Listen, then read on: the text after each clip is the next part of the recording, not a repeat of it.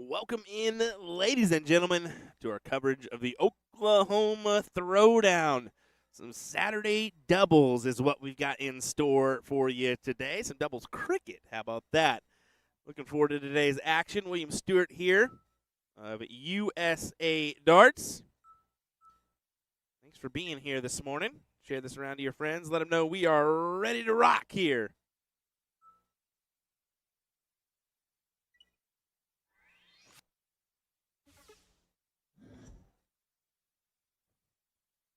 As we'll go ahead and make sure everything's squared away, ready to go.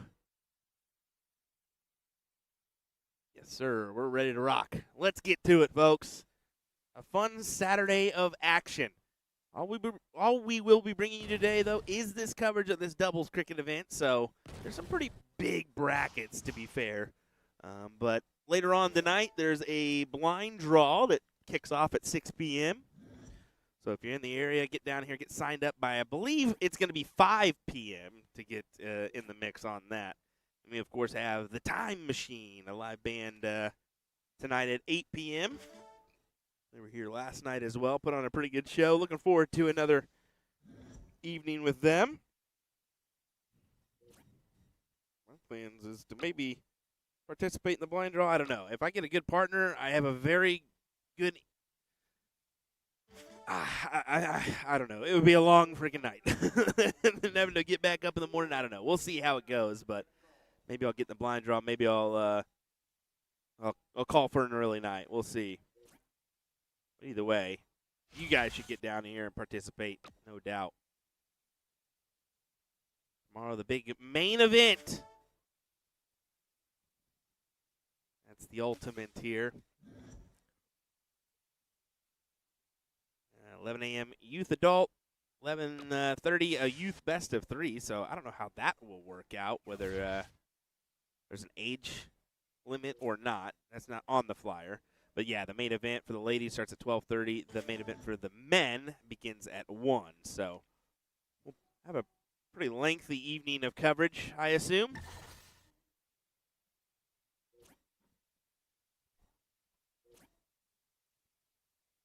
Well, let's get to this matchup here. I've got our scoreboard figured out. There's Duvall and Newcomb taking on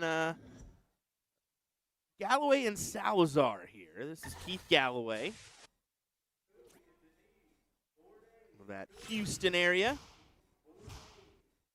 Good 6 mark. Gives them the advantage. 3 houses. 16s and bulls to go.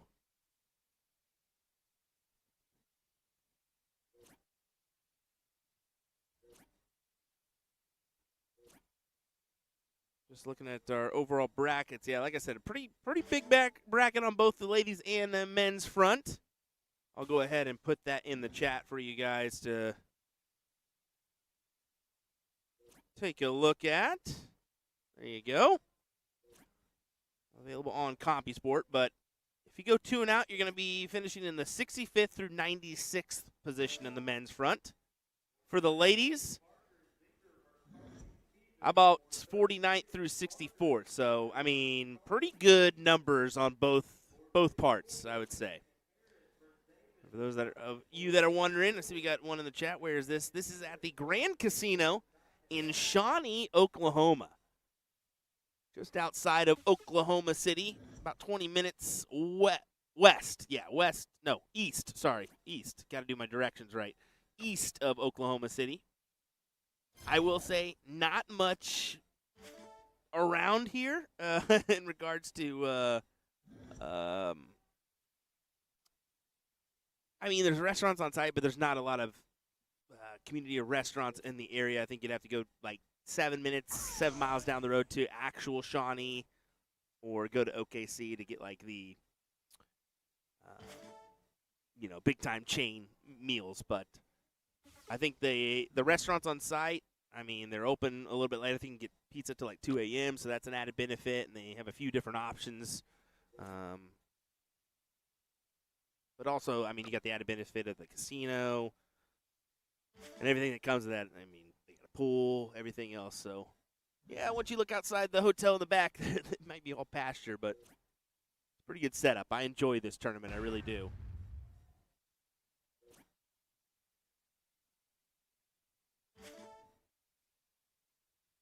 See if Keith can go ahead and tackle these bulls. Need 1, 2, 3 to grab the first leg. You that missed out on our coverage last night. We did go a little bit lengthy into the evening. Until about 3 a.m., I should say through the morning. But Liz Tynan, Mike Maloney pulling off the W in that mixed doubles event. $3,200. That's right, $3,200.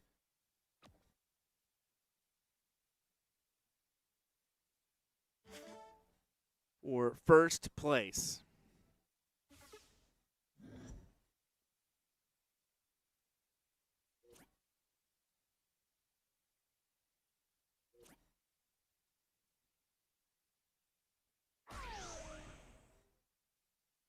I want to give my little man a big shout out here. Bryson, good job in your soccer game today, Big B. 2 goals, that's pretty impressive. We'll take it.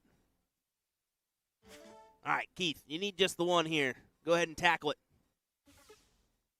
Best 2 out of 3 for all our matches today. It's difficult to do the best of 5. I mean, especially with the blind draw at 6. We're going to be pushing that time frame anyways.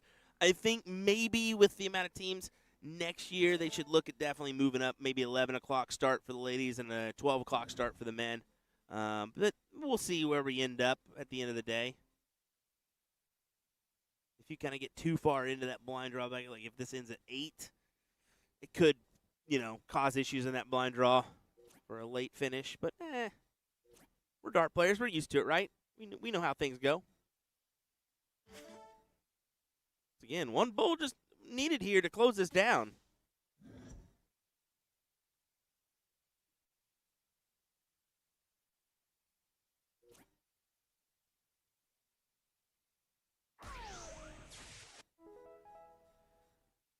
Well, there you go, 1-0 advantage.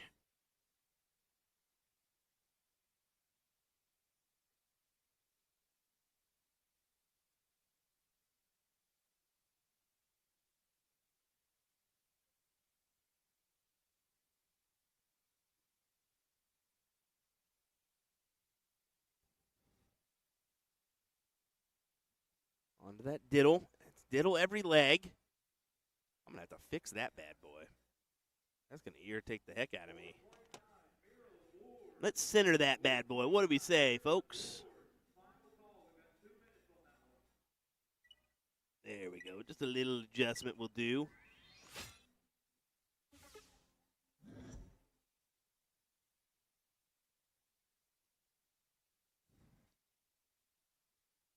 All righty. And leg number 2. Oh, Newcomb to start us off here.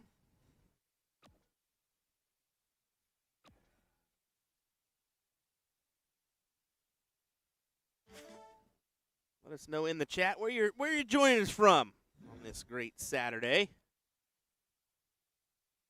Pops tuning in, says, "Yep, Big B got the first goal of the season. Love that. Sounds like a pretty good team camaraderie as well." We got another question. How common are these soft hit boards? I've never seen these types of boards until I've seen these streams. I'm so used to the bull shooter board. Well, definitely the Arachnid bull shooter board is probably the bigger board manufacturer in the country, especially in North America. I believe these boards are pretty big in Spain, if I'm not mistaken. But, yeah, they're based in the Dallas area here in the U.S., so, yeah, definitely more common for you to see it in the Texas and kind of in this area and these parts. And know that I think try to think. Yeah, I mean, I think Arizona has a few. Maybe on the West Coast you see a few as well. Maybe a few darts live boards. Yeah, but it's just different manufacturers, different. It does take a little bit to get used to. I know probably Mike Maloney and Liz Tynan, suffered that a little bit yesterday. They never play on Phoenix boards, and it's just a different face. I kind of to me, visually, it seems like the segments are like narrower, if that makes sense. Like, I don't know. It's just a visual effect that makes it feel like it's just a little bit more narrow. I don't know. It's just weird. I think it's just the sucked in face rather than the the bullshitter. It's pretty. It's right in front. It's what? How do I say it? It's not sucked in like this Phoenix board. I'll be able to zoom out here just a minute and kind of show you. It's sucked in. You see how the lights are on the side there? Yeah. So it's kind of a tunnel effect. Visually giving you that was probably the best thing I could do. We got Idaho in the chat, Kirkwood, Illinois, Springfield, Illinois. Washington has Phoenix boards for Rob. Yeah, I believe they have a few as well. Yeah, I think it's more prevalent on the West Coast and down south, I believe. Of course, Pops tuning in from Goddard, Kansas.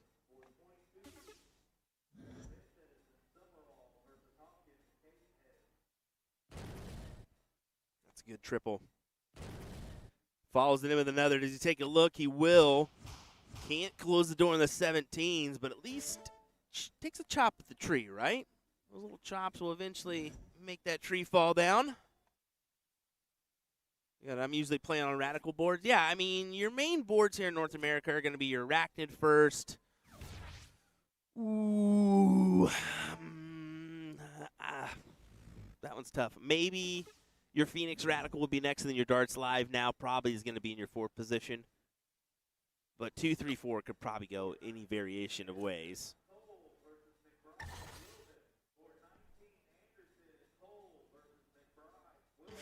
Everybody has a little different preference. The Radical board, it reminds me more of a steel tip board because of how the face is. And I think the segments are a little tougher. So it's definitely a different, especially when you pull your darts, is a different feel.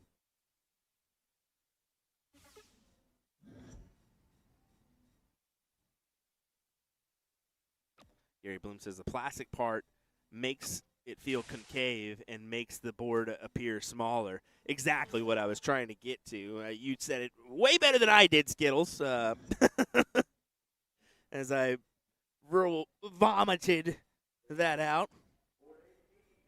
But yeah, it just gives it a different effect, right? Something you're not used to. I've openly admitted that I'm a heavy steel tip player, so when it comes to setting up any boards, I am confused. This one would definitely run me for the mill, just looking at the process they had to go through on the 501 front last night of the master out, trying to make that happen.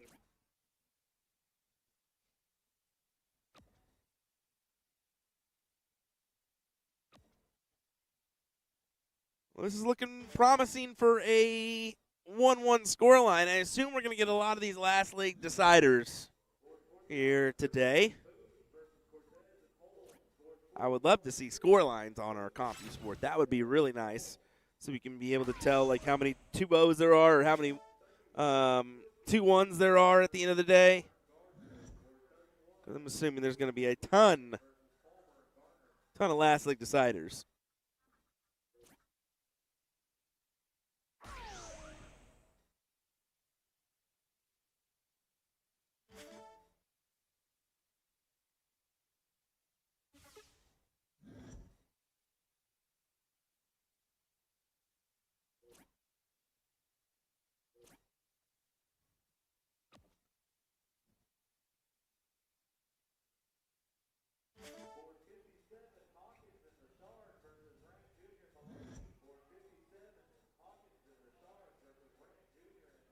Whew. Ram Jr. and Mike Maloney getting called. That obviously has to be your powerhouse team today in this bracket for the men's front. You look at that and say, well, they're pretty much playing for second, but you can't always just say, "Hey, I'm playing for second." You got to take every match in stride, and you never know. That one game, you could pull out your best stuff and best them. So it's definitely going to be a tough one, but that's an open tournament for you. You never know who's going to make it down to participate. Mike Maloney making the trek from Illinois to get here with Liz. So, and finding out more information about Liz today. She actually didn't sleep at all. She went from a league tournament,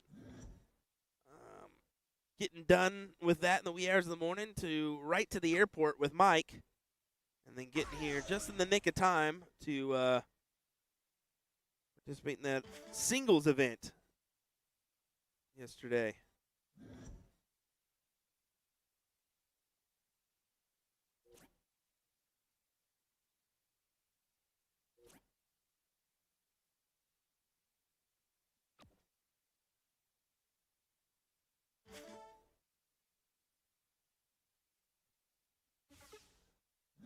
One bowl to extend this one more leg.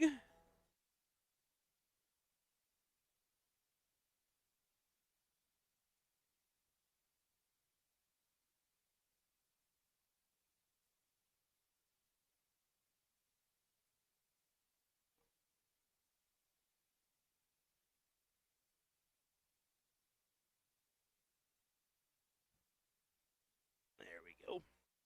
Adding that score line is. We'll take a closer look at our diddle.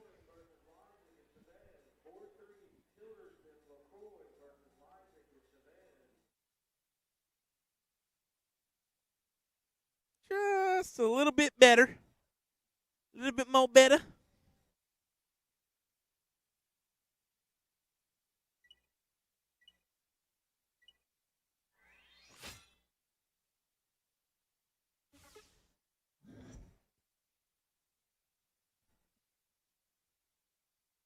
All right, well, let's get started with our last leg decider. Who's going to be the one that advances on the winner's side? First round matchup here, by the way. I don't think I mentioned that.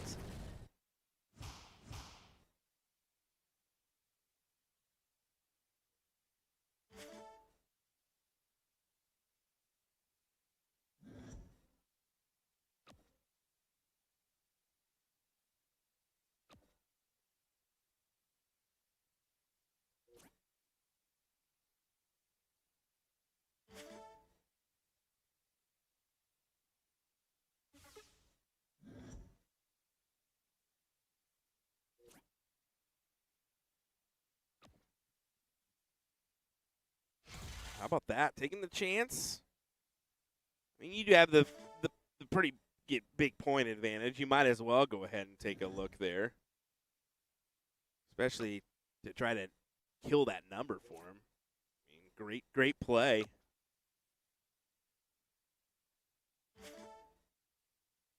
Keith, I mean, still hasn't found a close number yet.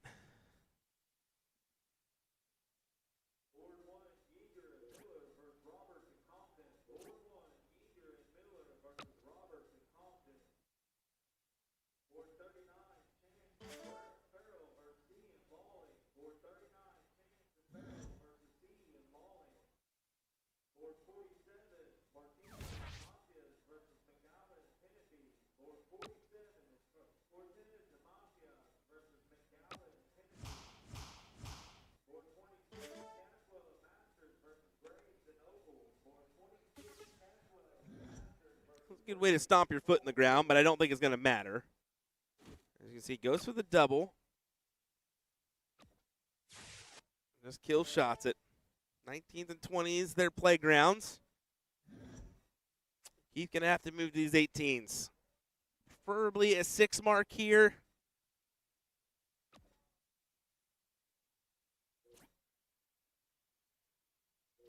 Oh, that is a bummer.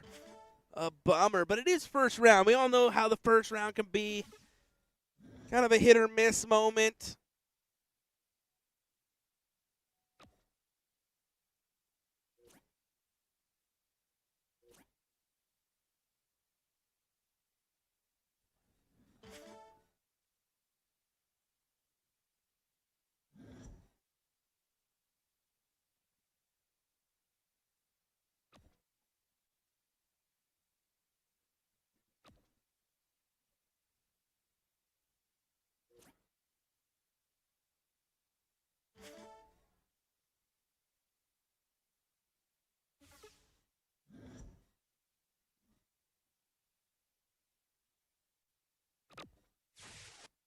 goes ahead and kills it first start. Aggressive strategy here. You can see doesn't grab any added points there at the end, but did what he needed to do. Just close out those 18s, move on about your business. You got an 11-point advantage, but the key is you have the two houses, the 20s and the 19s. Even though it's just one mark on the 19s that needs to they need to kill that, it's still a tough one. They have to commit to at least 2 darts at a scoring wedge first.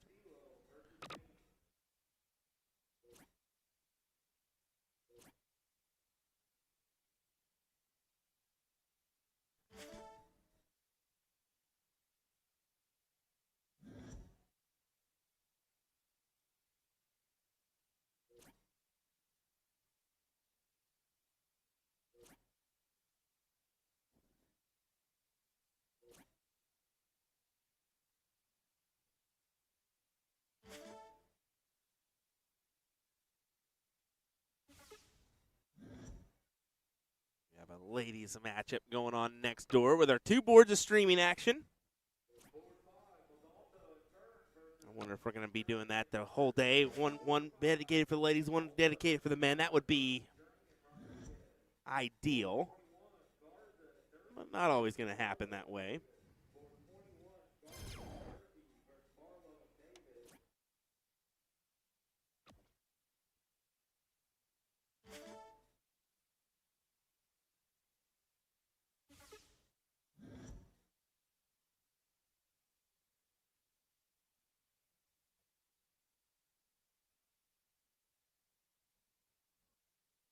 The big round here. And a big round it is. Look at that. I mean, forgoes the points. Goes right for the kills. 117 plays 148, but you're kind of in a tricky situation for Galloway and Salazar here. You have to commit to the bulls.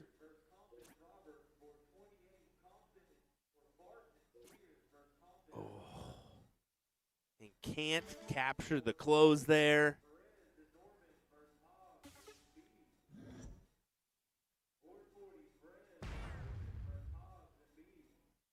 Look at this strategy. That is a win. 2 doubles to do it.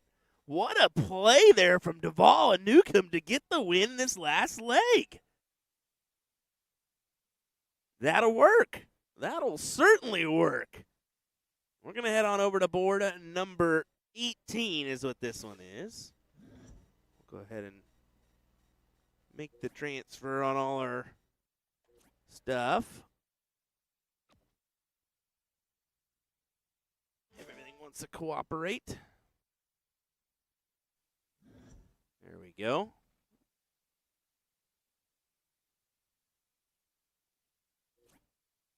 This is Miss Serenity. Young lady that's up and coming in this this dart world.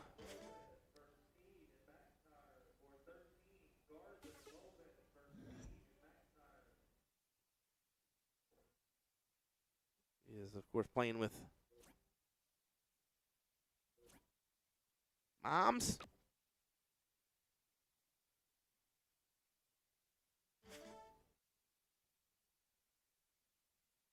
Oh, they're actually further along than I thought they were. I thought they got held up just a minute, but not the case. This is Curry and Goldsby.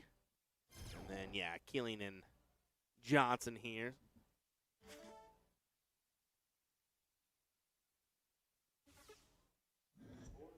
I don't know a score line, so we'll just keep it right here.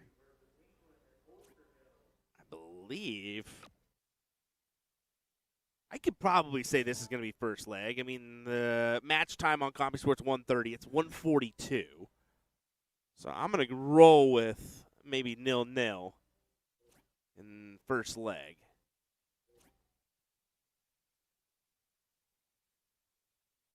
But this is a loser side battle. 33rd through 48th position.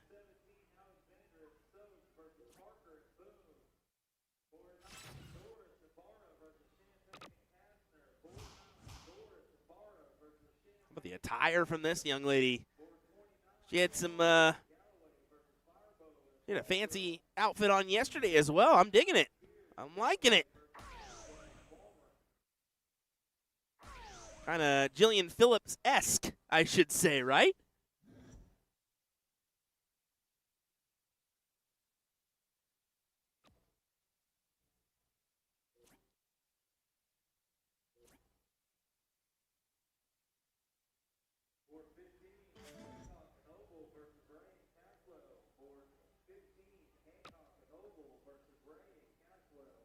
There we go.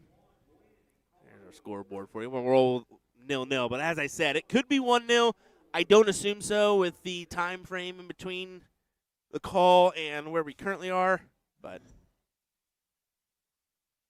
we'll roll with it.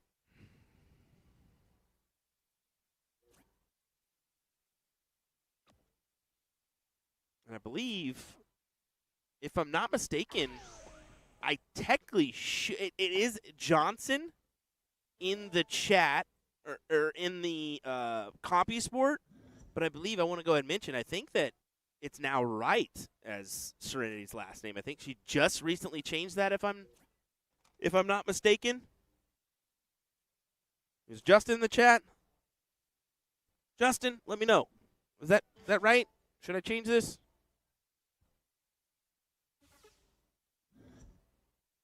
Oh, yeah, there it is. He already said Todd Brown is into Keeling and Serenity Wright. So I'm gonna go ahead and I'm gonna help Serenity out. I'm gonna do her.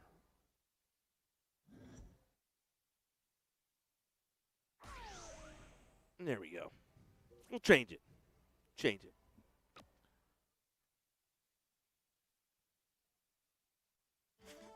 She can hate me later if I'm wrong.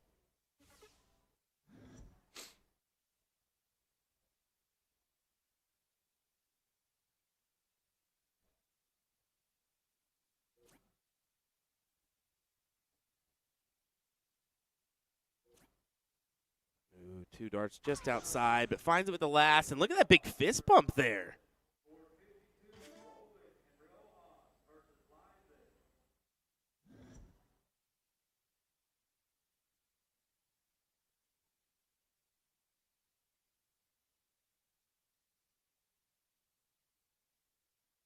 I think she thought that was the match.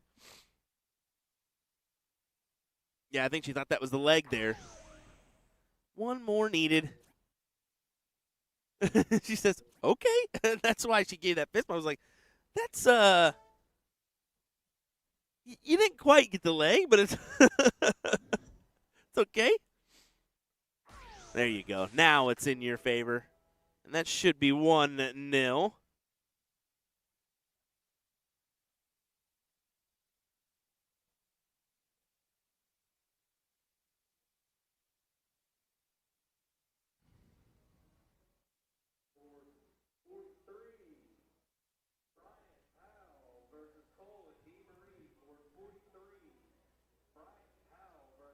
I'm going to have to fix this one, too. It's going to drive me bonkers the rest of the day. Unacceptable for my terms here. There we go.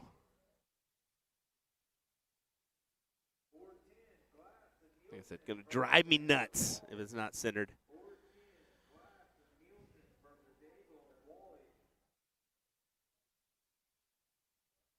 Over 200 of you folks join us.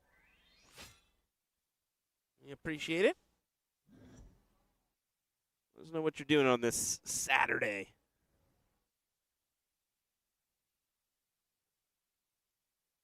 About that time of the year where kiddos are participating in those spring sports, and we get a little bit busier on those weekends, don't we? Rather than just the normal tournament to tournament that we do.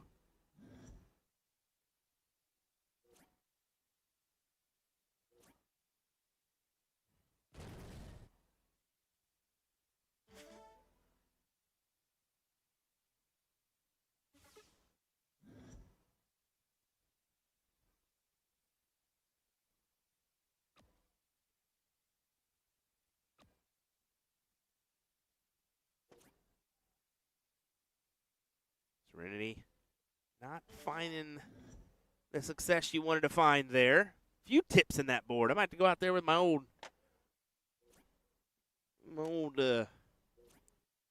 pliers here. Grab them suckers. Didn't realize that till now. I'll have to take the football field walk down there to help them out. Literally a whole football field and a half, it seems like, since I'm upstairs on this second terrace. Right above these players, to be honest. Like, if I jump up and down, I'm scared that the whole bottom side's gonna feel it. I'm not that heavy, but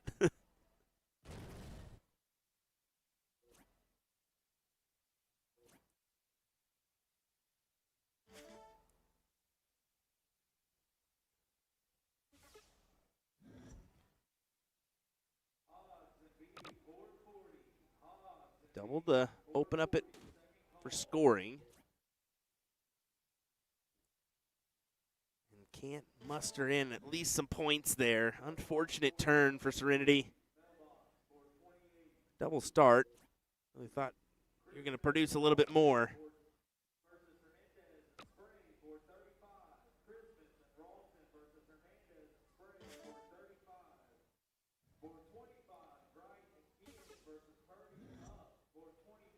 Want this going to a last leg decider, got to stomp that foot on the gas pedal. Find a few big shots. 42 singles just won't do. Especially with the point advantage the way of this player, 2 score line for Curry and Goldsby. Hopefully we're saying that right.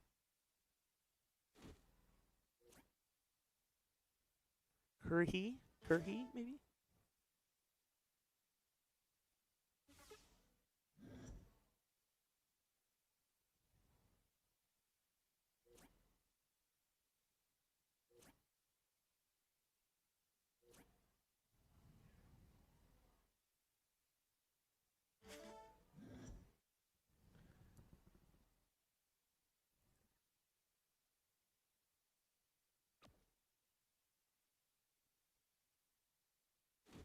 We'll definitely say the music's a little dull today. Can definitely loosen the load and get a little bit better audio for you all. Probably just had to go down a few notches on the volume, didn't you? But thankfully with the band not in the background, and they lowered the volume. Give you a little bit more.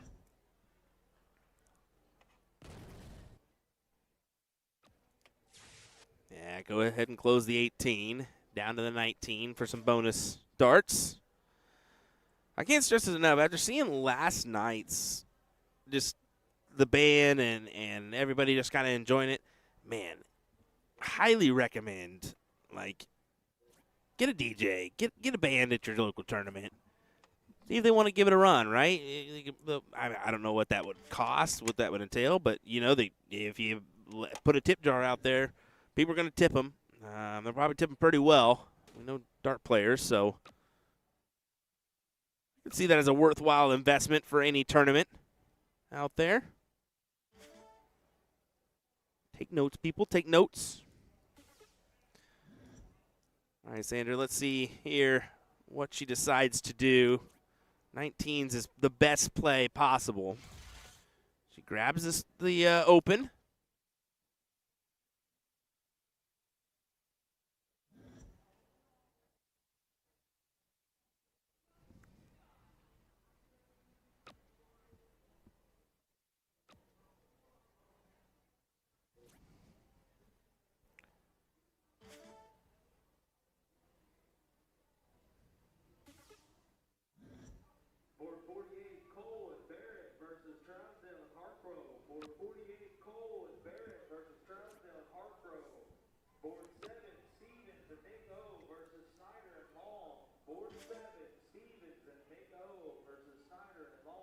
Sandra's getting down with some music back there. Look at the shimmy. Look at the shimmy. It's the pants for me. It's got to be. the stripes. Come on.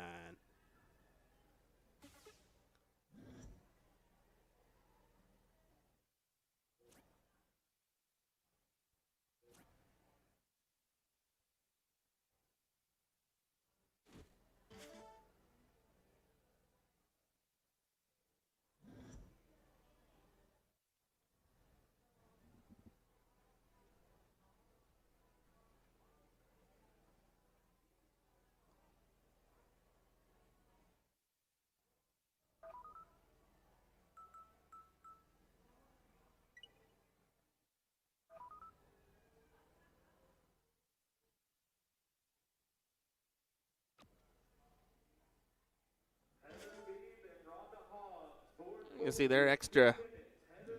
I didn't quite see why that was backed up, but they obviously conversed and figured that was the right thing. So kudos to them for backing that up and knew what they feel was right.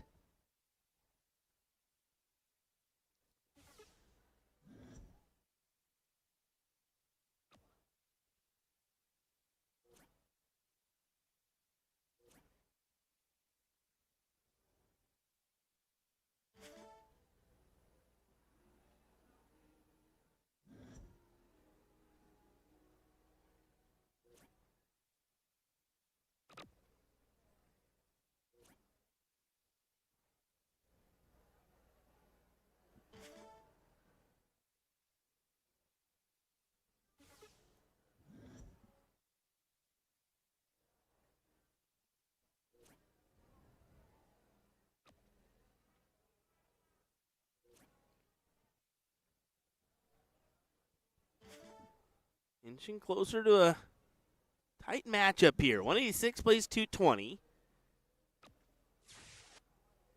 They do go ahead and make a play on the 19s.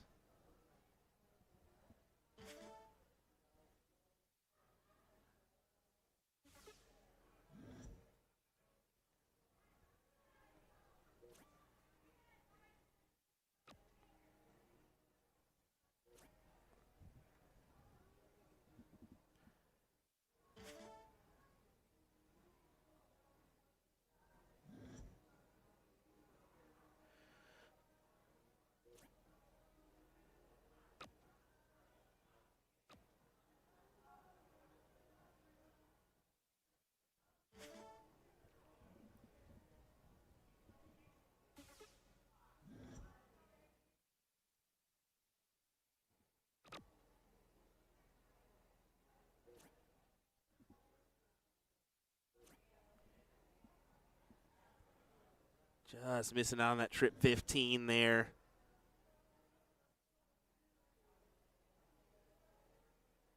Granted, it wouldn't have been as valuable, but at least kills the number. But looking more and more likely like it's going to be a 2-0 win for Currahee and Goldsby here. And Sandra will have to go to that. Well, no, this is the loser side, so unfortunately they'll bid adieu here in this tournament. My apologies.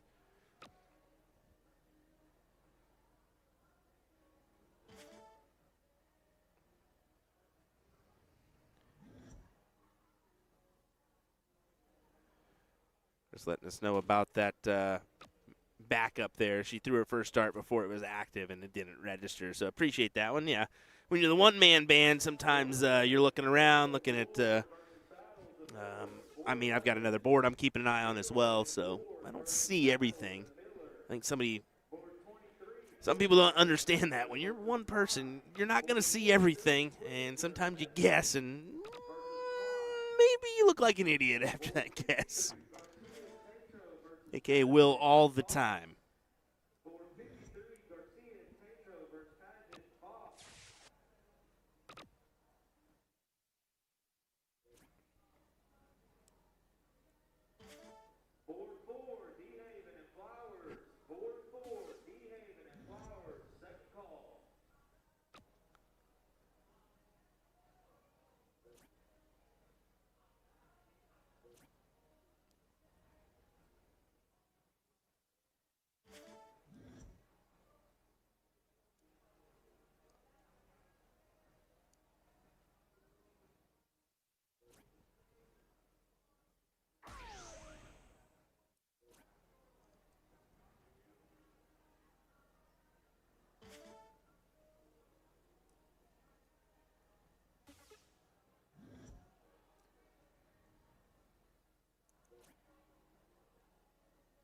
Bull's the only option here for really both our competitors. Let's see if this young lady will put this leg and match to rest. 2 needed. Not quite.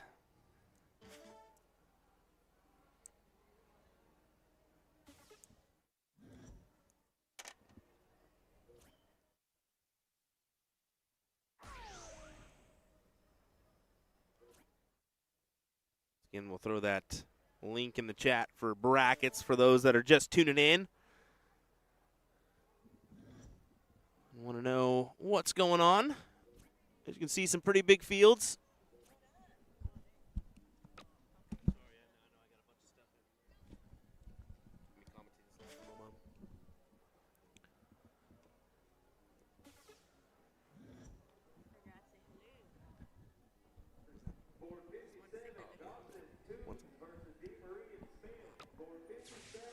Well, goes ahead and kills the 20s. I would have made a play on the 15s there, too, just because, you know, why not?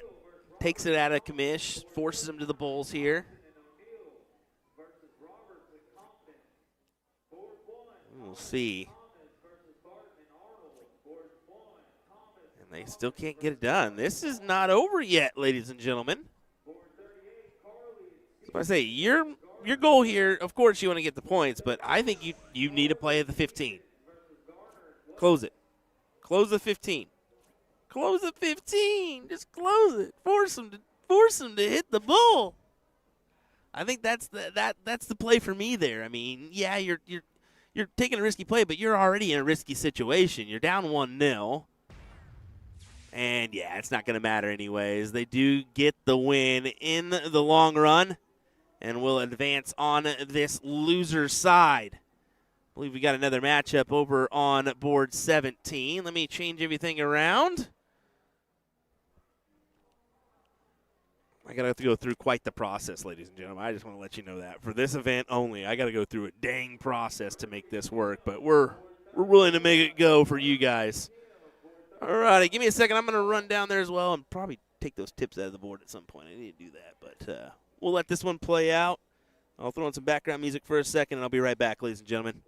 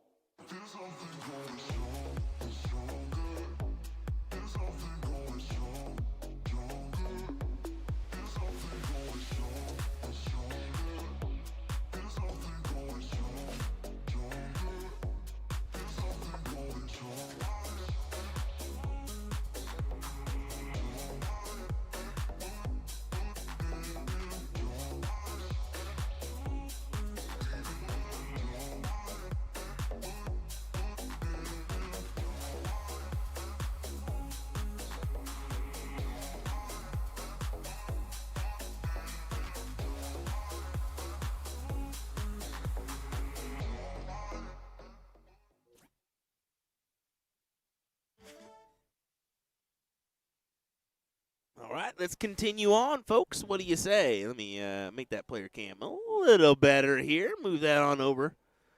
So we can see these fine gentlemen here at the line.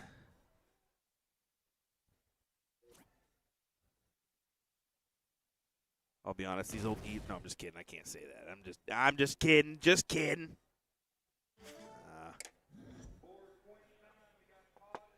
Looking forward to another matchup here.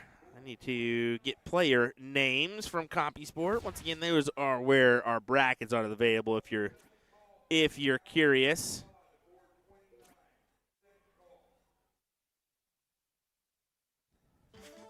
I'll say brackets are going to take a little bit of time here.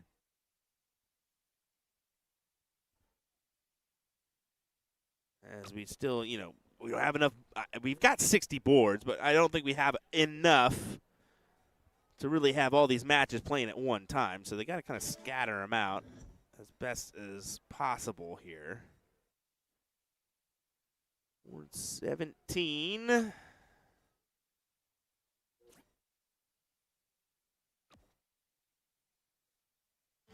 So it is a little bit more difficult for me to figure out player names with it on CompuSport rather than on the dartboard itself. But being that the boards aren't online, it makes it a little hard to pull that one off, right? This is Schaefer and Moore, Fireball, and Waldron. There we go. I'm going to be honest. I do not know any of these individuals, so it'd be hard for me to put up a score line, and I don't know names here. I'm trying to read that name on the side. The graffiti makes it a little tough, to be fair.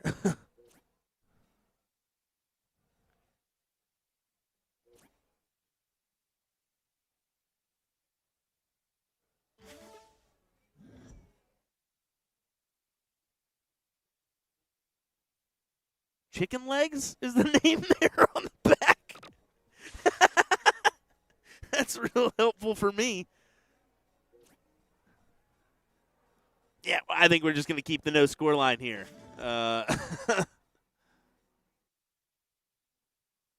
Sorry, folks, but that's how it's going to have to be. I believe this is Will, so that would be significant help if this is Will. Yeah, I'm going to roll with it. That's Mr. Schaefer, I believe. Yes, it is. All righty, now we're golden. Thank you. Names on jerseys.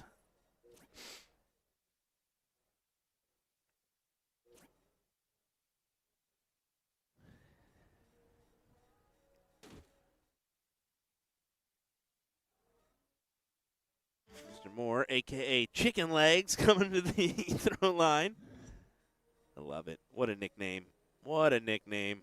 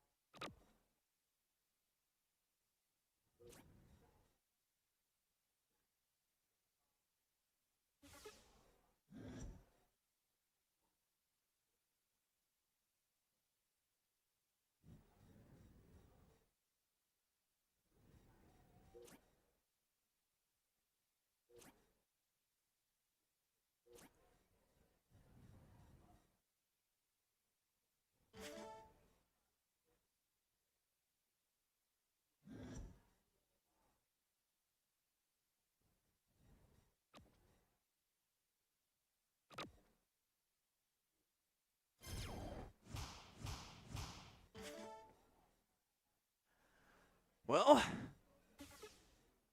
Fireball and Warden are in a great position here with the 20s and 18s, despite being down 17 points.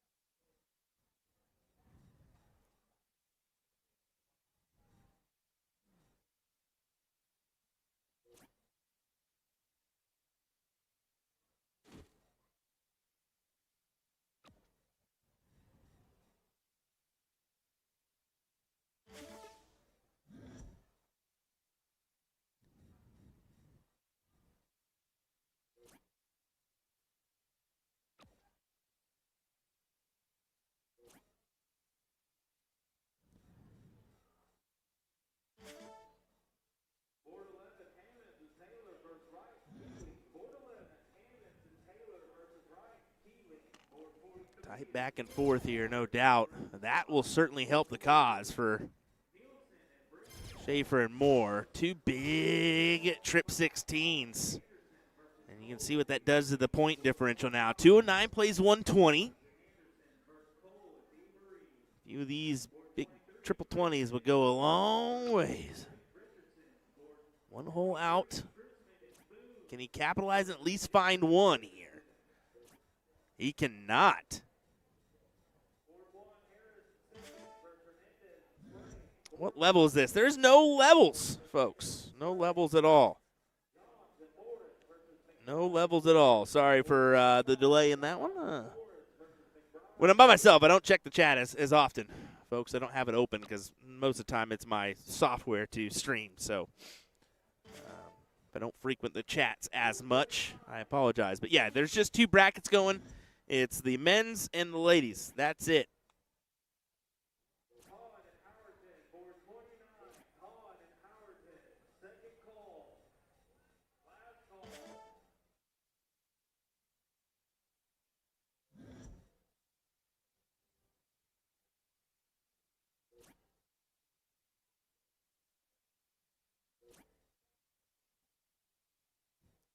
Raising the hands there, wondering what the heck just happened. Well, sir, that's a bagel turn.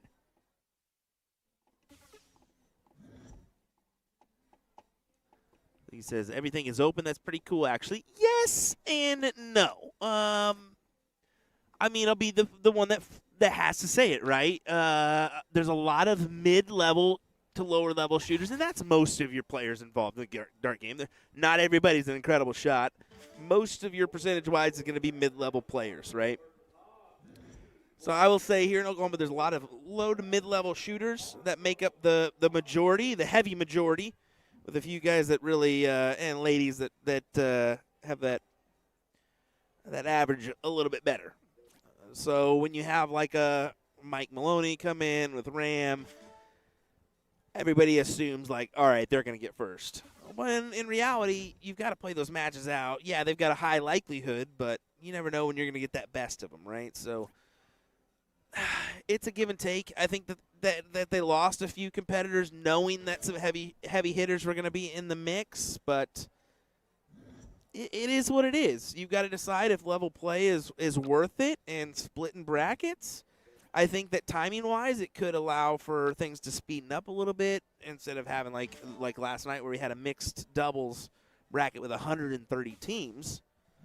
But at the same time, you don't get the big payouts, right? Because now you're splitting payouts. So that $3,200 payout for first place just became a $1,600 payout for two different levels.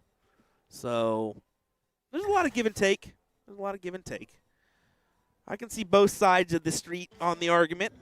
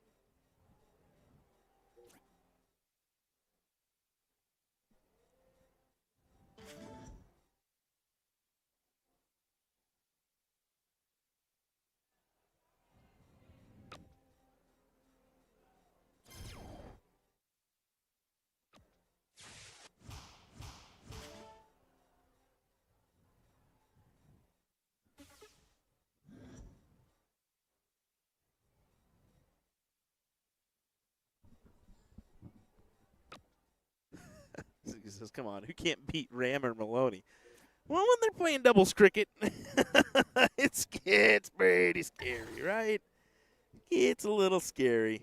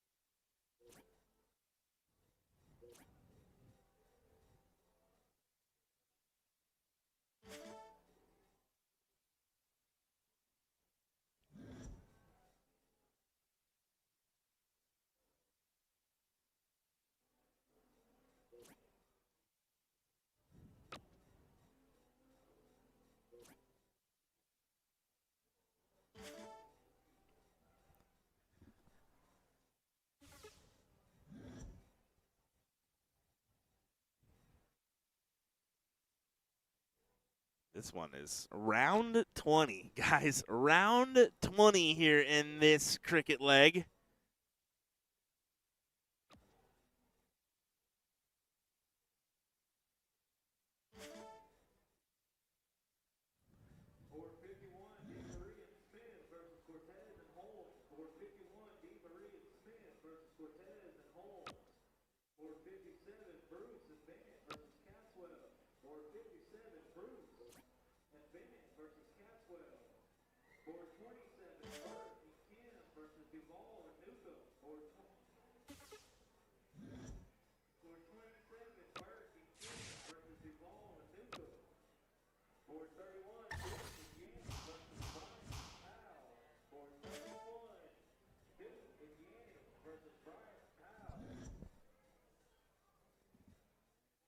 Well, only options now for Schaefer and Moore. 15s and bowls.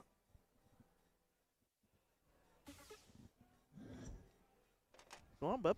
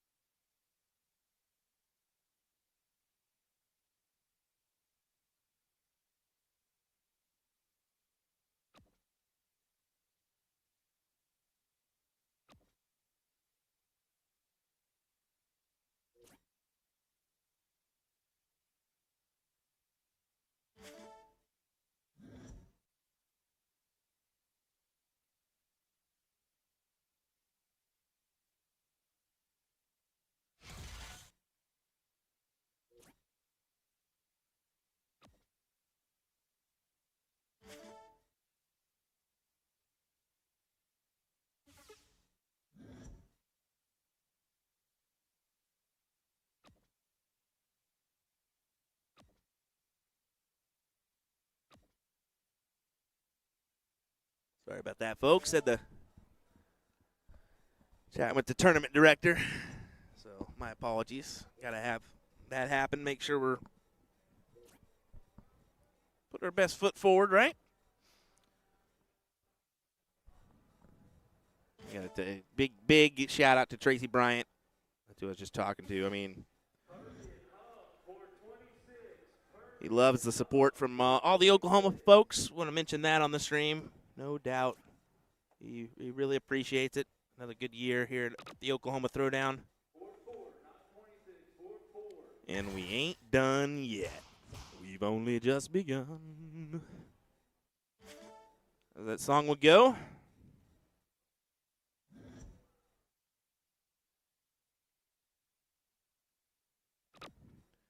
Schaefer and Moore are going to have to step their game up in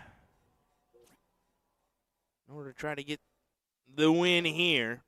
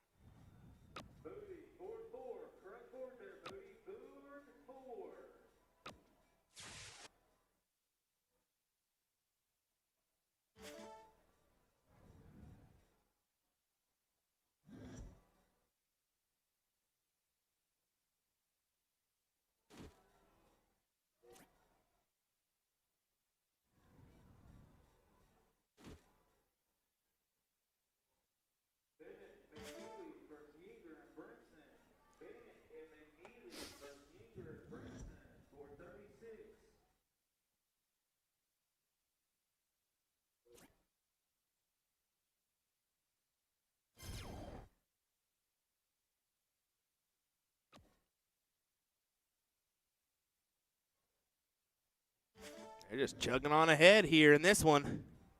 Looking promising for a 2-0. I'd say more than likely going to be a 2-0.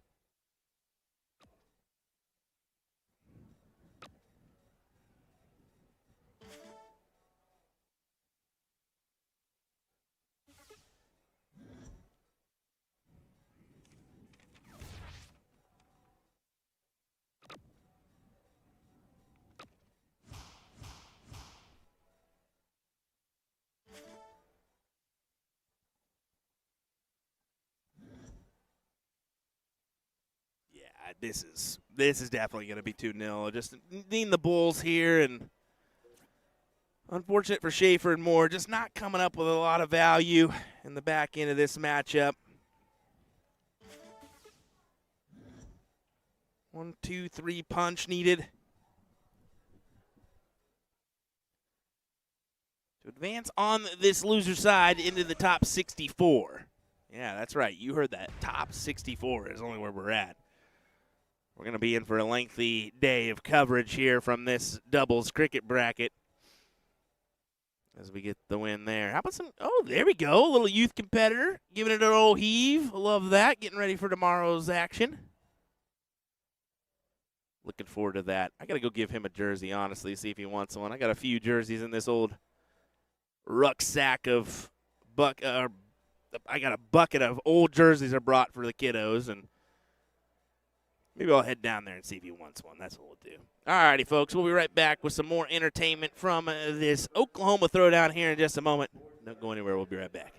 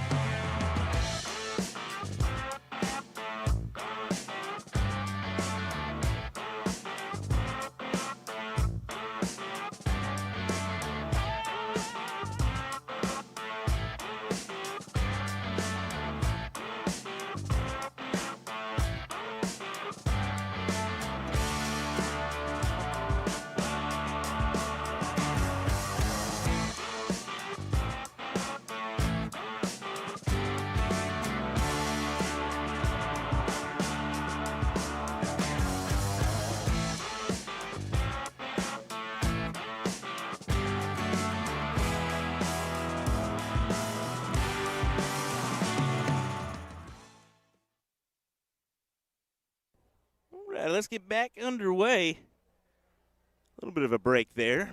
Went out and passed a couple jerseys out to the kiddos. Make sure they have a jersey or two to wear now. If they didn't already. I've been sitting on like 30 in my closet in a box for like a year now. Figure that's the best way to make use of them. Bring them to your local youth event. If you got a few, whether it be dart supplies, jerseys, anything like that, try to find a local youth event near you.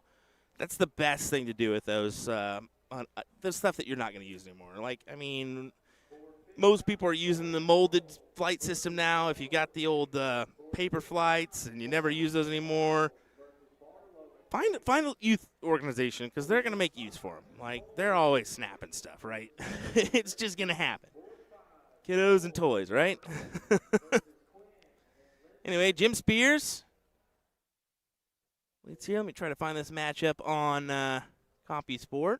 A little refresh will do. Yep, Jim Spears, C. Galloway, who really had a fantastic run in that mixed doubles event yesterday. Taking on Anderson and Toll here in this matchup. We'll get that situated on our scoreboard. Make it a little bit more eye-appealing for you guys.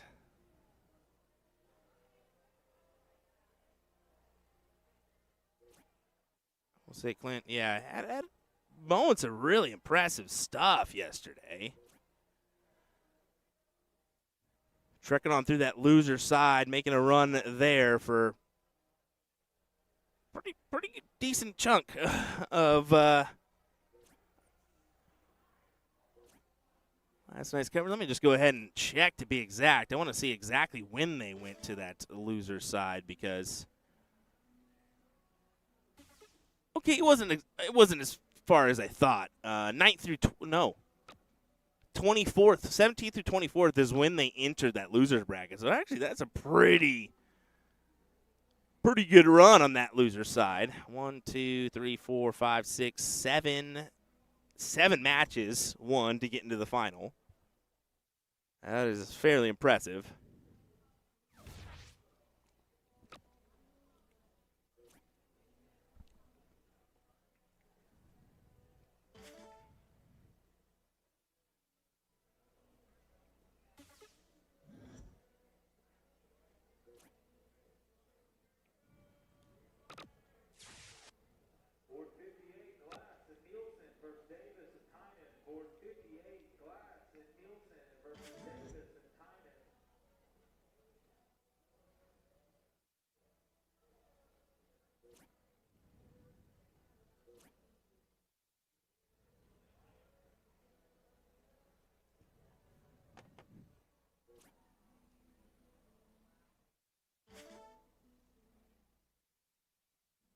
Advantage for Spears and Galloway in this leg as they look to the 16s to open up another scoring wedge.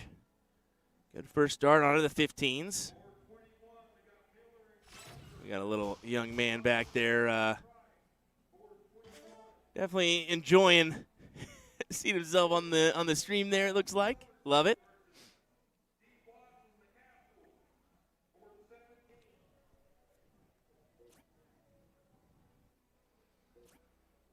We've had some good moments from this youth event in the past. I know I'm really looking forward to that coverage tomorrow morning. That will begin at 11 for the youth adult, 11:30 for the youth event. So I'm sure that's going to be like split on age differential, but there's some really impressive shots in the room for the youth. I know Tracy, when he was up here, he said, we barely got by these two 13-year-olds. And I said, really? And he said, oh, yeah, buddy. It was they had game shot on us and missed, and we took it out. It's the only reason why we advanced. I said, brother, these youngsters are serious about the game these days. They don't care who they're playing against. They don't care what your name is. It's almost like they don't even know who you are, right? If you're a big-name player, they're just going to treat you like anyone else, bring their A game. Hope for the best. One bull needed for Spears here.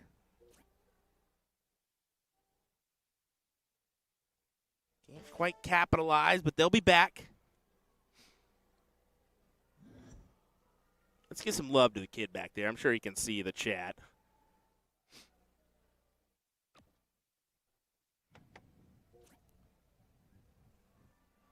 Moneyworth Monster saying showboard 32. Fun fact, can't.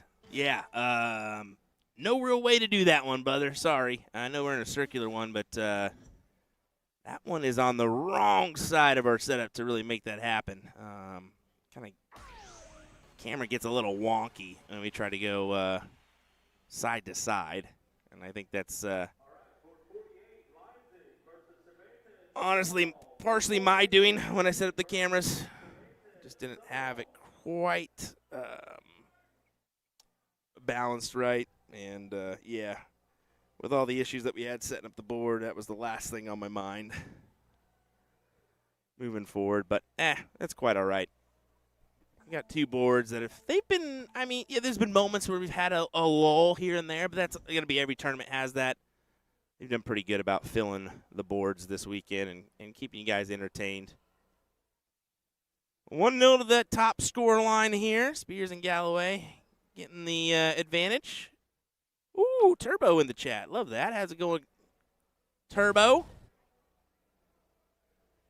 Guy had pretty good run back in, 2022 here at this Throwdown event, in the main event.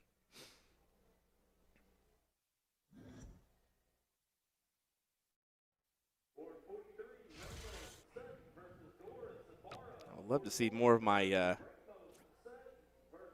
Kansas folks participating. Make their way down to this event, no doubt. Be spreading the word, trying to get them down. Looks like a little dirty air hiccup there. It is quite windy this weekend in the area.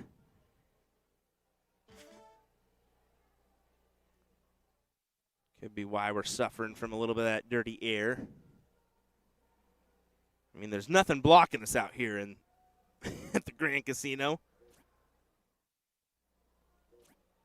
Nothing at all blocking us. It's we're definitely out here in the sticks. I say that we're 20 minutes from OKC, as I've said, and just kind of feels like it, right? Feels like you're out in the boonies.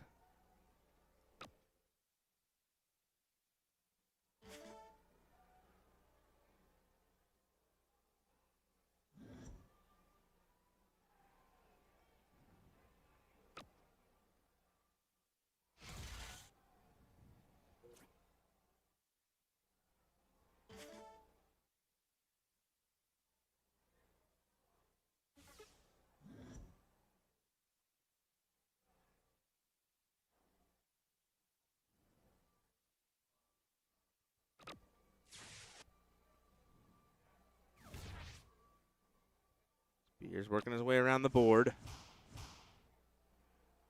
with a nice 6 mark there.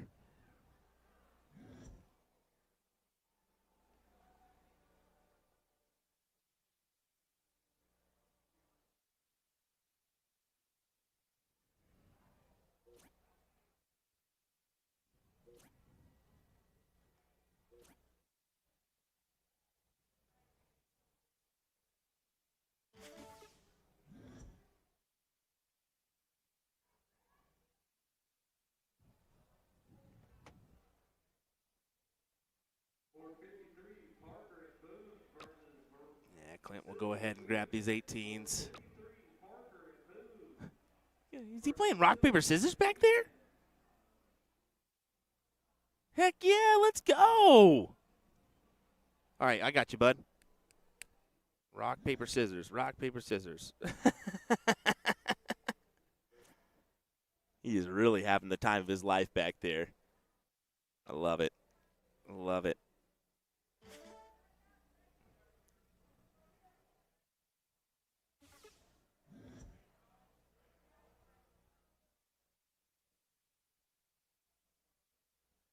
As he says, about time. Silent stream's giving me anxiety. Well, buddy, I was gone for just a minute. Come on now.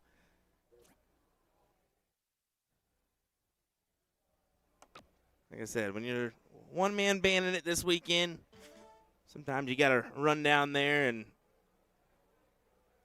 do a couple things to make everything work properly. So, yeah, every once in a while I got to dip out and maybe I'll throw some tunes on or whatnot next time. But I don't know, those tunes are kind of tricky. Makes it hard to clip matches if something interesting happens.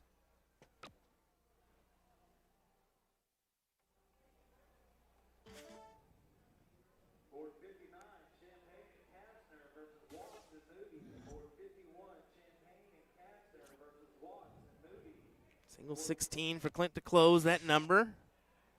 Does so with that dart onto the 15s and grabs those as well. This is all in the hands of Spears and Galloway as they look to try to advance with a 2-0 win here in this matchup.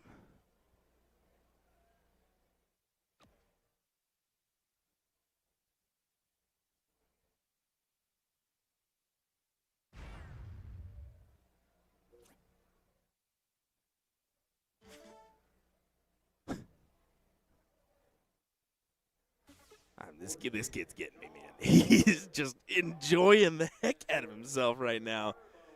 I love it. And my 4-year-old son's starting to do the same thing when the cameras are on in front of him and he recognizes it. Goodness gracious, you give him a PA system and he's having the time of his life for about 5 hours.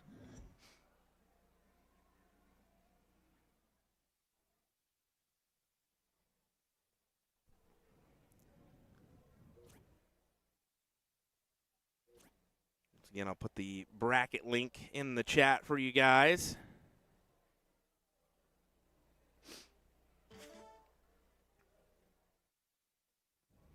I will go ahead and state I have to pick up the pace just a little bit to help out this blind draw that's going to happen a little bit later on. But either way, Spears and Galloway get the win here in this matchup as they're going to advance on into the next round of the winner's side. We're going to advance as well. Looks like we're going to have another matchup here on board at 17. I don't think it's underway quite yet. Let me go ahead and check. Yeah, not yet. So we'll go ahead and take a minute before we have this matchup on board 17. We'll let our players get to their places. We'll be right back with more entertainment here in just a moment. After a quick word from some of our sponsors. Big shout out to them and their support here for USA Darts. We'll be right back, folks. Darts fans, you are in the right place. I am Johnny Clayton, and you are watching USA Darts.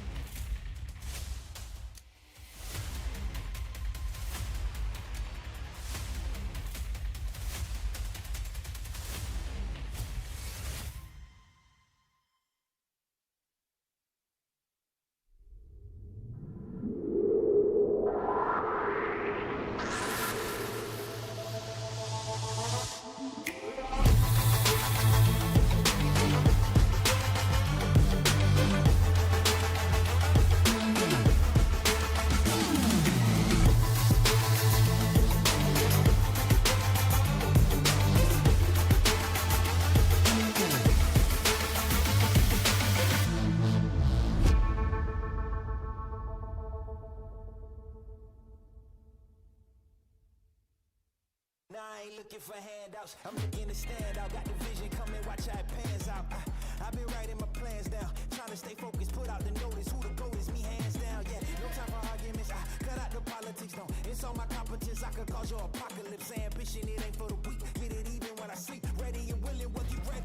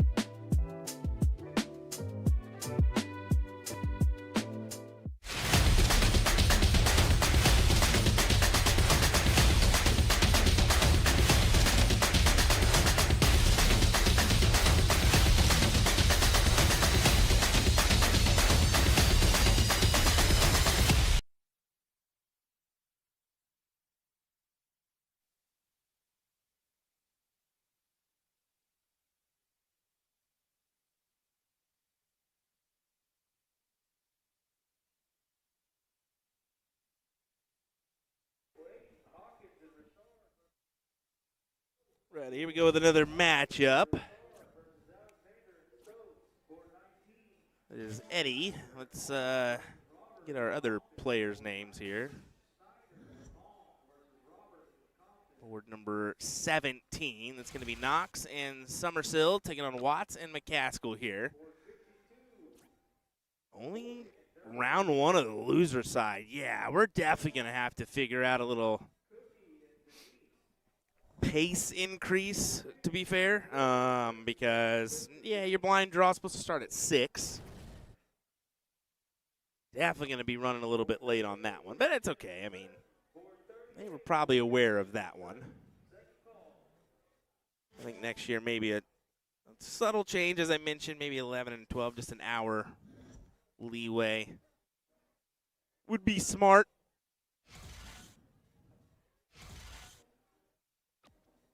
Let me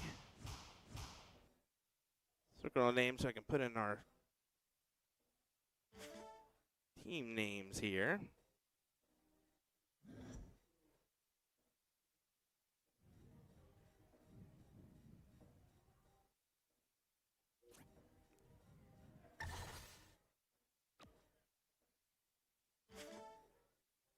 Eddie is a frequent flyer of the Grand Board system, so you've probably seen him if you're in any of those Grand Board groups asking for matches and whatnot.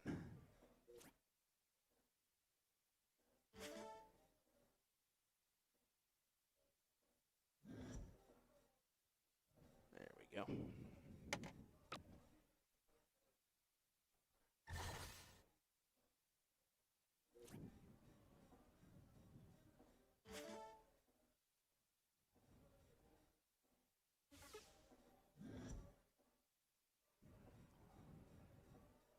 Coming up with a good round on the 18s, but we'll see if they'll get a return shot at those 18s. They will. You can see Shane not able to close the door shut on those, so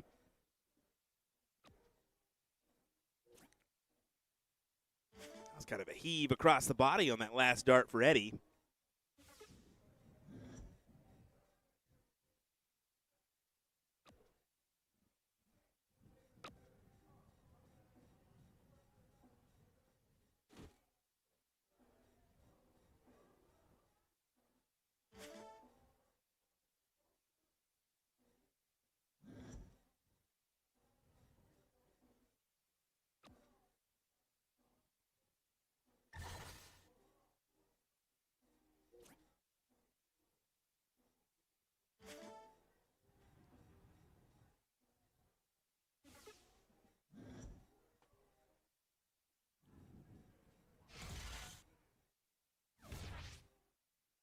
Close on the 18s, not quite, but a great 7. 338 plays 278 here.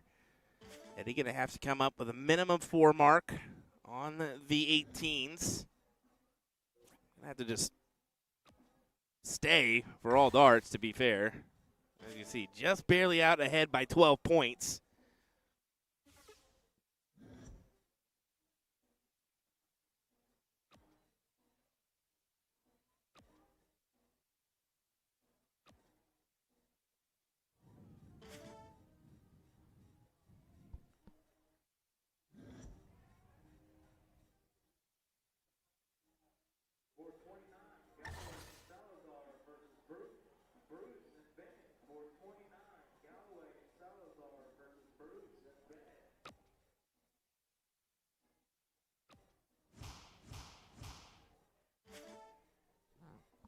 Half mark there, gets him out in front. And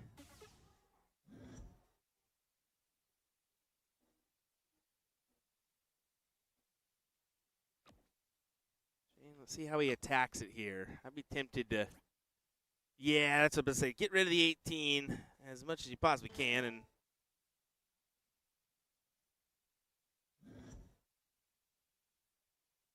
can't find the single.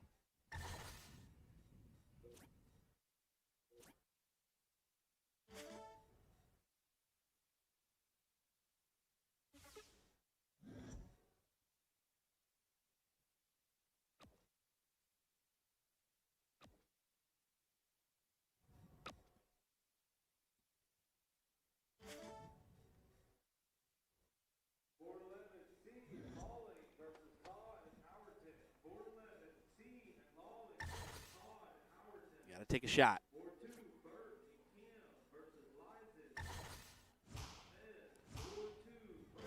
Not bad.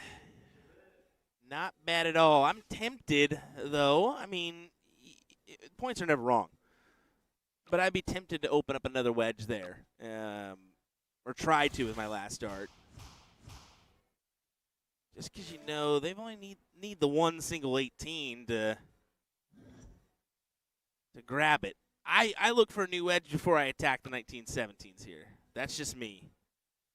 That might not be the ideal strategy, but the look I would potentially take. It's got to be a thought in your mind at some point.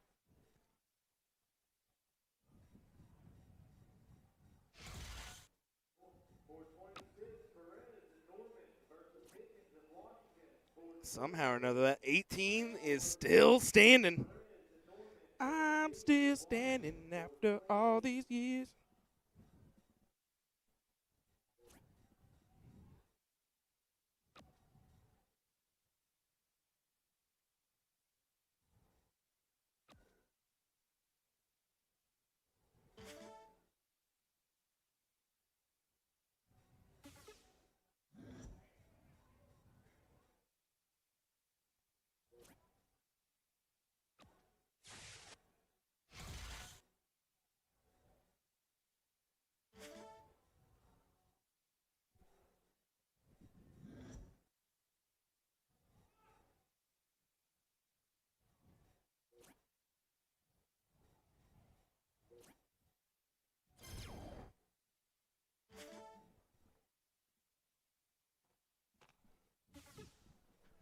It's good back and forth we've got here, to be fair, but should come to a conclusion here in just a moment after take a shot.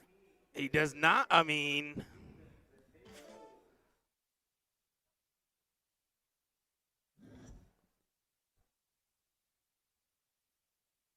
I'm surprised you didn't give a go with one dart.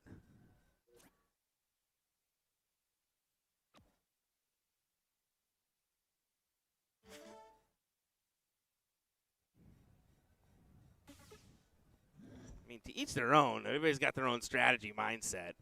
That's the beautiful thing about cricket. It's chess, not checkers, right? There's so many different moves that can be done that can throw off an opponent at any given time. I mean, this league you can choose one strategy, the next one you can choose a different chess match.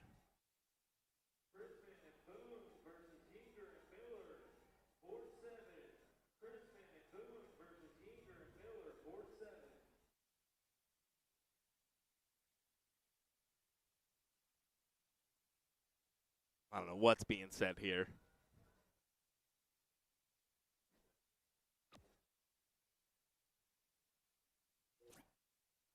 If it's about strategy, I mean,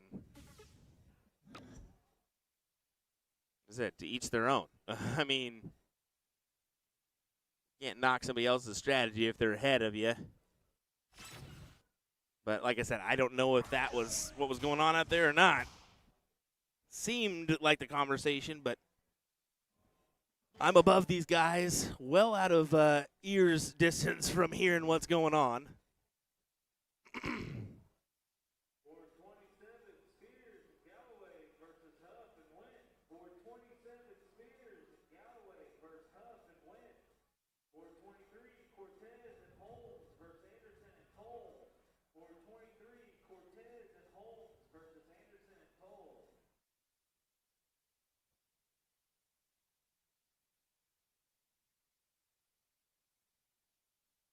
Who knows what's up with that one? You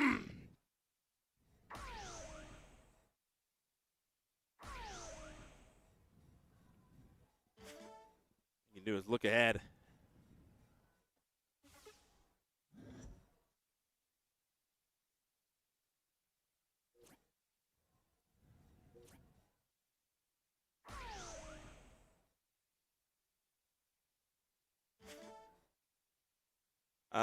We got a question. Is the blind draw going to be later sign up since this is running behind? I can come in if it's after 5. I have no idea. I'd have to check and see. But I assume the cutoff for the signups will not change. I assume it will. I assume it'll stay. Well, winner, Knox and Summersill get the first leg here.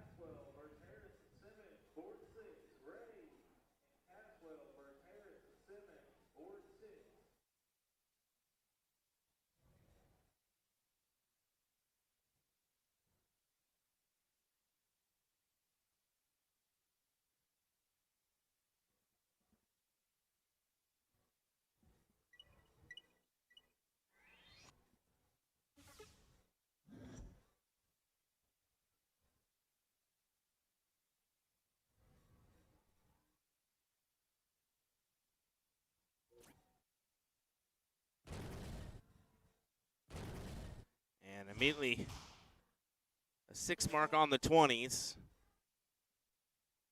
That's some pretty good points on the board. Eddie trying to do the same right back, and he hammers in a big 9. What a great turn. We can see the magnet pulled out of the pocket to help out with that drop dart. Seen a few of those so far this weekend.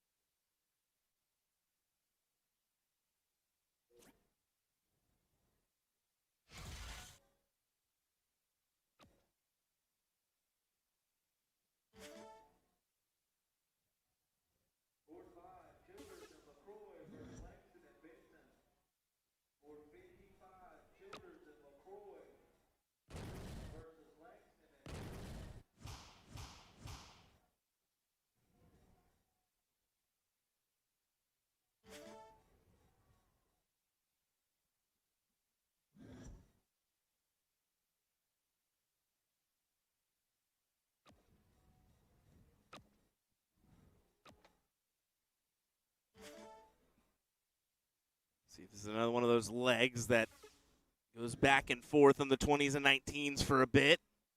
Will somebody make a play early? More often than not, we're seeing these high rounds take effect here in our cricket format.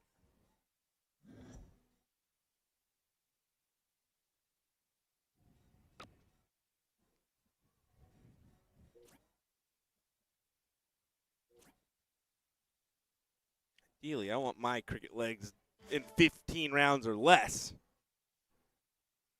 Anything over that,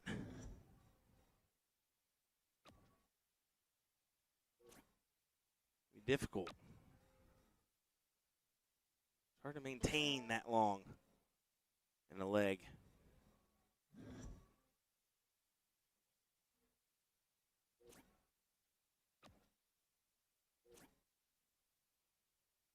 See the opportunity at the 20s. He took, could not close the door, just a single. If you're going to take the shot, you've got to collect. You've now put yourself in a position, and 1-0 down at that. I mean, not ideal.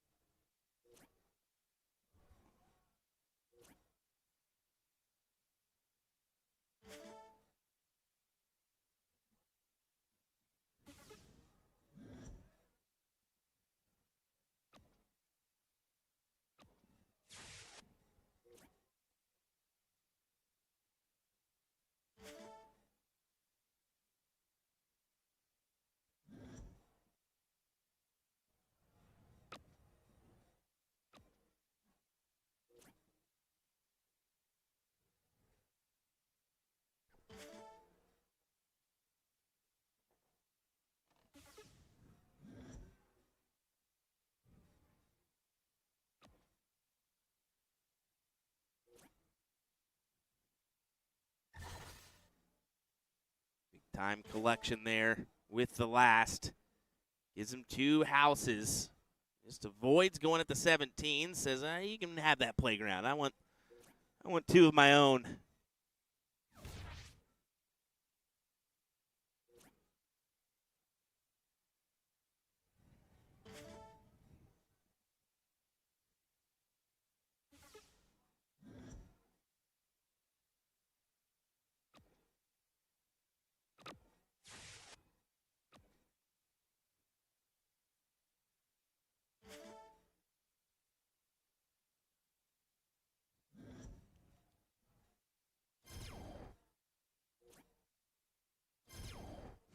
Somehow works in another dart there. After that second, I was kind of wondering if he'd be able to fit one through the uprights, and sure enough, he did. Using that first dart marker to his advantage.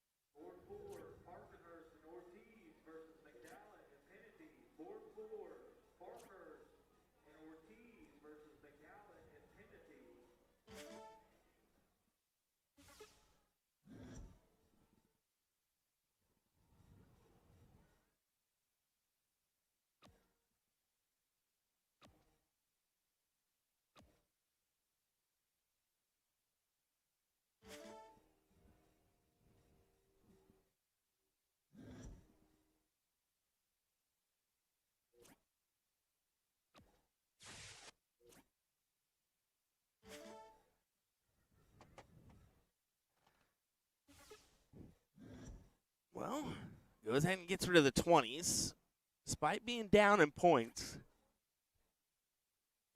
I think the 16s probably would have been the better option with the first, but he did take it at the first. But, I mean, stay there and grab some more points would have been the better option. But however you want to do it, they've got another look here. Just make the best of it, Mr. Watts. Need the triple. Need the triple. Does not find it. 6-point game.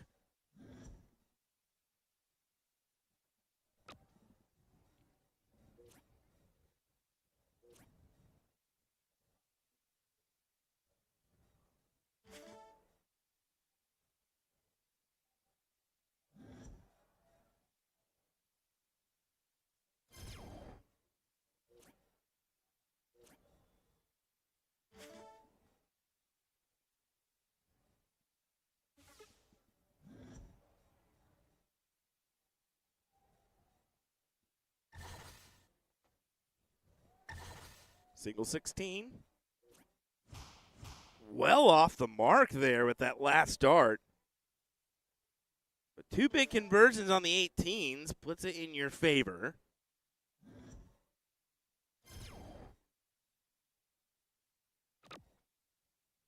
Well, look at this answer from Watts.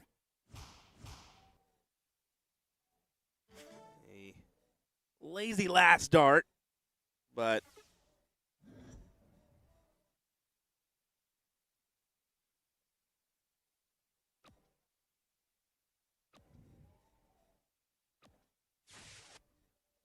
of course, close it down.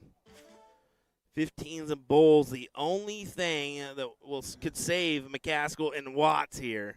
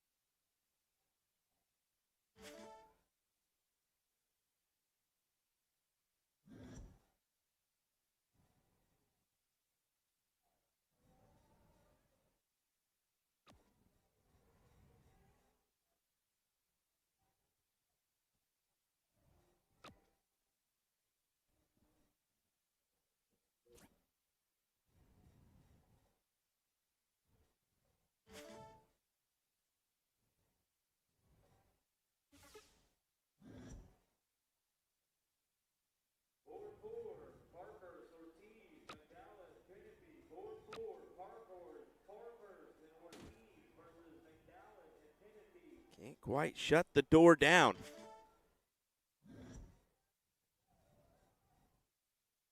Definitely a chippy affair here in this matchup. Some really interesting choices.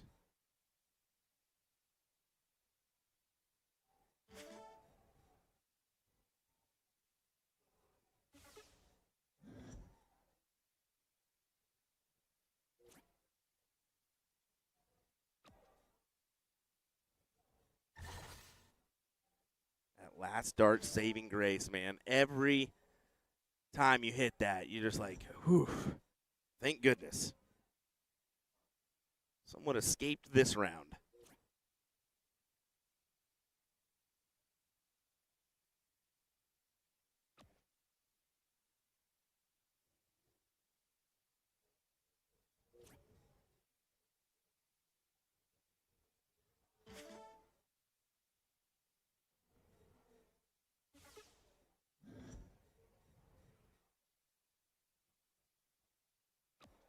Yeah, good first start there. Kill shot, no doubt.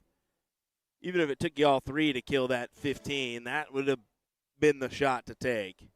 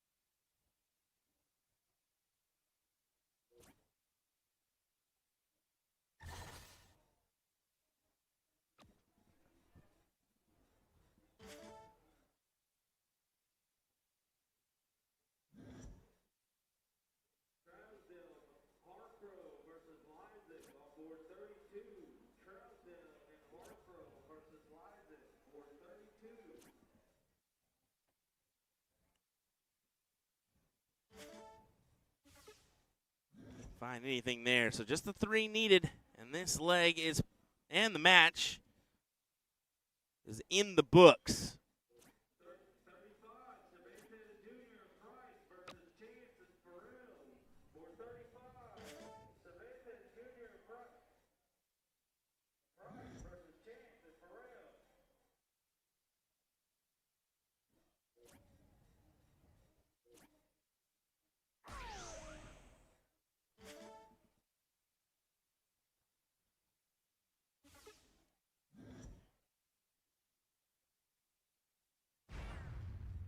That's a big first. A big first indeed.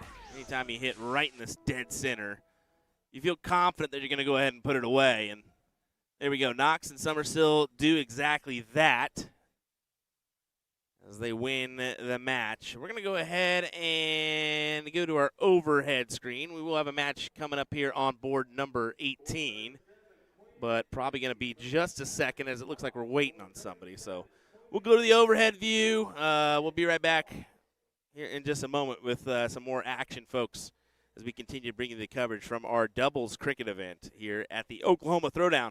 Be right back.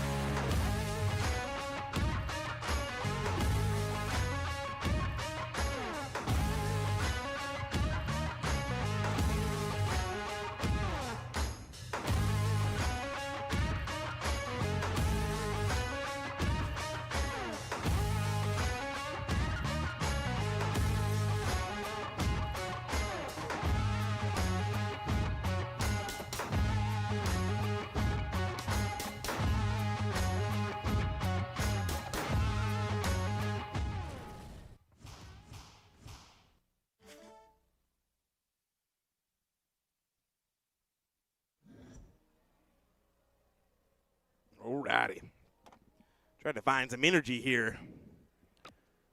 I mean, a Celsius here in just a second. I might need to pound one of those back. I think a lot of our competitors are feeling the same after last night's mixed doubles event going a little bit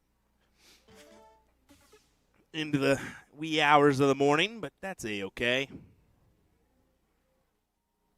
We're dart players. We're used to that, right? Here we go. Donnie Ram, Randall Wisnat taking on Stevens and Olivia here. Olivier, I believe it is. Could be wrong. Nick. We'll just say Nick. This is actually a 33rd through 48th place losers side matchup. That's right. Losers side matchup. Stevens and Olivier or Nick lost out to Colton Miller and LJ Yinger on the winner's side. Meanwhile, Donnie Ram and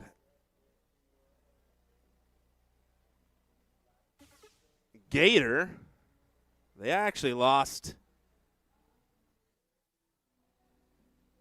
in their, what would that be, first round matchup? Yeah, they lost in the first round matchup to Huff and Wint to put him on the loser side. So kind of a difficult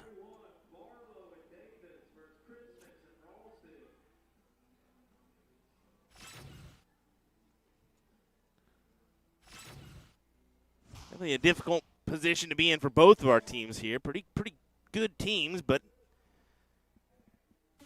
a random draw bracket, you never know how things are going to end up, right? More times than not, you're going to have a few quality shots in your way on your side of the bracket that you got to work through.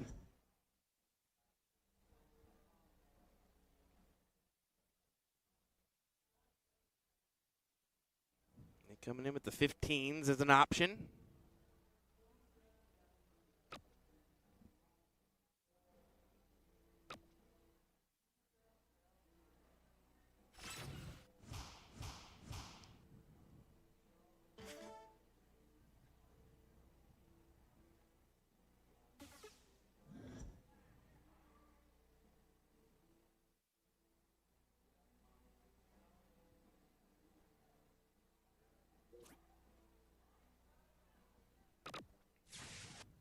See the close there and back up for points and a meaningful last dart for Donnie Ram, who capitalizes on a big trip 20.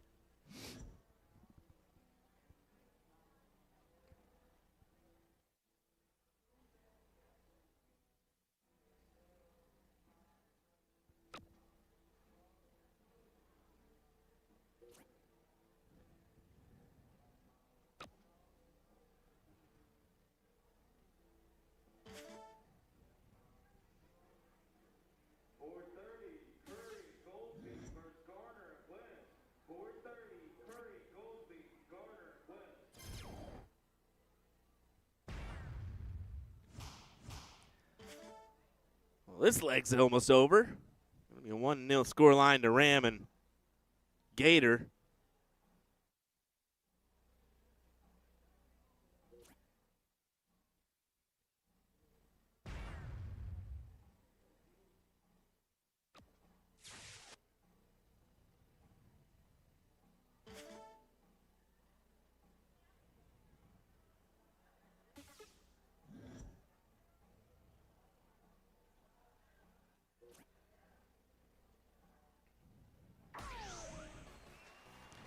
And there it is, 1-0 indeed. I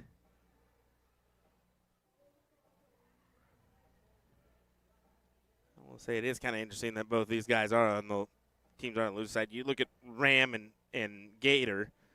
I mean, Randy's in Gator's in the CSC Challenger Series right now. Donnie was in it previously. But as I mentioned, I mean,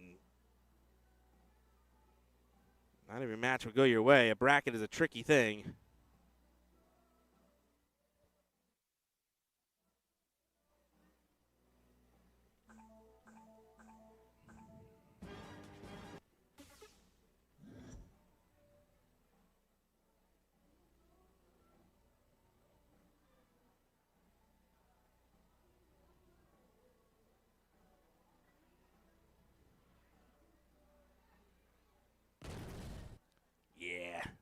go ahead and give it to Ram and Wisnat here as well. I'll state it. Maybe I shouldn't have.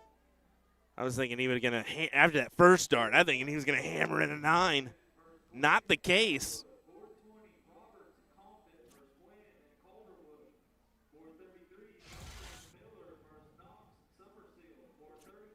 Oh. Wanted at least the 4 there to put some points on the board. Could not get it.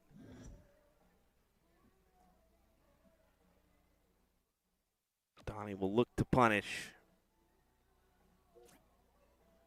Can't afford to take a look down to the 19s now, and oh my word, only the single 20 for Donnie Ram.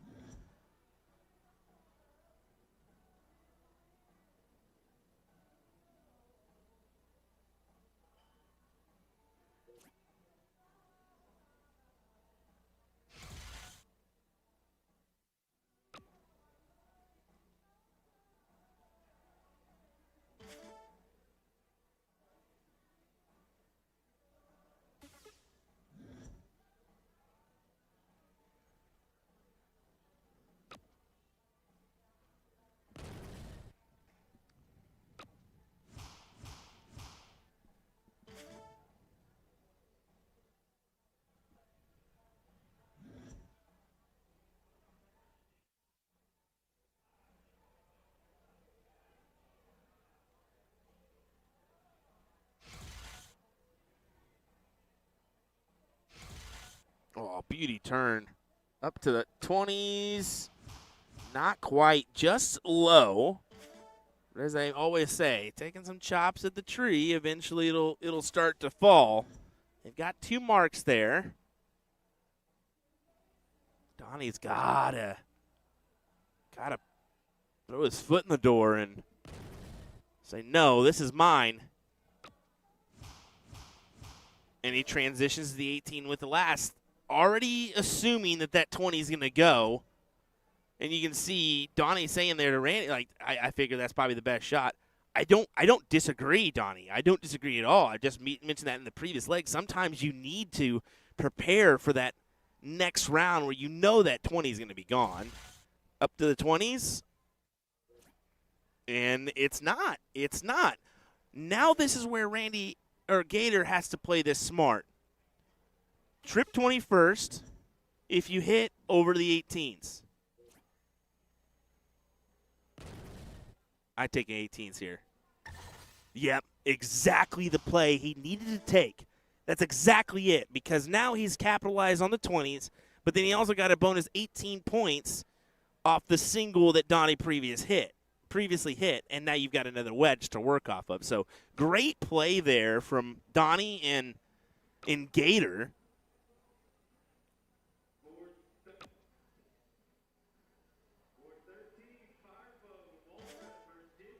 Again, chess, not checkers. There's so many mental things you can do to your opponent on the board.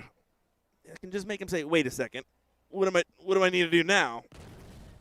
Like in that last turn from Olivier, maybe potentially look at the 17s of the last. Although it's tough, you feel like you need to point it up. But I'm okay with the shot at the 19. 398 plays 304 here. I previously said there was a lot of Kansas folks here.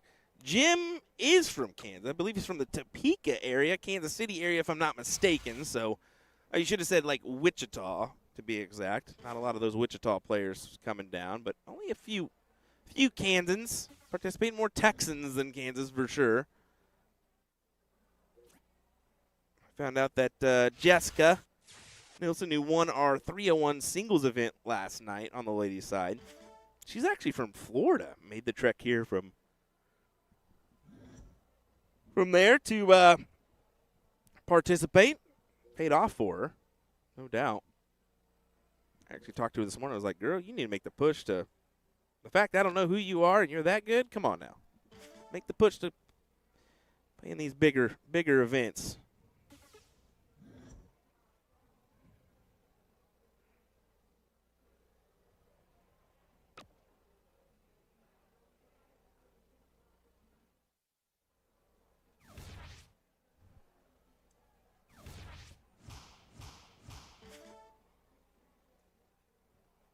Yeah, putting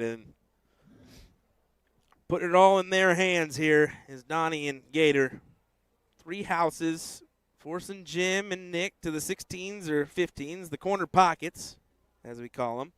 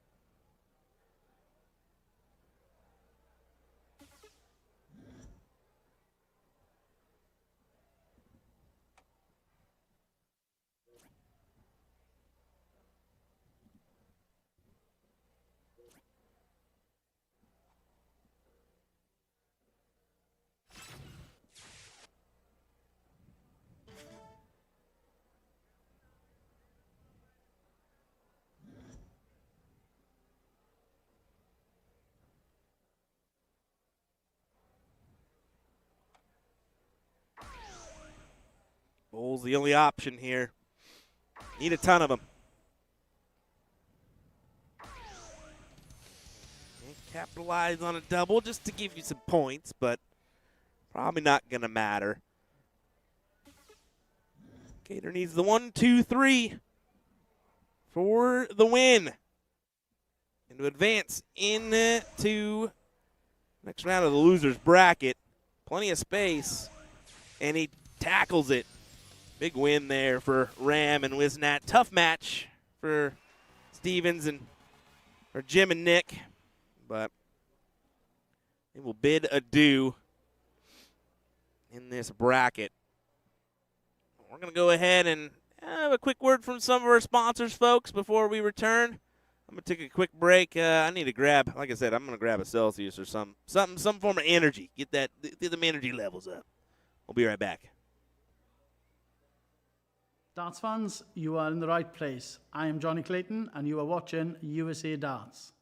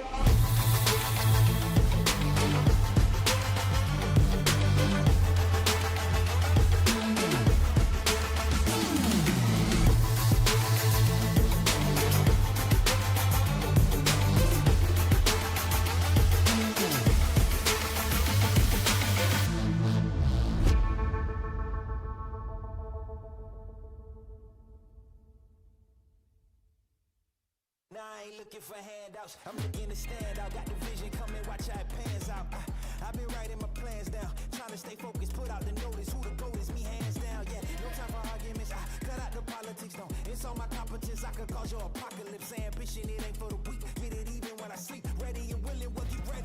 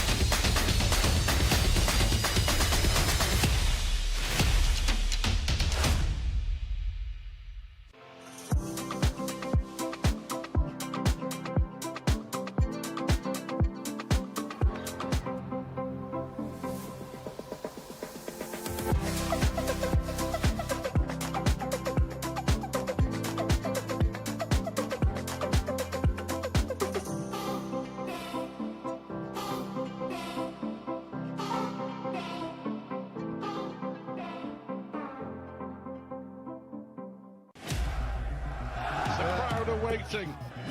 Chance the hometown hero Michael van Gerwen has to take big moments in the final. Van Gerwen in charge. He needs double five. Michael van Gerwen wins on home soil. Let me tell you about A to Z Darts. We're a specialty dart store with over 10,000 different products. We create in-depth videos and blogs to help improve your game and showcase our products. We give helpful advice on how to practice darts, the fundamentals of form and mechanics, and how to make better decisions when purchasing your darting equipment. Whether you're brand new or a seasoned player, we try to provide fun and informative content. I'm Jen, the creative director for A to Z Darts. I've been playing for over 10 years, and I've traveled the world competing in and promoting the sport. This is Will. He runs our live streaming company, USA Darts, and travels the globe as well to broadcast major darting events and interview PDC players alike. You'll find over 2,000 different sets of darts on our website. Guessing right now you're pretty interested in our resources? Learn about form, throwing mechanics, practice routines, scoring and grouping, checkout methods, cricket strategy, and much more. Visit a-zdarts.com to take advantage of our blog or follow us on social media at AZDarts today.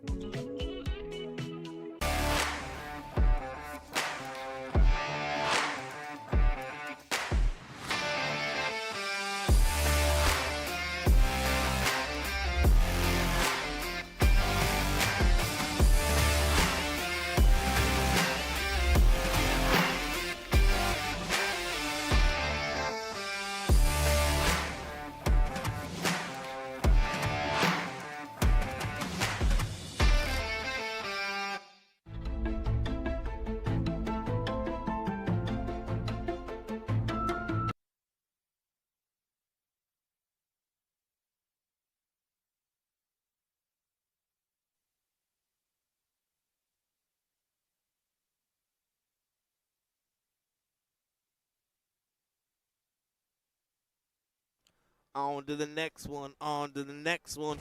Here we go. Another battle. This time it's going to be Ramos and Sutton taking on Yinger and Miller here in this battle on the winner's side. So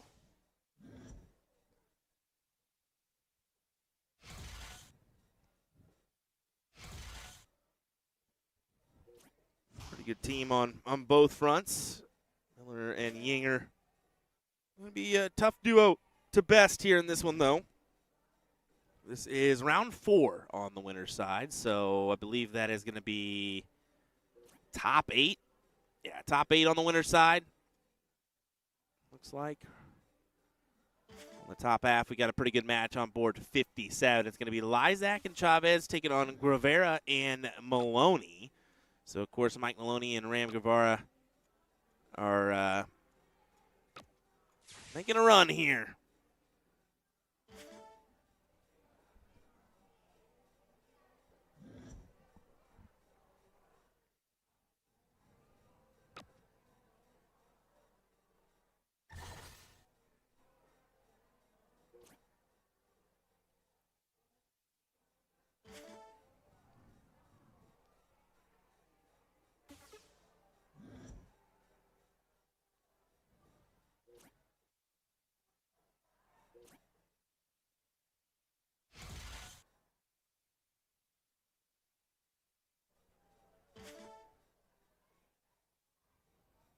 Big last dart for Miller.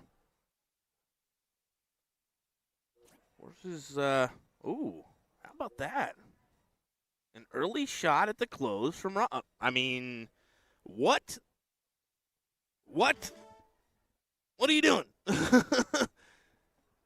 Not what I saw coming there. I mean, to commit to, especially with the first start, and then to double down and go back to it on the last, 133, 58. I would not have done that. That's that 54 would have been the ideal position there.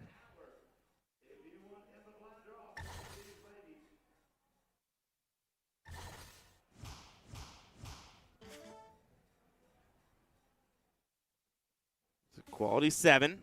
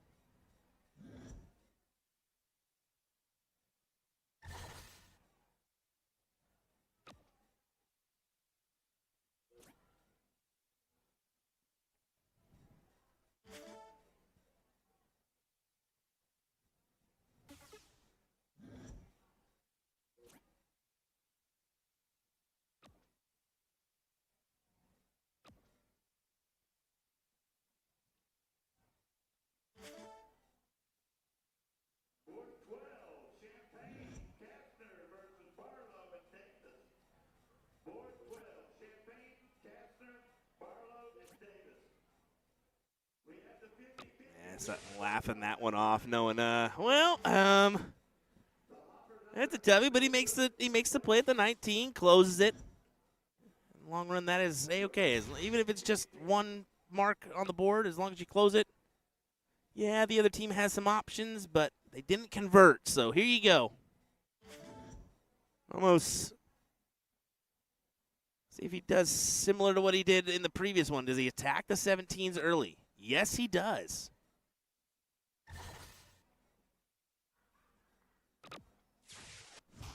In that instance, I'm okay with the back down because he hit the triple to enable him to go back down. But you got to have that point advantage first. Good play there from Ramos.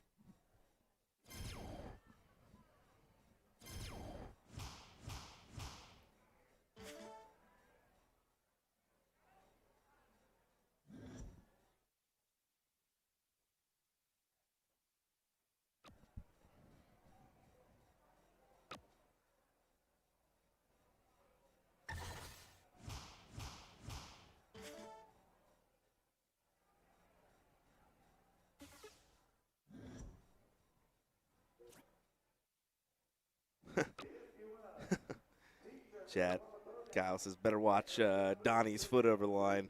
Oh, we already know, brother. It's a whole big toe over every time, right?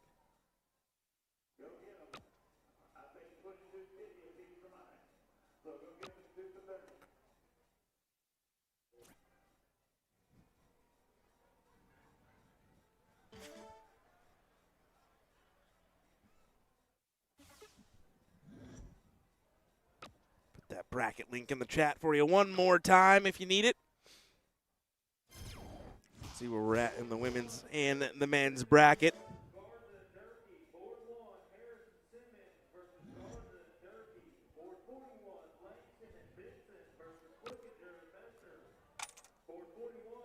If you're in the area, Super Darts is running a couple specials today. Sounds like you're like a 2 for $30 jersey deal or something like that. I mean, that's a killer deal. If that's what I heard correctly. So go participate. Get down there.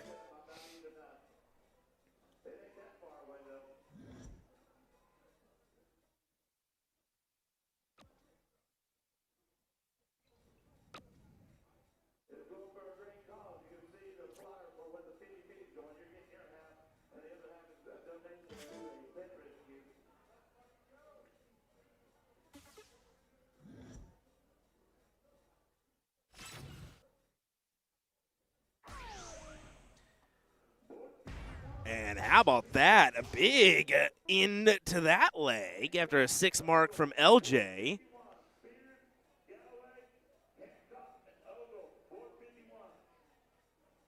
Only a 1-0 in favor of our top score line. A rough diddle there for LJ as he laughs that one off.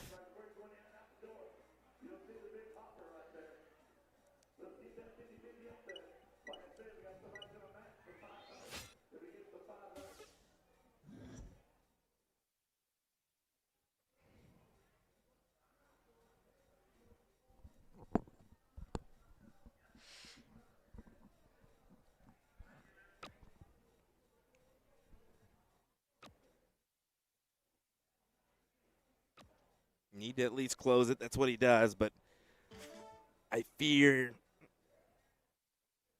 I mean, we always say 4-mark minimum, 5-mark minimum at least, and we'll see if he gets away with that.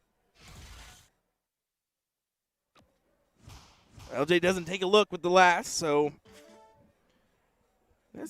I think you kind of did. You still have time to kind of right the wrongs of the previous.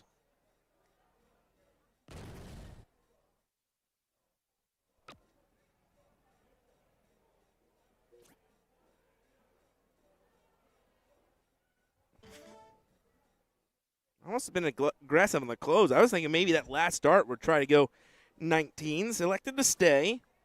The smarter of the two options.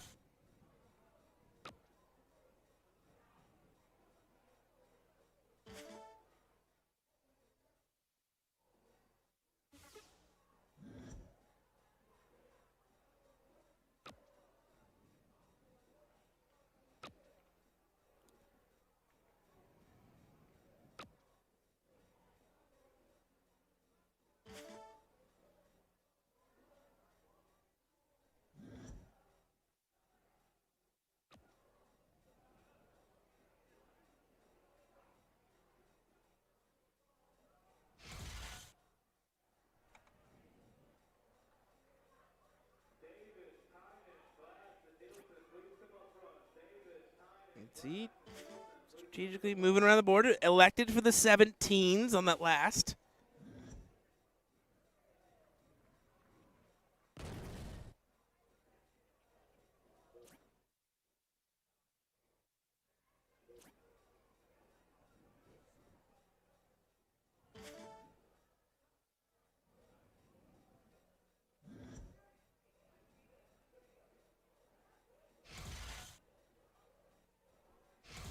Ooh. That's a good turn for Mr. Miller. As he extends this out 104 points their way. Couldn't quite capitalize on the triple 20, but made a good dent in this until Sutton hammers in a 7 of his own. Let's keep this going. What do you say? How about another 7+? Well, not going to happen now. Way to commentator curse that one immediately, Will.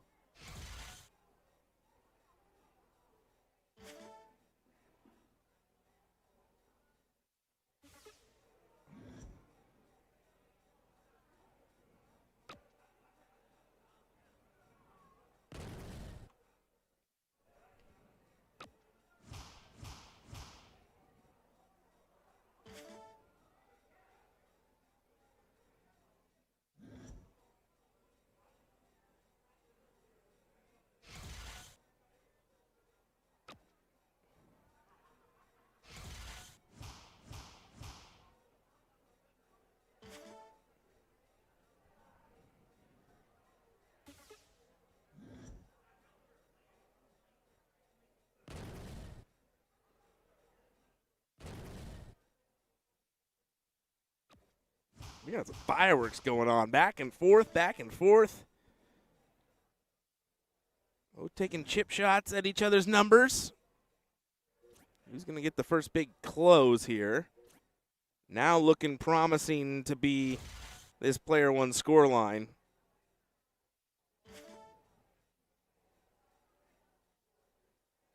Nice big last dart from LJ.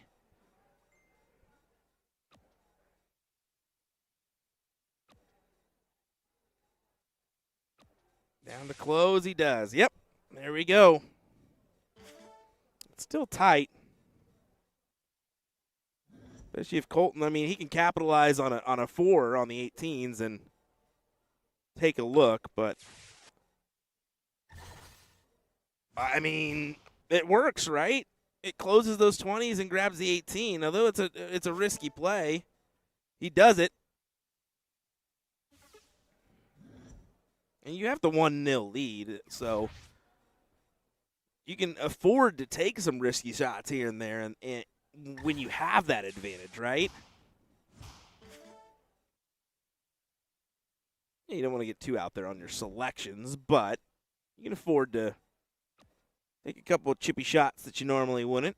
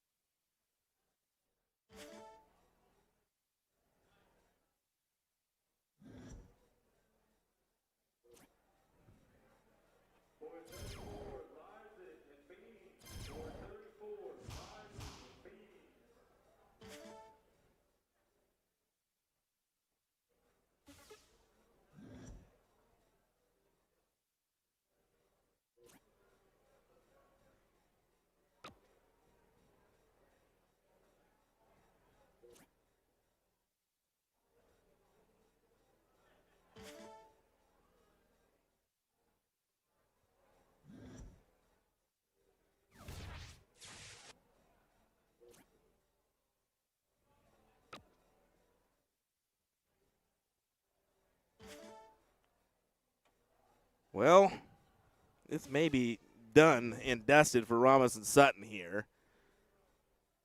Unless you find a big 9 on these 15s. It's kind of your only hope here.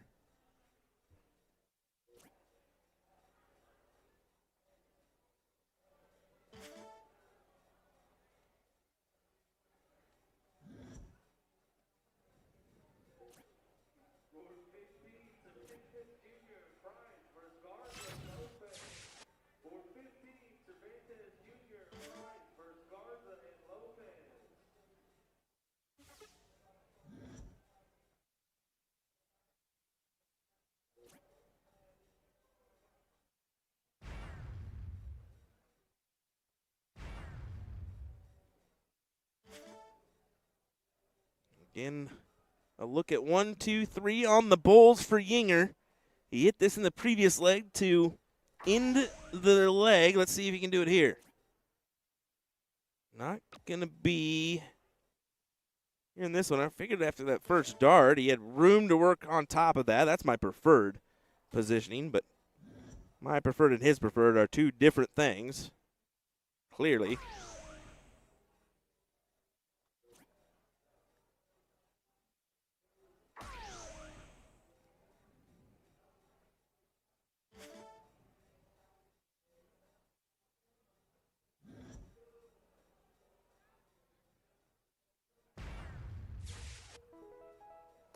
There you go. Yinger and Miller win the match and will advance into the top 4 on the winner's side.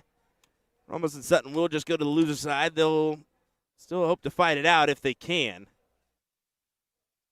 You trucking there. Alrighty, well, we're going to take a quick break, folks. It looks like there's no match on our other board, as you can see there. So we'll take just a second. I need a breather anyways, and we'll be right back to the action here in just a moment from the Oklahoma Throwdown at the Grand Casino here in Shawnee, Oklahoma. We'll be right back with more in just a moment.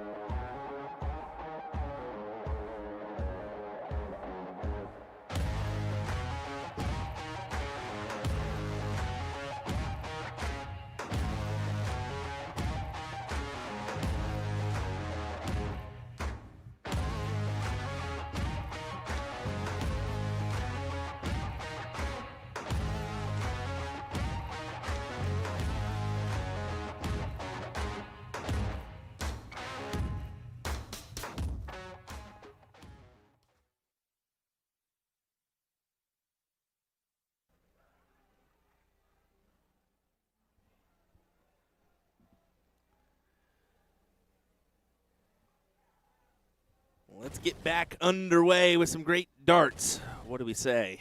This matchup here, after an electric 9-mark opener from LJ Yinger, this is your top 4 matchup on the winner's side, the top half, to be exact.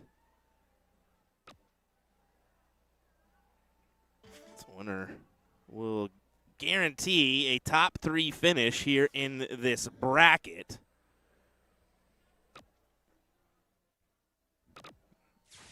It'll be a good matchup as LJ Yinger and Colton Miller, we just saw on the stream in that last matchup, taking on, of course, Ram Guevara and Mike Maloney here.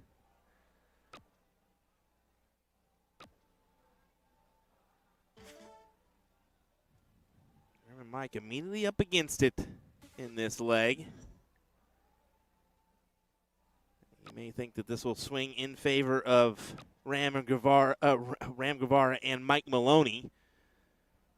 But I don't know, not so fast. LJ and Colton can really play some darts when they're in rhythm. But we'll see how this plays out. Good 7, but as you can see, not enough to gain the lead here. So we'll see if Colton takes a stab at the 18s or not. Yeah, it does with dart number 1. And then how about a transition to the 15s? I'd be tempted for points. I would try to keep those points in your favor, especially against these guys. But to each their own. 7 mark incoming. No, he does not. Only the 5. I figured he was going to be able to work it right off that barrel and in.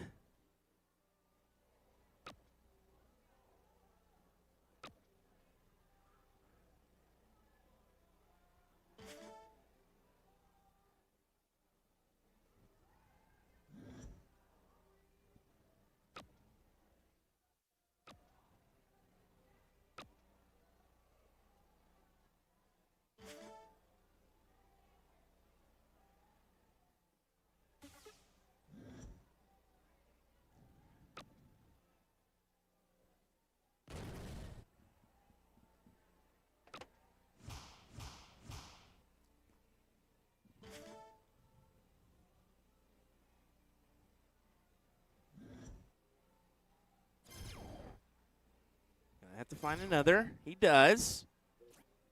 Takes a chance at the 20s. I was wondering what he'd do at the last if he converts on the first 2.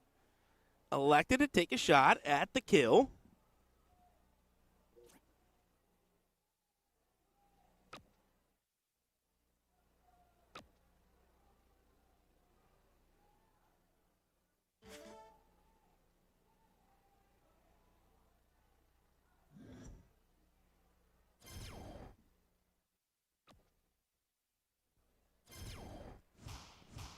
I like that strategy more. I like the stay there. Or I think the transition to the 15s could have been a smart play as well for Maloney that last round instead of the 20s, but maybe just me. Clutch last. Good 7 for Colton.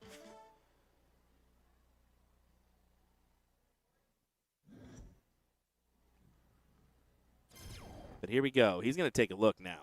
20s. 17s. No, he went back to the 16s. Only settled for the 1. Wow, okay.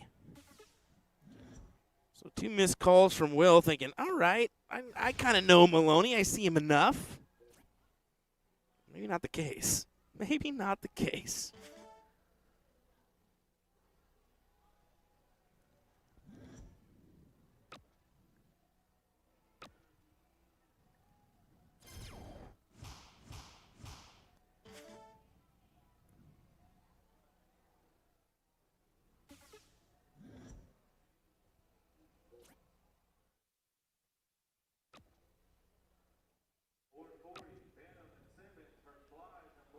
That is probably going to hurt. Just the 2 mark from Colton.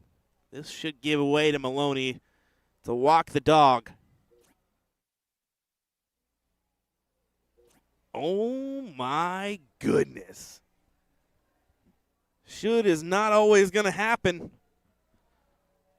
Because now he's got to salvage just a triple with the last and manages to do so. It's a 46-point differential here in favor of Ram and Maloney, but shot at the 16s. And that's gone now as LJ takes that number away.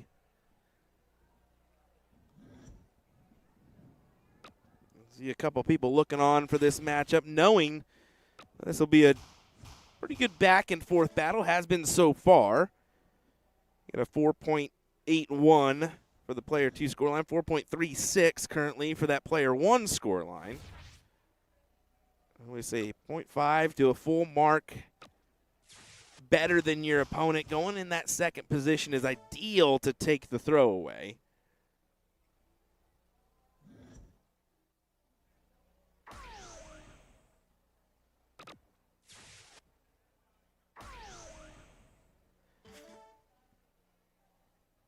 Leaves it to Bowles. LJ, a little pressure behind this one, knowing Ram is a bowl master. 1, 2, 3, punch it. On to the next. Perfect positioning for those darts. Yeah, good leg there. As LJ and Colton get the 1-0 advantage, throwing a 4.38.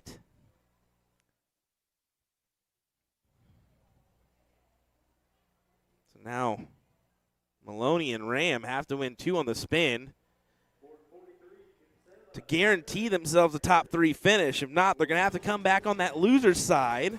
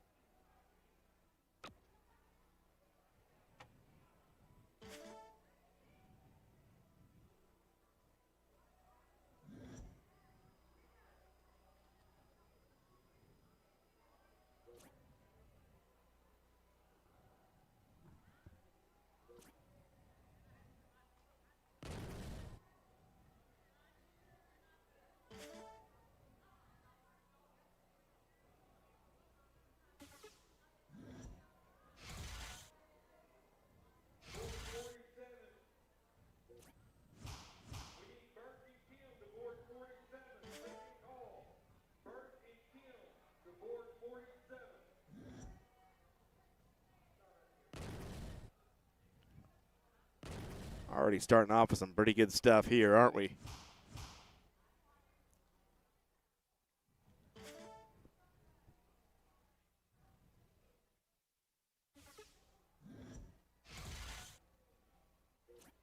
I thought for a second Ram just like kind of gave him like the awkward like eye thing, like, oh, that's annoying. But no, just looking up at the scoreboard, hey, like, wait, was that from Ram?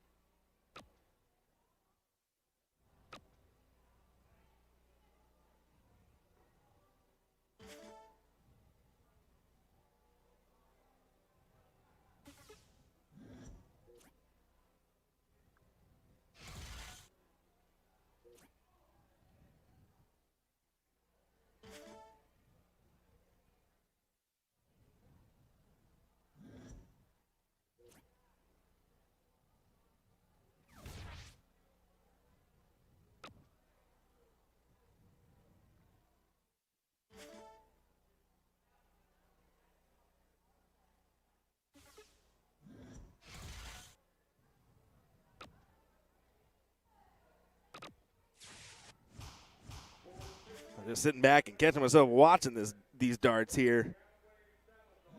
Only a 4-0 and a 3-6, but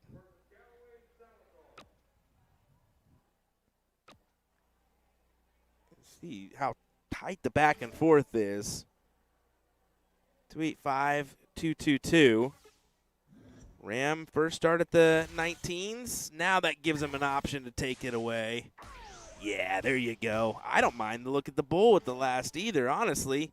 It gives Mike an option to close the door here when he returns. Two shots to the corner pockets and then a double.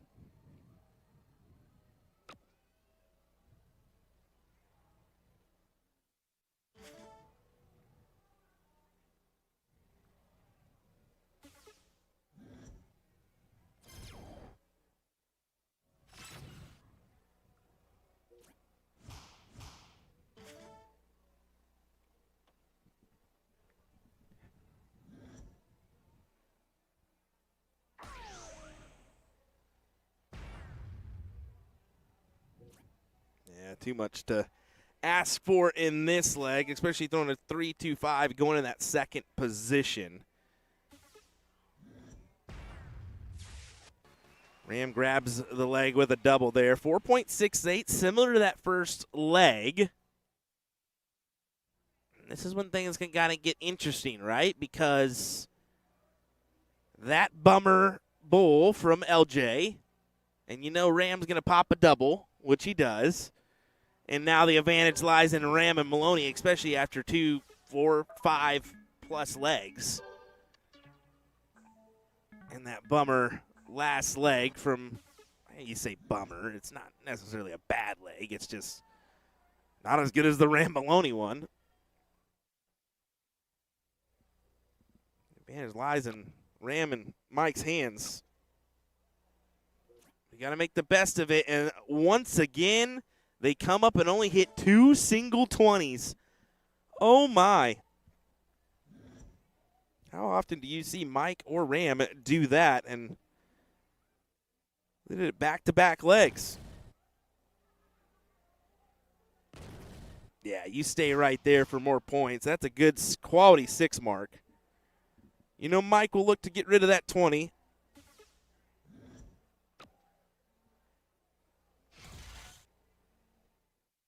Oh, he didn't. I was figuring he'd look up just to go ahead and secure it, but he elected not to, and it's an outside single 7 shot with the last. Uh-oh. Go back up. Go back up.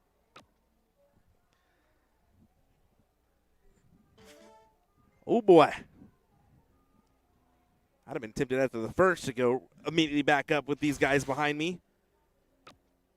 Just knowing what they can do on the 19s and 17s. They both fancy the downstairs side of the board. I should add that to the end.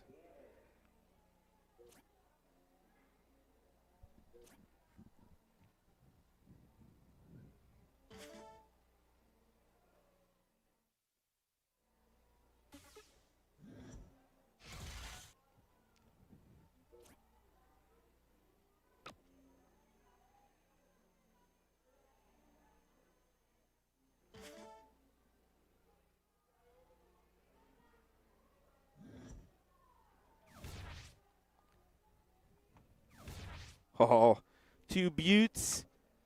Tries to make it a third. Not quite.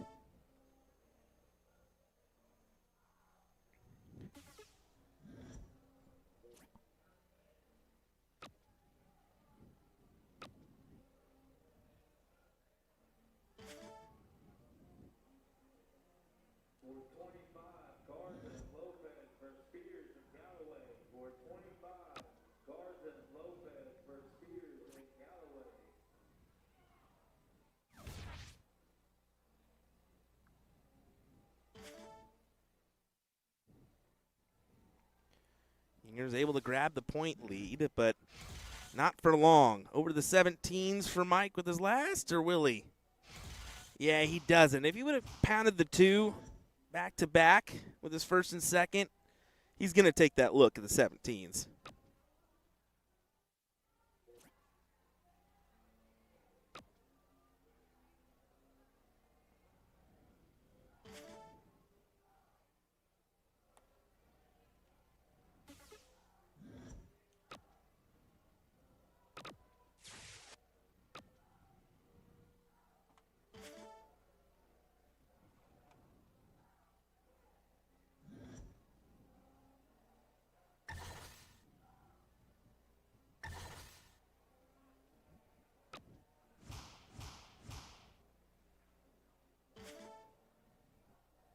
Trying to keep things interesting.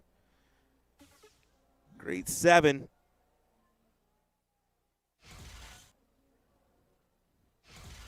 We've seen it too many times, haven't we? You throw in a good one, they're going to return it right back to you. Almost in a position where it's too much to ask for. You now need to commit all your darts at the 18. And only 2 marks there means that Ram will probably start off on the 18s and then go around the board.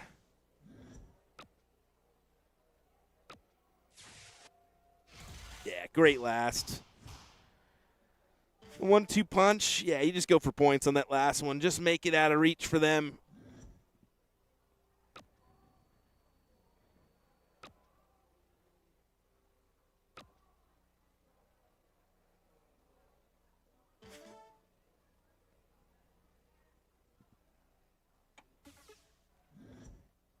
Well, boys, it was a good effort, but just a little bit too little, too late.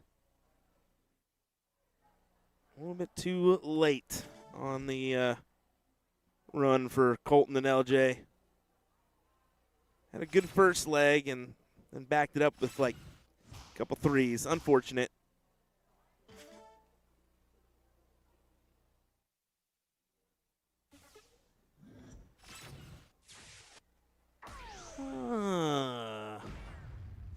Gonna wish Bullshitter Machines would keep track of players' marks each round individually. That's really cool. Yeah, it's a pretty good feature on the Phoenix board. It definitely has a different layout. You got to kind of get used to that. But good run from Yinger and Miller. They won't be done. They'll hope to fight out on the loser side and make a return if they can. But Maloney and Mr. Ram guarantee a top 3 finish.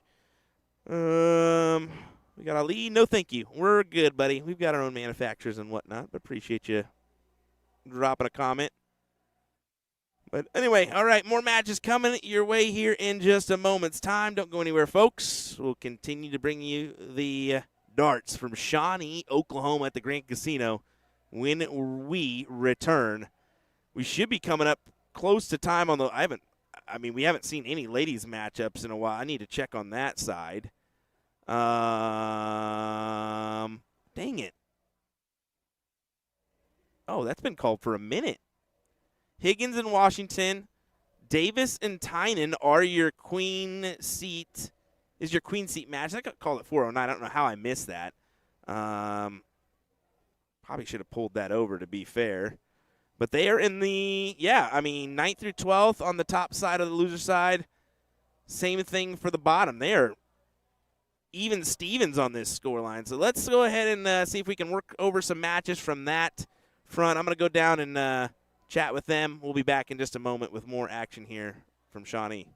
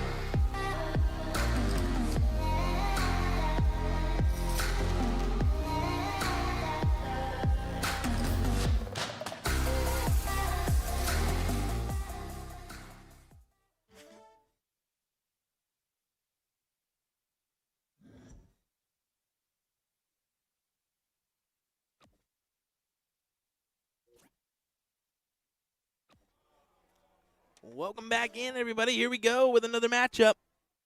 Farquhar and Weidman taking on Bryant and Powell here in this matchup.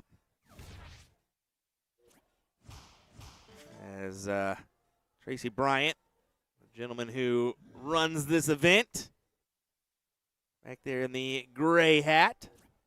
Big shout out to him for all he does for Oklahoma darts in general. I mean, he's put a real good push behind these players, even sponsoring and supporting some of them as they go to tournaments across the country.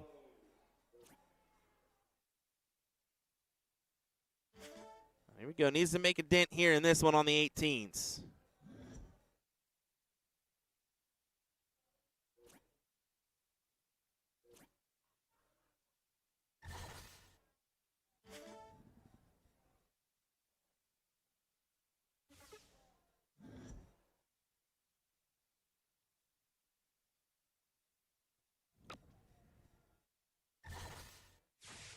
Vern, an individual who is, I mean, the last time I had Vern on a stream was in 2022, and he was really suffering from, I mean, the yips, the dreaded dartitis, as you call it. Really kind of going through it. But since progressed, you can see the pace definitely significantly increased here from Vern.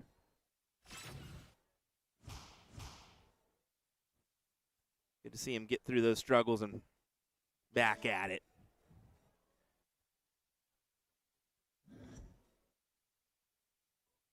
That carryover just causing a little bit of an issue for Tracy there. So steps back and make sure he's A-okay.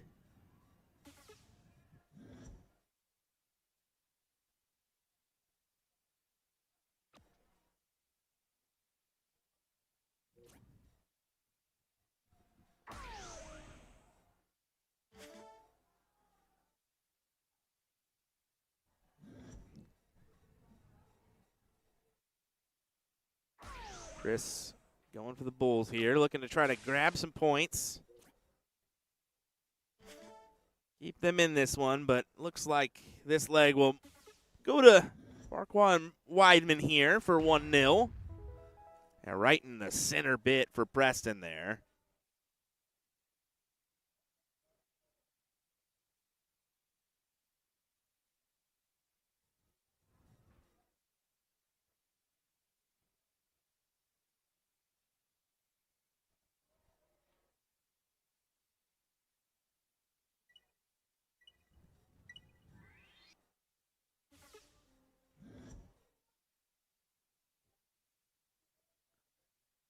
Get into leg number 2. Chris to start us off.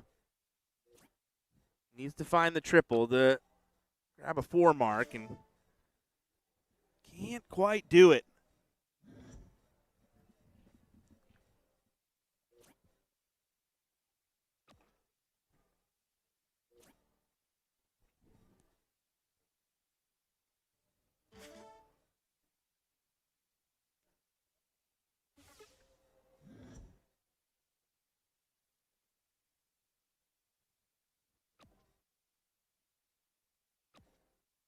Yeah, would not leave that number. He stays there.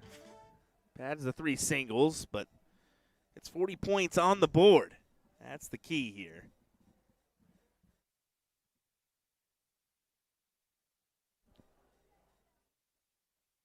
Looks like we're going to work on moving into the ladies bracket here. Next is we got a couple ladies warming up on board 18. Good time to do so. Let me go ahead and refresh our bracket. Yeah. 7th, 8th position match coming your way next over there. Bingham and Simmons. Arce and Castillo.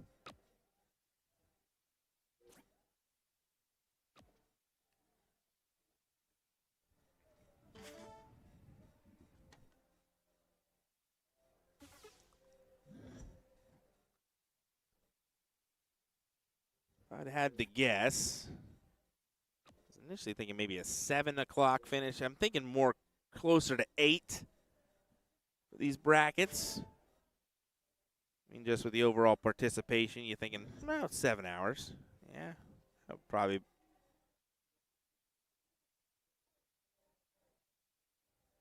What I'm thinking. We still have a couple straggler matches that we're waiting on. Trying to catch up on that loser side in the men's bracket. We still have one. I don't know how, but I mean this match and then one other one in the top 32 right now.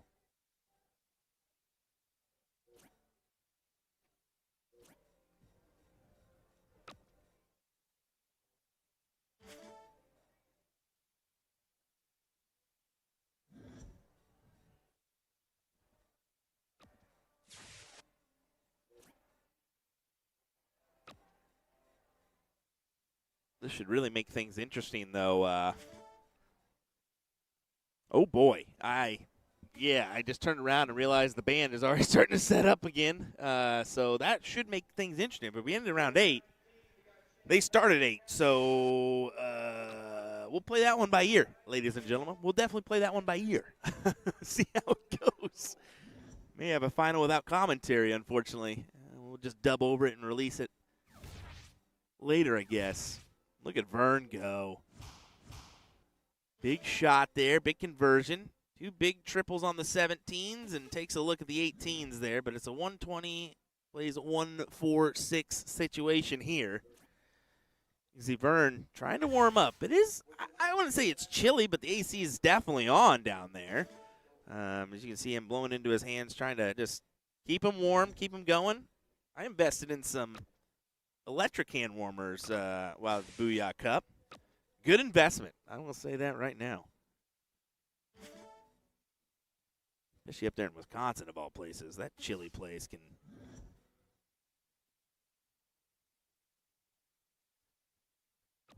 kindly get the heck out of here. That blizzard I had to go through was quite the show there for the Booyah Cup. Anyway, back to this matchup.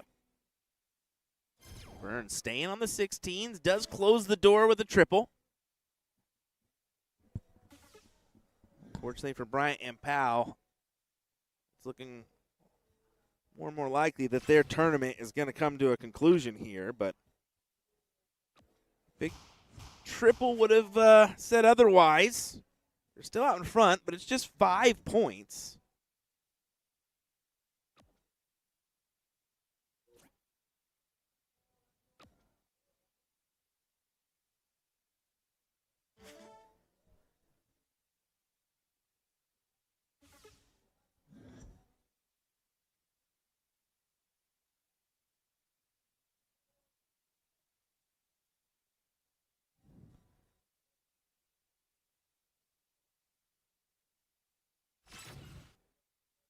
Good first.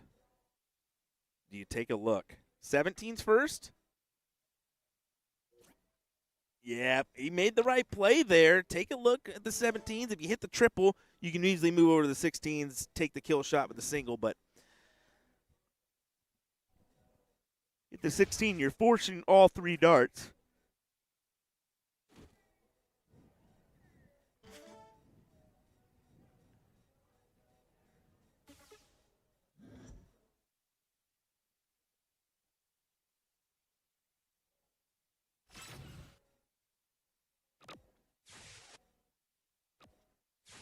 Oh, boy, there you go. Good 6. Good 6 mark, indeed.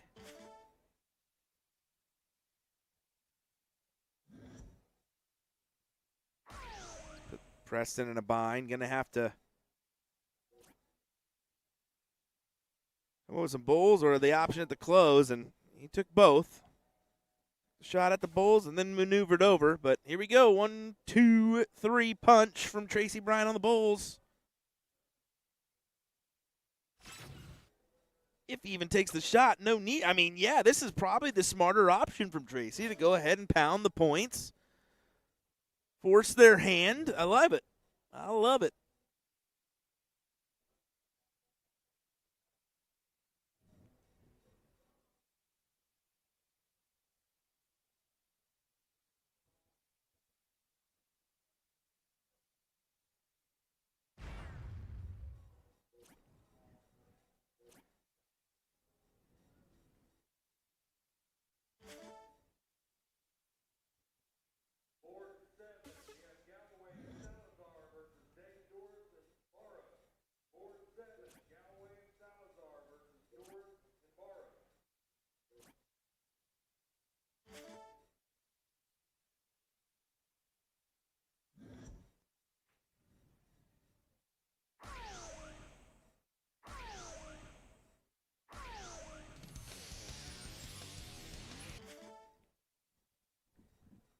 Preston comes up with 3 bulls, but not enough to grab the points. Will Tracy's mindset be the same and going ahead and pounding the 15s here?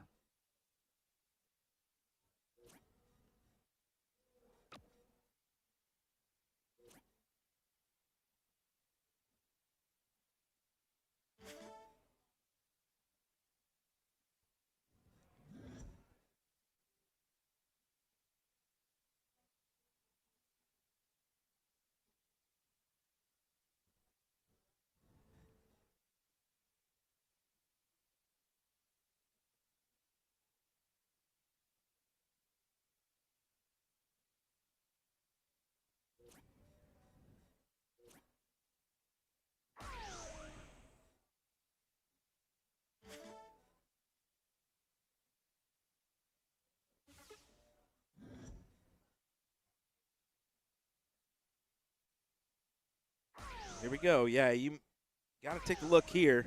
1, 2. Oh, no. Oh, that's a bummer.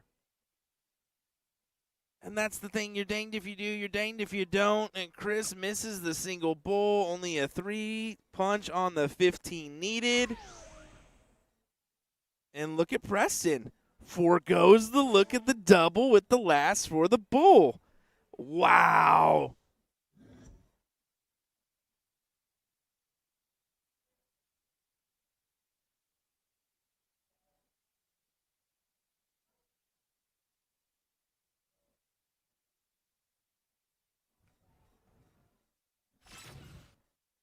Beauty. Beauty first. You need just the one. 2 darts in your hand.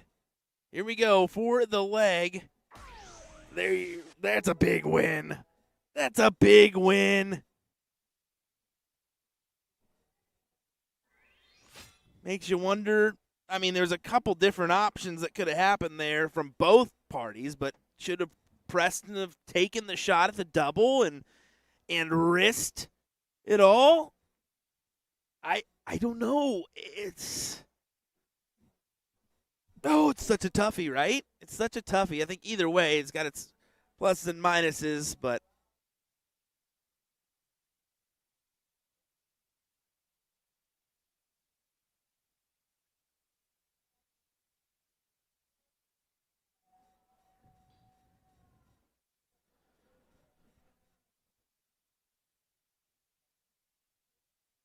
Tracy pulls out another dart to count the holes here.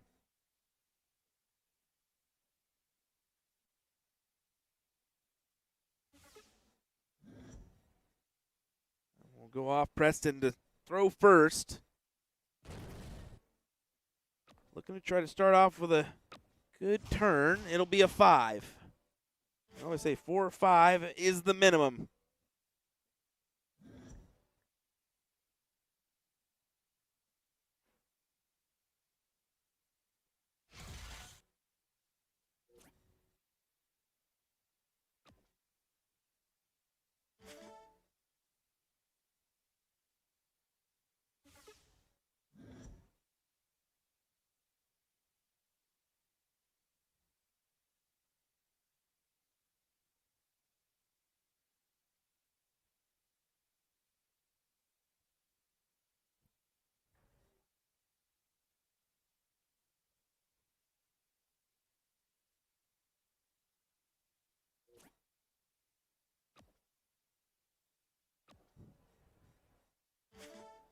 Just that little bit of hesitation that's creeping in there. I mean, we've seen it a couple times, but a little bit more extended there from Byrne.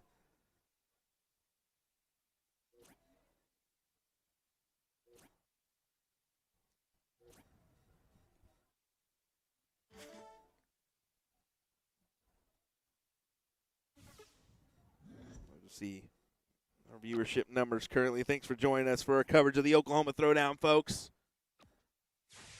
Drop a comment. Let us know where you're joining in from. We haven't had a ton of comments today, to be fair.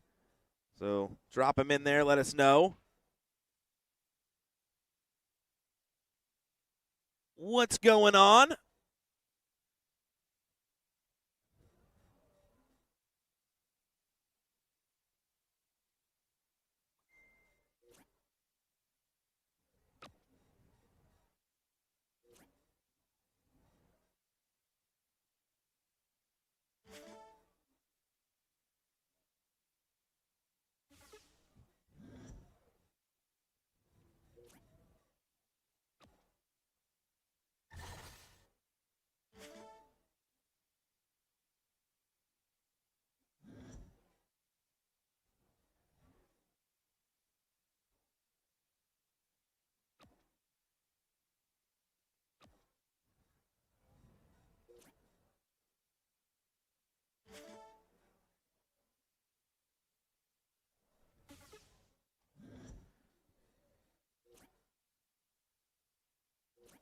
Just trying to keep trucking ahead. Going for those trip 17s, but now do you abandon and just go for a different wedge here?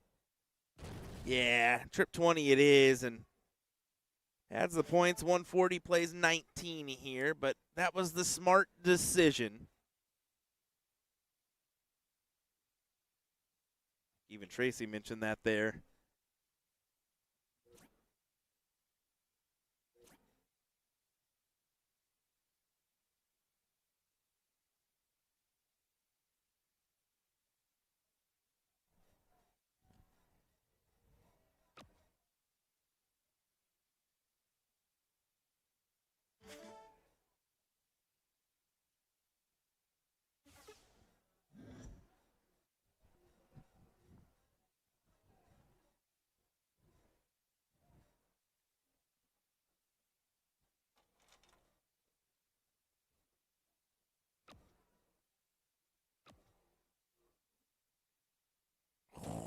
Three singles would have been the play just to take that number and close it down, but tried to just work his way a little bit further down for that open wedge and eventually got that asphalt that they will all have dealt with from time to time.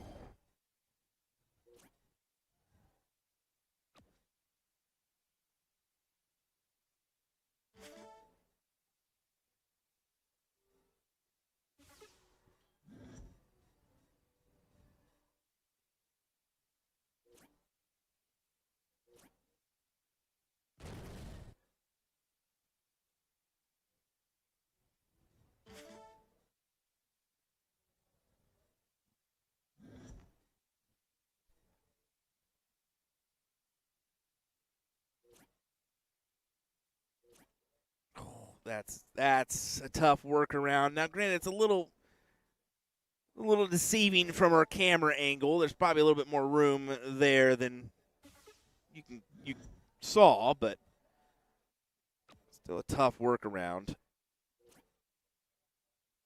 Preston only needs the 2 singles, and oh my goodness, how many big numbers are we going to miss today from, I mean, all our matches on the stream? We've had moments where those big singles that you usually are clutch on, the 1, 2, 3 punches, just don't go. You only manage to hit 2 singles instead of the 3. Oh, beauty. That's a good turn still. I mean, it's a 6 mark. Gives you the advantage. 2-3-3 plays 200, but a lot up against you here on the 20s, 18s, and having an X already on that wedge that you're scoring off of, the 16s. I'd be tempted to get rid of it and force their hand on a decision on the 20s or 18s.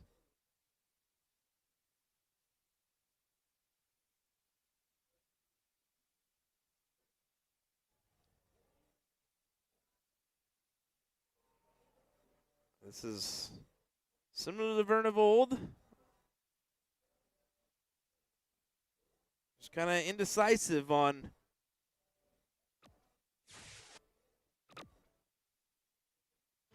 and a little hesitant to make his throw, but that's a good turn. That'll do. Pointed it up to where you grabbed the advantage, and then you killed it, the 16s. The only options for Powell and Bryant now, as you can see, are the 15s and Bulls, and does convert on the 45.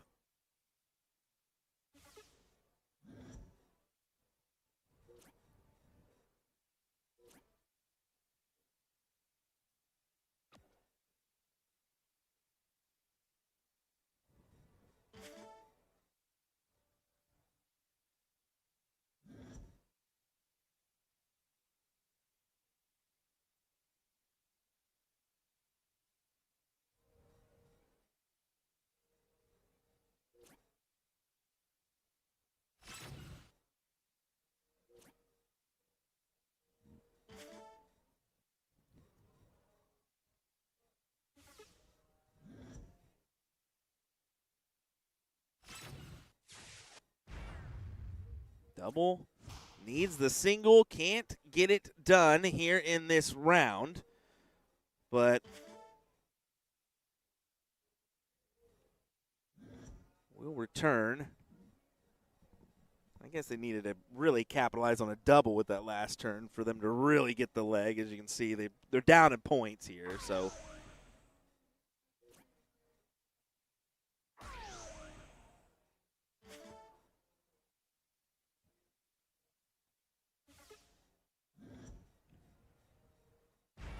Two Bulls. There you go. The double will do it. Farquhar and Weidman will advance into the next round of the loser side. Unfortunately, Tracy and Chris will bid adieu. But I want everybody to take a moment, throw this in the chat for Tracy, because he's the guy that has started all this Oklahoma Throwdown and really backed all the community here in Oklahoma. It's good to see him getting an opportunity to throw at his event here on this Saturday morning or afternoon, evening now. So give him some love in the chat if you can. He deserves it. I can guarantee you that. He deserves it. All righty, we're going to move on to the next board. We're going to head on over to the ladies' side. We've got a 7th, 8th matchup here in progress.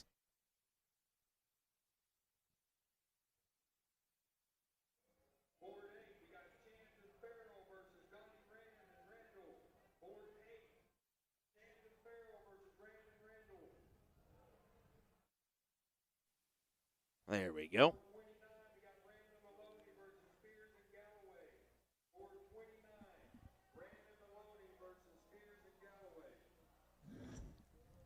And they just called our king seat. Let me go ahead and see if I can maneuver that over. It may. I don't know. We still got a lot left in the bracket. I'm going to see what I can do. I don't know. Hopefully we already got something in progress. But I'm going to head down there real quick, guys. I'm going to just leave this running. See if we can potentially move that over or not, okay?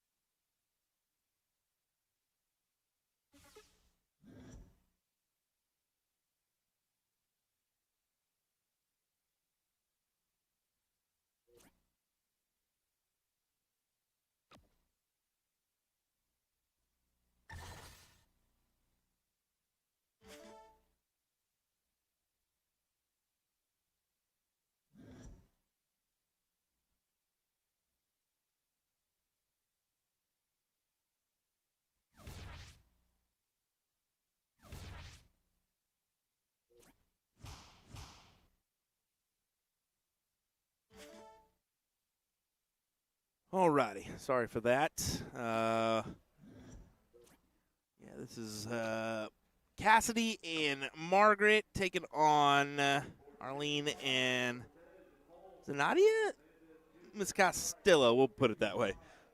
That's this matchup in their 7th, 8th position on the ladies' cricket side. Ooh. Looks like they just went straight ladies on us.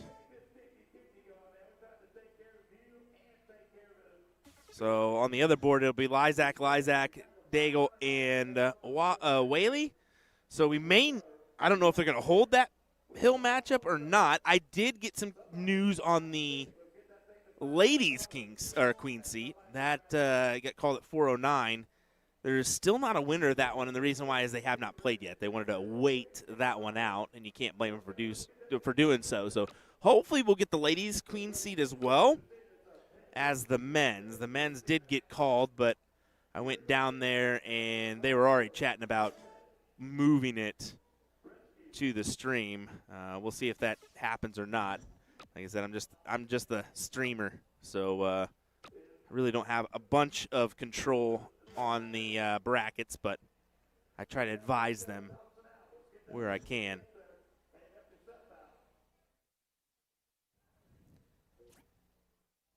They are making the push for everybody to start moving a little bit quicker to these events. Or to these board calls, I should say. Because, yeah, I stated this earlier. I mean, it's 5:30 now, and just looking at the men's bracket, they've been taking a little bit of time on that back end. Just a little bit of time. Got one top 24 matchup still going on. Make that 2 top 24s. So I still think we got a few hours left on that men's bracket to entertain you guys this evening.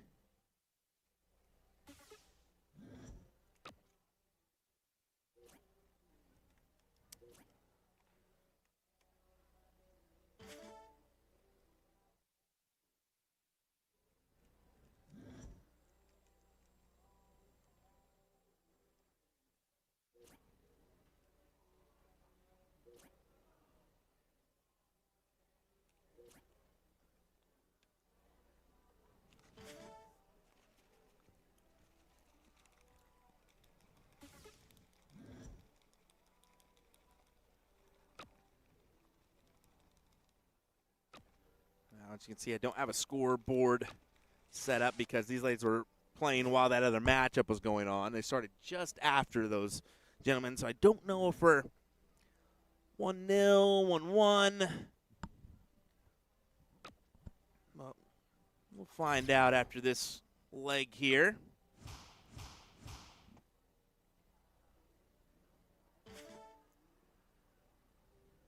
Excuse me.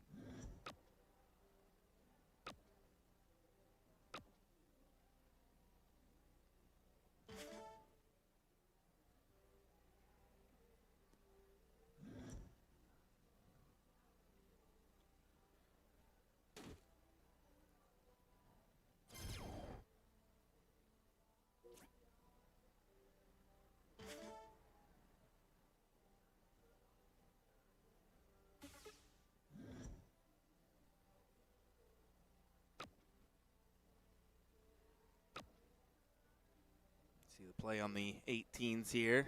Took a shot at the 16s there as well. 390 plays 373. A real tight battle here in this leg. Round 15.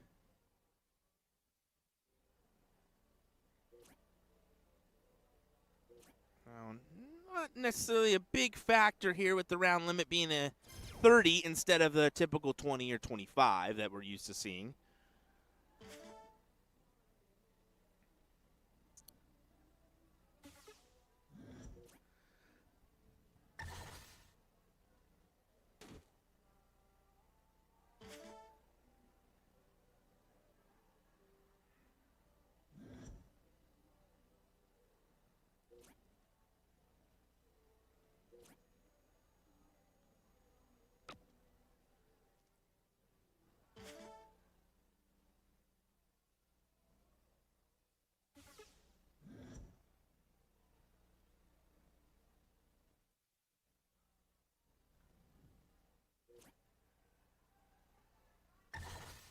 Big trip 18, allows her to go back down, and she snags the 16s as well.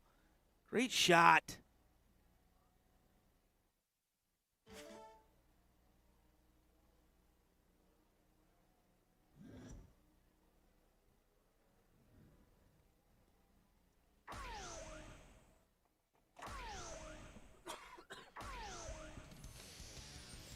Good hat trick there. Just in case. Can't convert on the close here.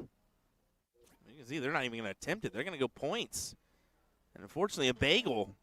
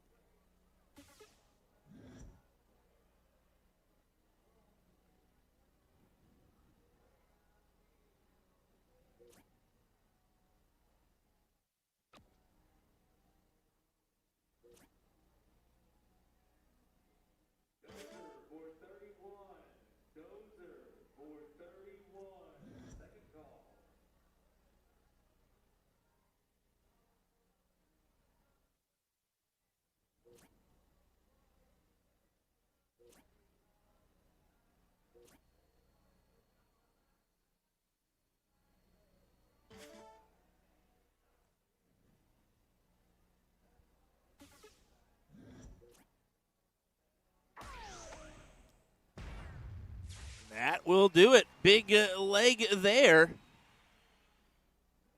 As they convert on the win. Yeah, and that's going to do it. So we'll continue keeping on here. It looks like we're going to have the Lysac duo on our other board. Not sure if we're already underway or not. I believe so.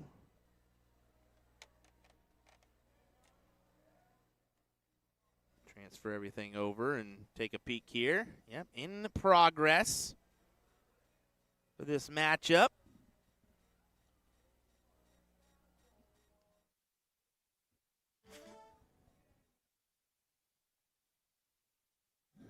I'm going to assume this is first leg here.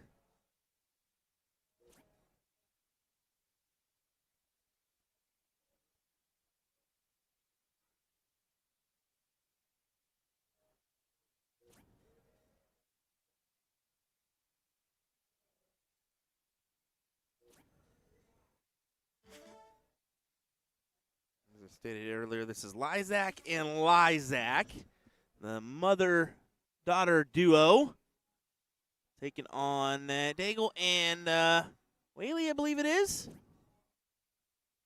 Rita and Shino.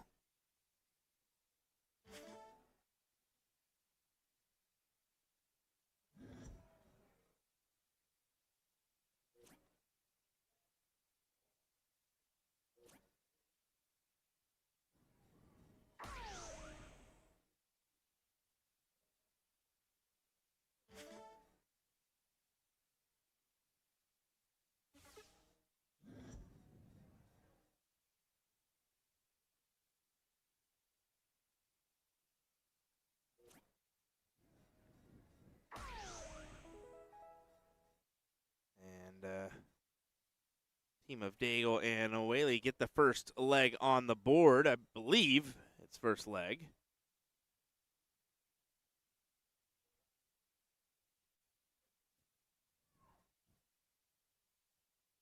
And post that up there for you. Not a bad little diddle for Shino.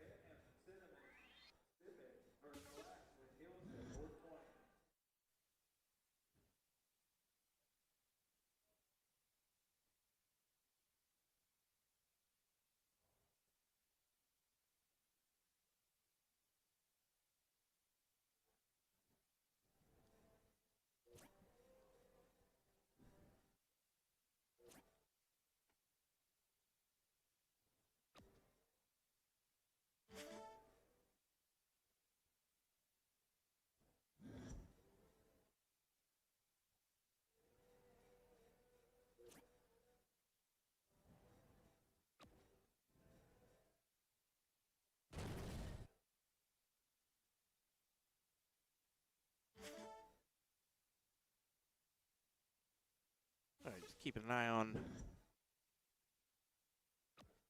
bracket times and just seeing kind of the game plan. I see Mike still kind of wandering around in the background, so that leads me to believe that that matchup is not happening on 29 after all for the Hill matchup. Maybe they are holding it for us for a bit. Considering they're doing it for the ladies' side, might as well do it for the men's front as well. Kind of hold them for a little bit. Maybe wait till that fourth place match gets called, and then try to push them out.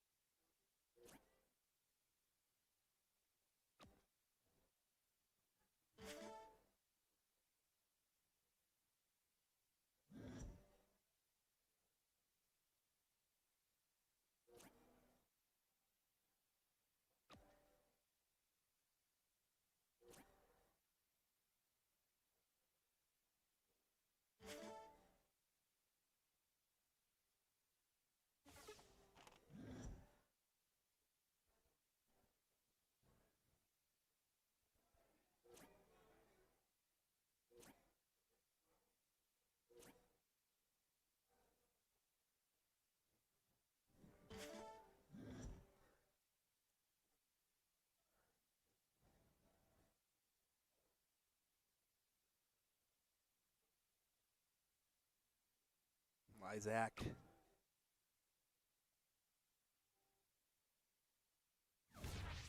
Looking at those 17s, having success there. Can shift over to the 18s now if she wants. You've got the 56 points. You might as well. You don't necessarily have to pad points.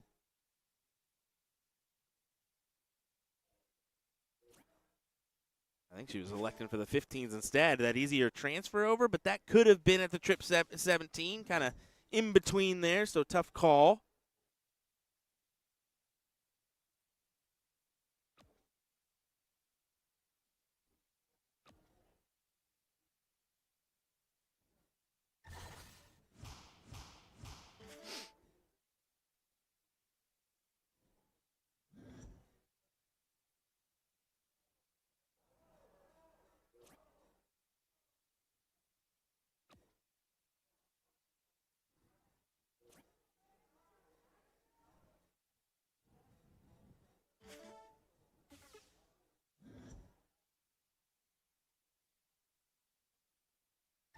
Oh, they are just converting on that trip 18.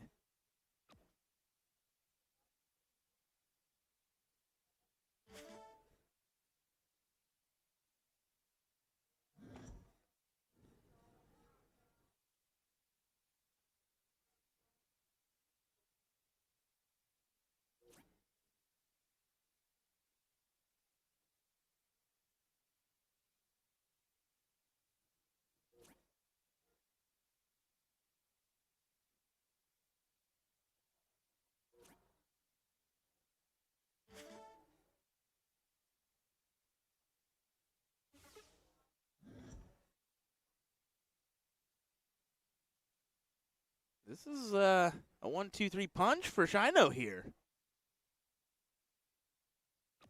Starts off with the 19s, gets that over the 17s, and grabs the double up to 18s. No, she elected for the 15s instead. I would have pointed there myself, but it's okay. You've done what you needed to do there. Capitalize on the closes of both numbers.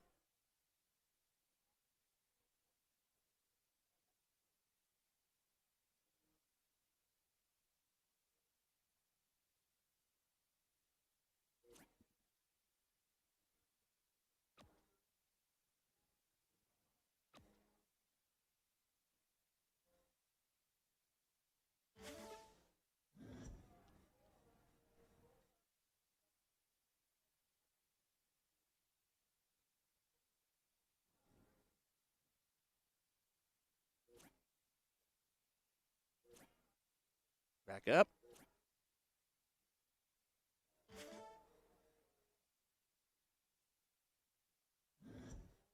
We'll see what happens here with Jin, if she can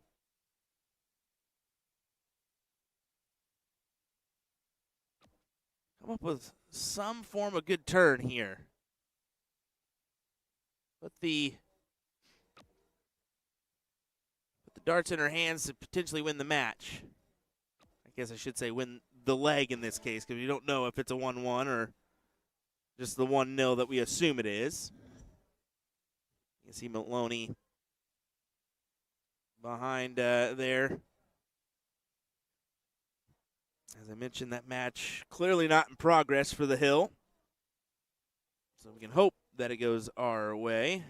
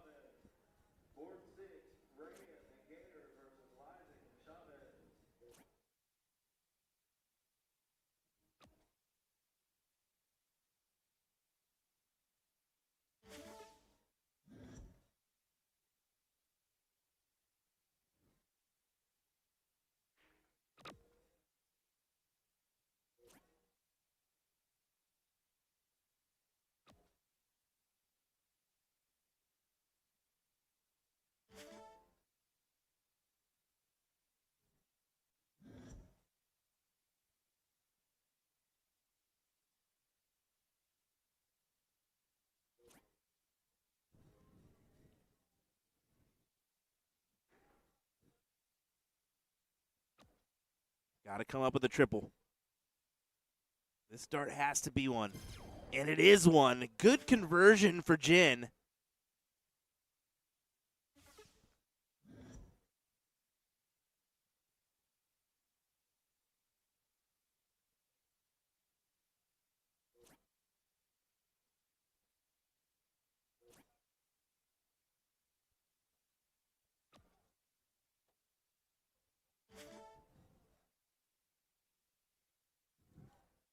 Just like Shino had in the previous or earlier rounds, Lane has an option to go ahead and shut the door on these 18s. And she didn't even take a look there, just committed to the 16s fully.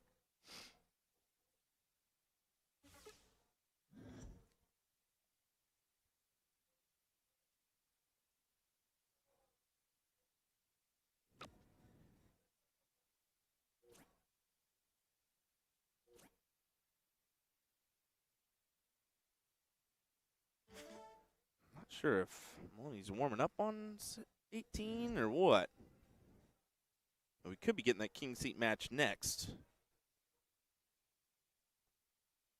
Also, maybe working ahead of myself there. But there's the close on the 18s. And a double for the 15. Just needs a single now to grab that one.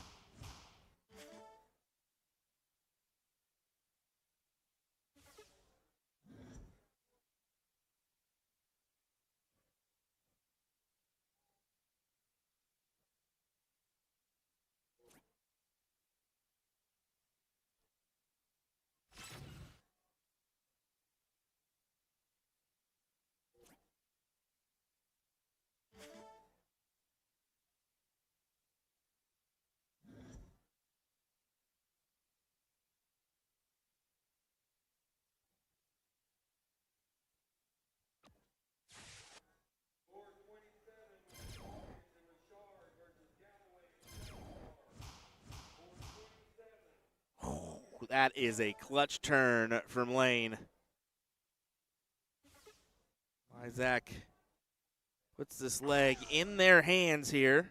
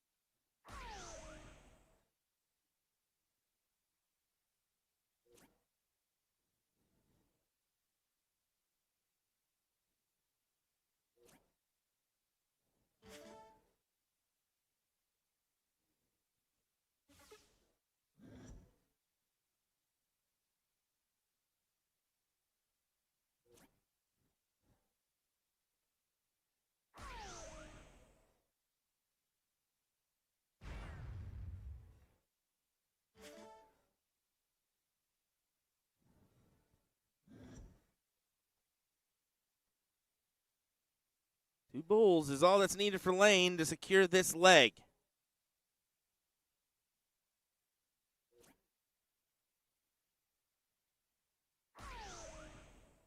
There's one. Can't manage the last.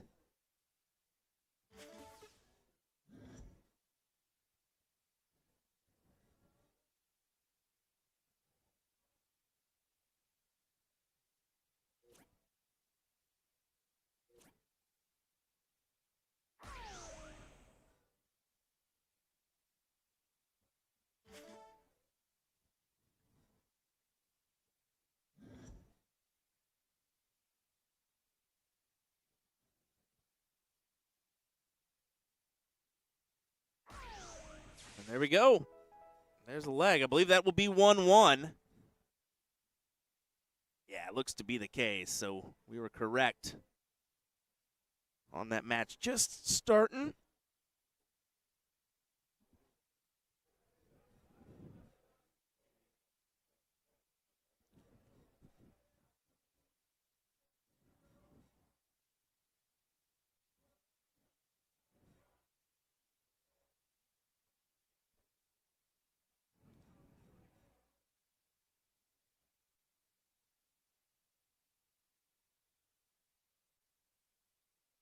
He's asking, can you guys set up one of these matches where Maloney is in commentary while playing? We've done it before. We did it with Danny Baggish and Mike Maloney in an exhibition at the Booyah Cup a couple years back. There was one significant downside to doing that. You need a hot button bleep, like, all the time with those two guys, especially Mike. He's a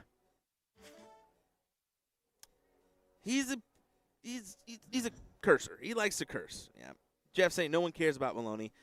You just upset because nobody cares about Jeff Adams, or what is the deal there, brother? I can significantly tell you a lot of people care about Mike. He's got a lot of support, and his dart sales speak volumes to that. So, now I know he gets talked about a lot, but there's a reason why. He's a quality soft player. It's the same for Ram. It's the same for Leonard.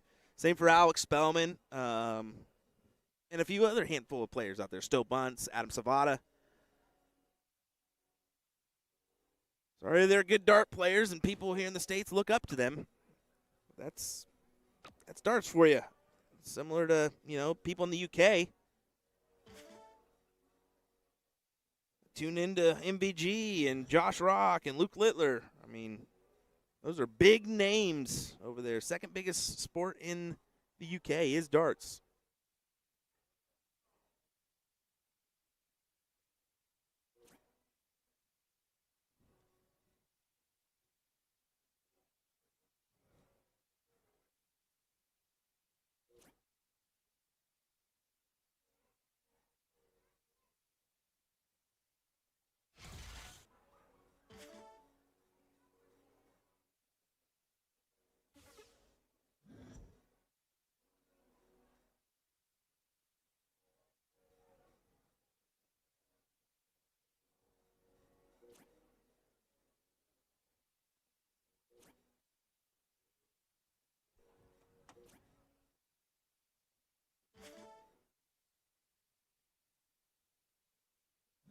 See, the pressure is added here to this matchup.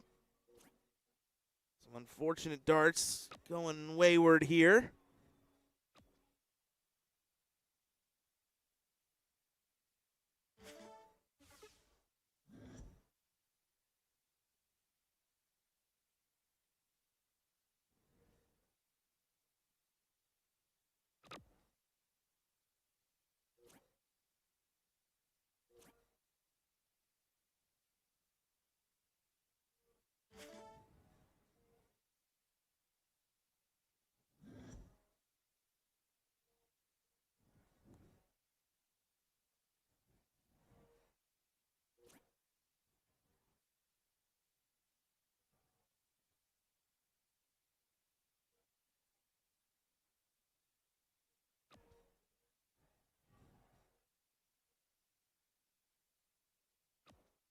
And so these non-bullshooter boards are killing me. It's definitely, I mean, if for our streams, we don't stream a lot of Phoenix boards, to be fair. I think that we do. NDA Team Dart is the real prominent one that we have a Phoenix board with. Other than that, I think this event, that's it. That's really the only two times we stream Phoenix boards. So if you're used to our channel, it's definitely something you don't see often, right? So it throws you off a little bit.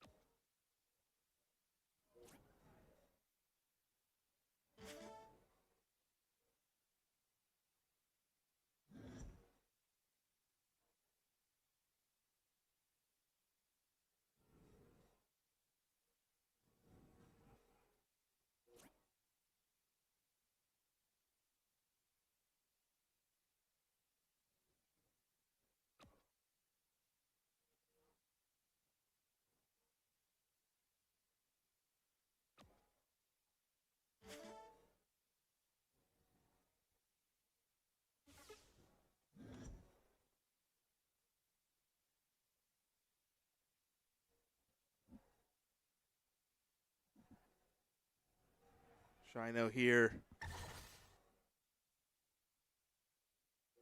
Attacking the 18s.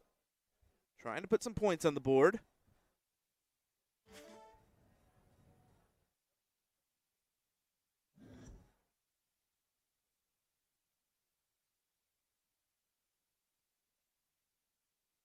See if Lane goes into takeaway mode, and that's exactly what she hoped for with her first. Gonna have to maneuver back down to the 19s now. And you can see it's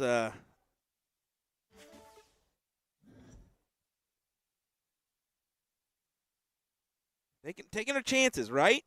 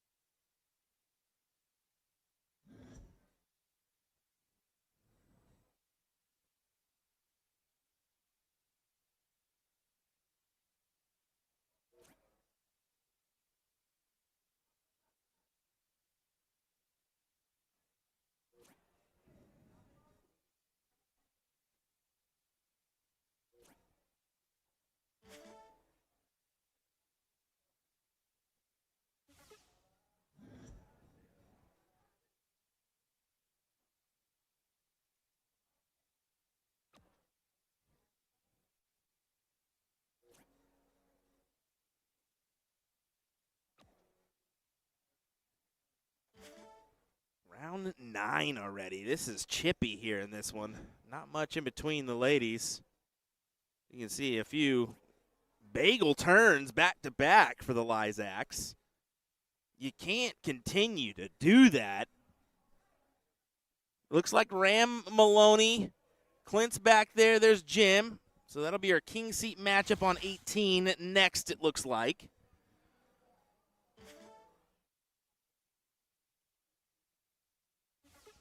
I'll go ahead and try to play that one out.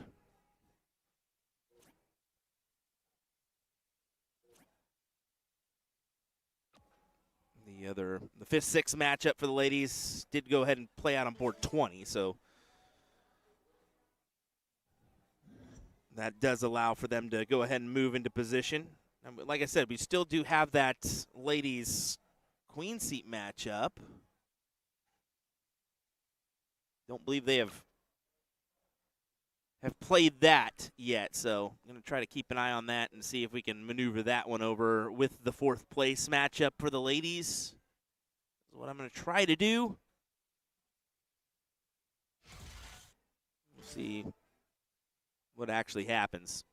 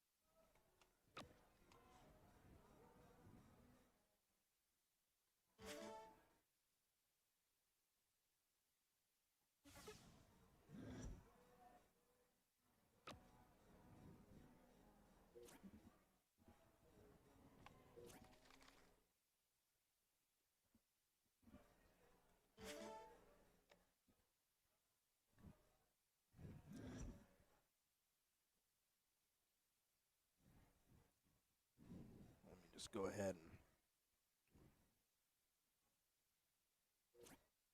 check here. Looks like we're taking a few practice starts on that seat matchup. Hopefully this one will finish up by the time that one gets underway and started.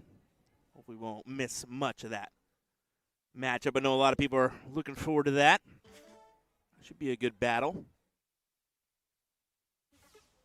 I believe it's an all, well, other than Mike, an all-Texan affair. Ram, Spears, and Clint, all from down yonder.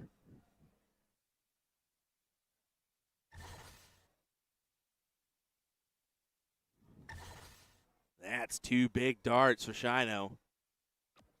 Goes ahead and goes downstairs with the last. Takes her shot when she's given it. Her partner absolutely loves it. Back there dancing, shimmying, whatever the heck she's doing.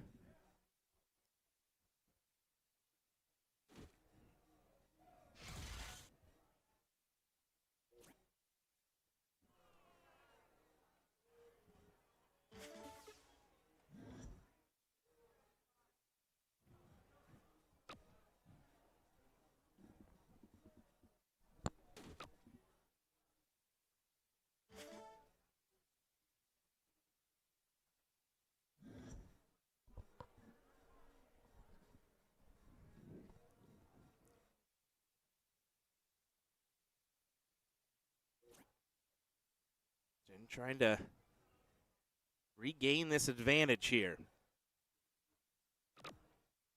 That will do it. Another one for good measure, and she makes the most of it. Big triple on that last dart.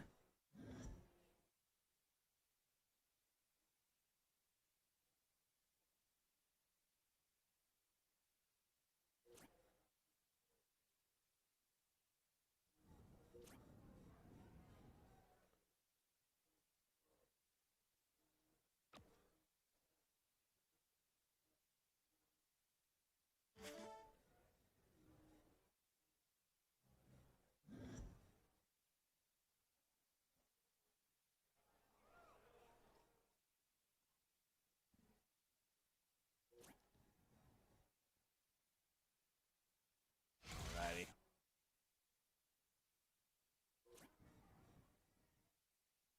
Just this matchup taking a minute. I'm gonna normally we'd precedent this matchup over anything else. I'm gonna go ahead and make a call. I'm gonna go ahead and transfer over to this king seat battle. I'll keep you informed about how this one goes. It'll be a little bit tricky to do so. We're around 16, and it's looking like it's gonna be a little bit of time. I know everybody's been waiting for this matchup, so I'm gonna go ahead and make that call. Transfer over. I don't like doing it, but I mean, it makes sense. It makes sense. So let's go ahead and transfer on over to this Hill matchup. Mike Maloney, Ram Guevara take on Jim Spears and Clint Galloway here in this one. Who do you got taking the win? Let us know. Got to probably give the slight edge to Maloney and Ram, but we'll see what happens here. Maybe able to hear a few of the bass in the background there as the band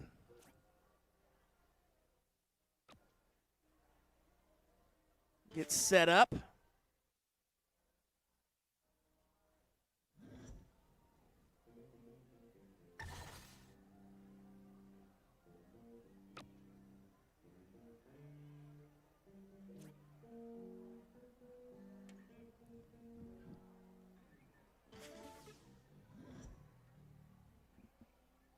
Ram and Mike have the 20s over to the 18s with the last. Yes, he does. And it was a triple.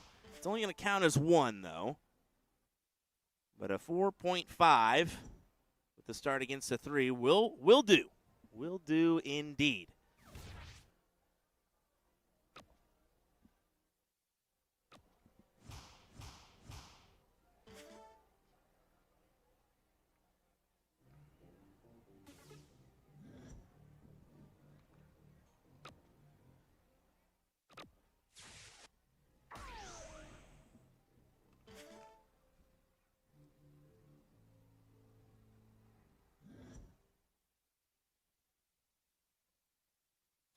Looking in the corner pocket. 16s is his target. He comes up with the 5, and it's just simply not going to do here in this one. Maloney to attack the corners.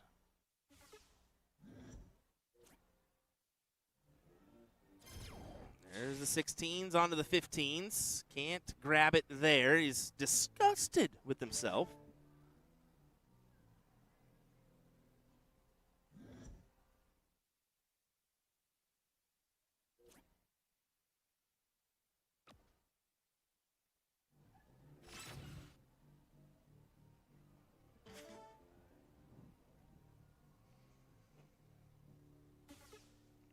This whole base player is doing an official warm-up. Getting after it. One bull, and the leg will go to Maloney and Ram. 1-0 to that top score line.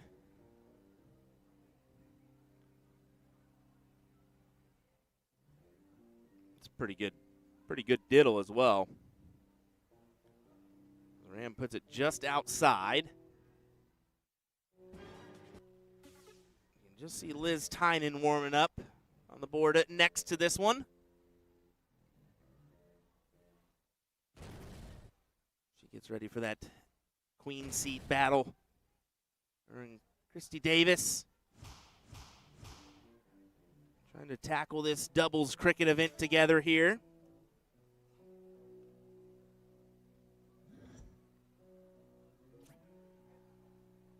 Match is still in progress over there on 17, and I just mentioned earlier we haven't seen a lot of rounds like close to the roundup, but dang, we might get one there. No doubt about it.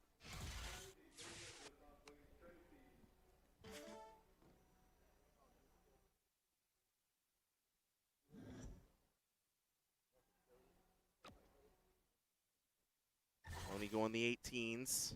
Needs another.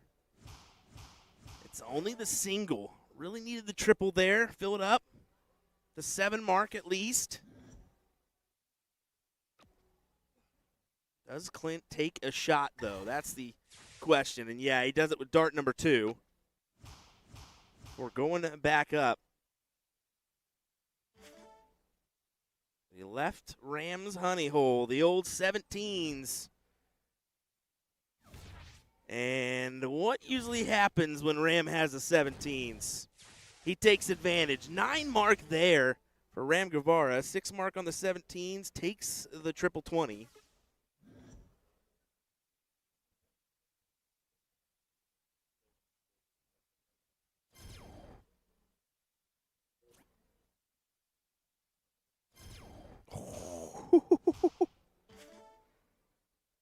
We're back and forth now. 5-5. Plays a 6-6-6.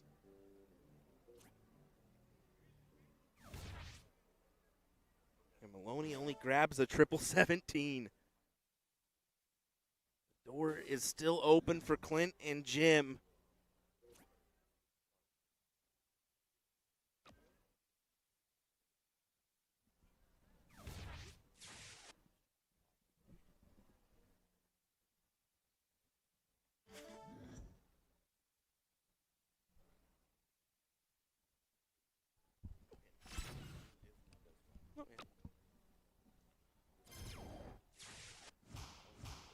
Oh.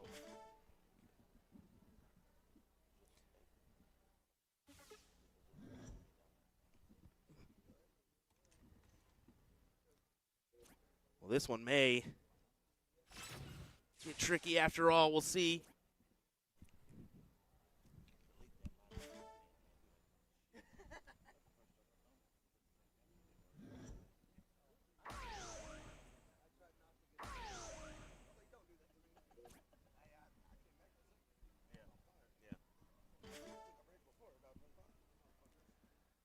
Well, how about this? Here we go. 4 bulls to take the leg win here. Needs the double. Oh, no. And he can't put it away. 1 bull needed. Ram may close his eyes here. For the seat. And he gets it. What a leg. I mean, 5-2-1, but averaging a 6+ most of that matchup. And boy, did this work out timing-wise, because guess what's still going? This leg between these ladies. So let's go ahead and head on over real quick to this one. As it's round 26 of 30. This is definitely rounding out. Holy moly. I just mentioned it's going to be tough to round out a 30-round limit, but These ladies have found a way, folks. They have found a way. 1-1 here, so last leg decider. You can see Jen and Lane really have a strong, firm grasp of this leg, though. 891 plays 758. They should be cued in for the win, you would assume.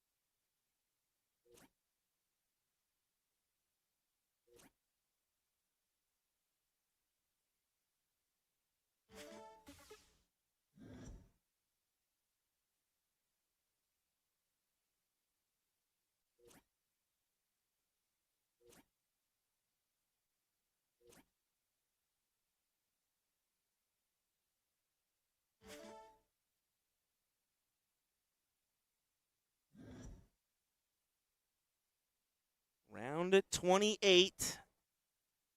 But this one should be set. Jen and Lane should get this win. And you can see she's actually going to go for the 15s here to reassure that. When you only need three fatties, as I call them, 3 singles, might as well attack. Doesn't quite get the job done. Mathematically, this is over. Has to be, unless you fill a 9 here.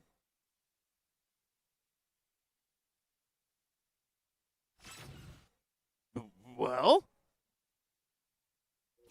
oh, I was hoping for a 9 after that first start.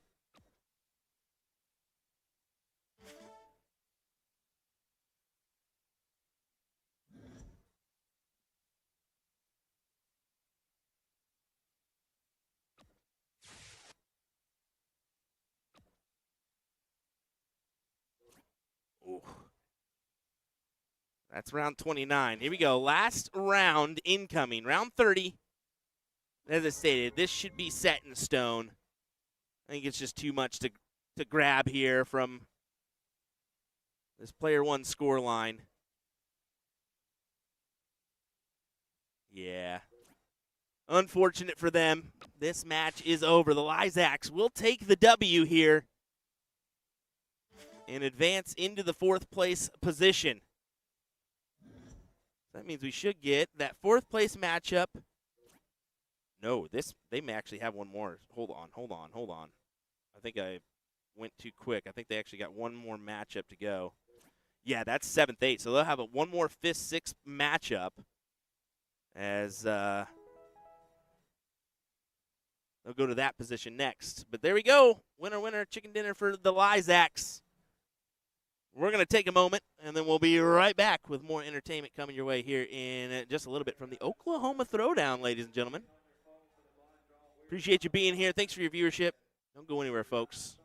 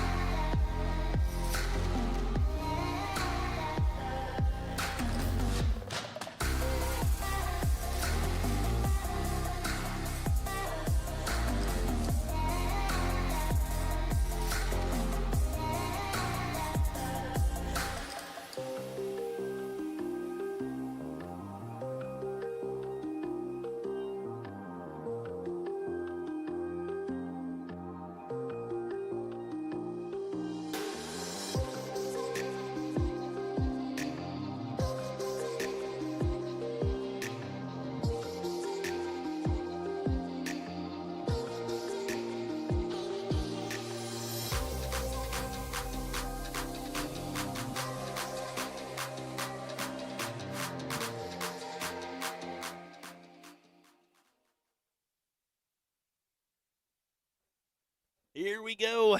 Your women's queen seat matchup. We got Dawn Washington and Virginia Higgins taking on the duo of Christy Davis and Liz Tynan. Actually love that they just maneuvered on over. They got called the 50-something. They didn't change anything. They said, we're going to play here. I love it. I love it. Why not? The king's or queen seat, so might as well play this out on stream for all you people to enjoy.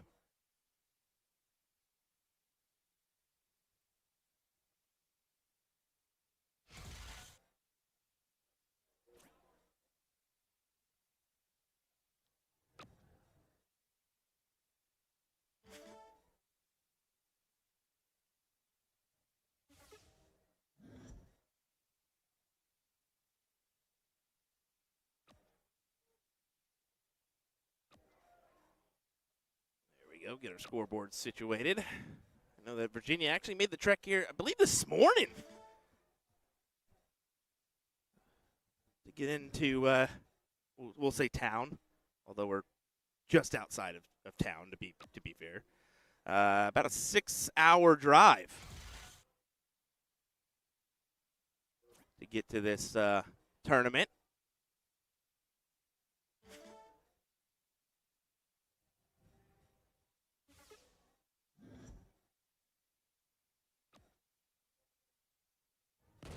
Speaking with Liz and the crew down there for a moment, didn't realize, I mean, Ann or Twin mentioned this yesterday, that Liz has never really played on a Phoenix board, so that was it's a little difficult to get used to right off the bat. And she says it's just different. It seems, I mean, the depth perception's off with the board being sucked in. As I mentioned earlier, it just kind of seems sucked in compared to a Arachnid or Arachnid bull shooter board. Something Liz is more used to than this board. I mean, her go-to is, of course, steel tip, but look at them chug on ahead. 3 houses their way. Don's going to have to elect for the corners, 16s or 15s.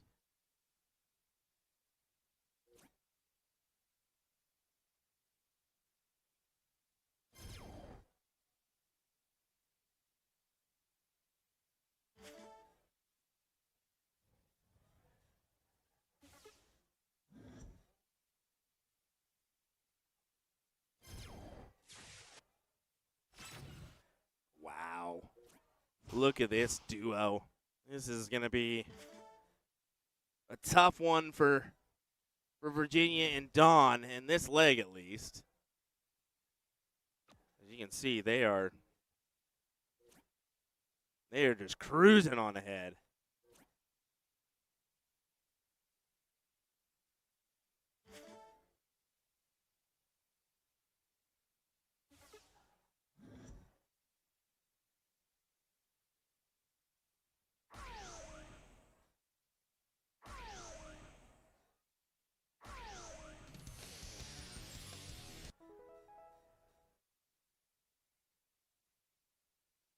There you go. First leg, the way of Davis and Tynan here.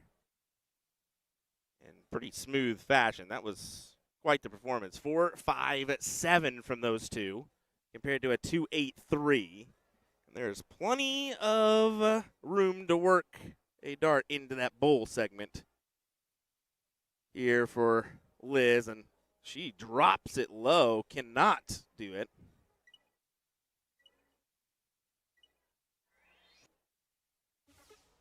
I need to ask Liz about her flights. Liz doesn't always use kites. I believe she uses a standard or a shape.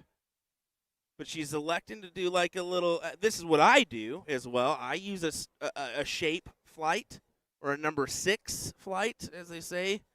And then I transition to a kite flight for soft tip. I'm just trying to remember, I'm almost confident she uses a shape for steel tip. So just a little change there for her is what I'm going to guess. I'll have to ask her about that later. I wonder if Ann's watching or not. Ann, can you confirm that or no? Yeah, Ann is watching. Ann, can you confirm? Does she use the shape for steel tip? Oh, she switched to the all-in-one thing, and it broke yesterday. Oh, that's a bummer. That's a real bummer. I had that happen to me, though, too. I usually use K-Flex on my darts. I broke 3. I've never broken one, and I broke 3 of them last, like a few days before Omaha. And I was like, oh, my goodness, what am I going to do now? I just used my kite flights, and it worked out just fine for me, so whatever. Well, look at them trucking ahead here now. 39 points their way, the 20s and the 19s as well. This is looking pretty strong for a 2-0 win for the team of Davis and Tynan. shape or the smaller one than that? So yeah, the standard would be the bigger flight, and then the shape is technically the smaller one than that.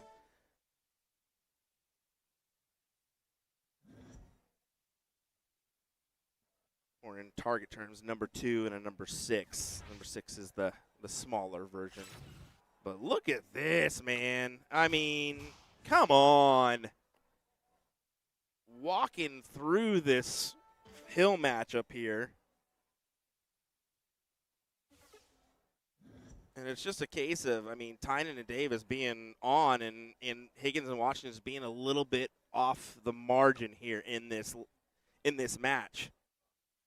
They have been waiting for a little bit of time, but it wouldn't be as significant as if they played that matchup right away and then waited. I think they got called for their hill matchup around 4 o'clock.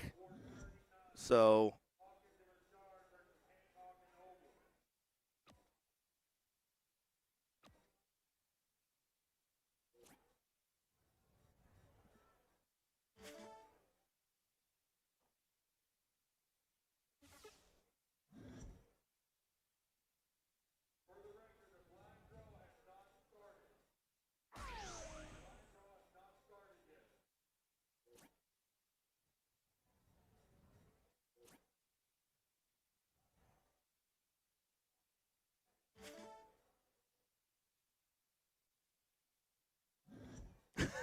Ansys, just in case you wanted to know my setup with some old 25-gram piranhas. I can see that. You know, he used an old set, too, is Robin Curry. Robin Curry has used the same set of darts for like 30 years. It's an old knurled set. None of the knurl is there. It's like literally just a couple lines across the dart, and it's just smooth as could be. It's crazy. Either way, Davis will come in needing just the one bowl to gather the win here. In this queen seat matchup.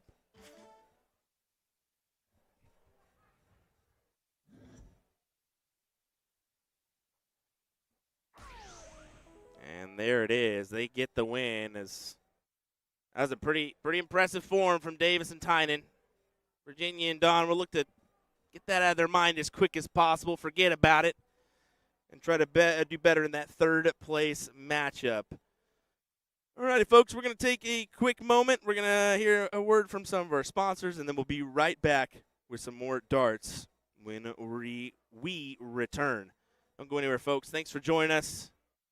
Action from the Oklahoma Throwdown will return here in just a moment. Darts fans, you are in the right place. I am Johnny Clayton, and you are watching USA Darts.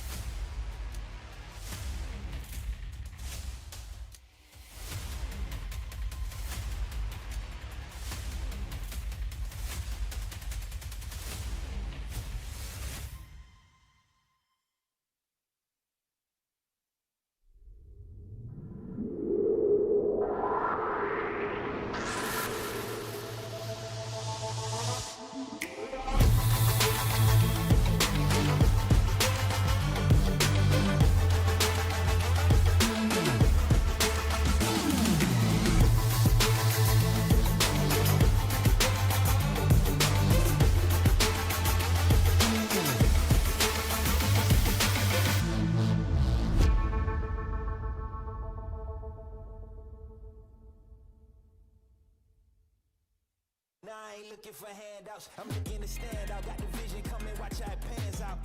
I've been writing my plans down, trying to stay focused, put out the notice. Who the GOAT is, me hands down. Yeah, no time for arguments. I cut out the politics, no. It's all my competence. I could cause your apocalypse. Ambition, it ain't for the weak. Get it even when I sleep. Ready and willing, well, you ready?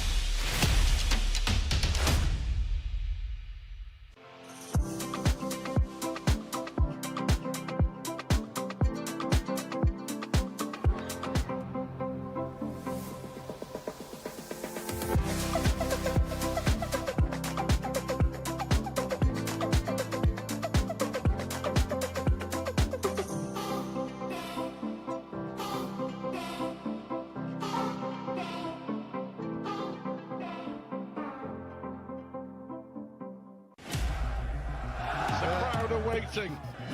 Chance the hometown hero Michael van Gerwen has to take big moments in the final. Van Gerwen in charge. He needs double five.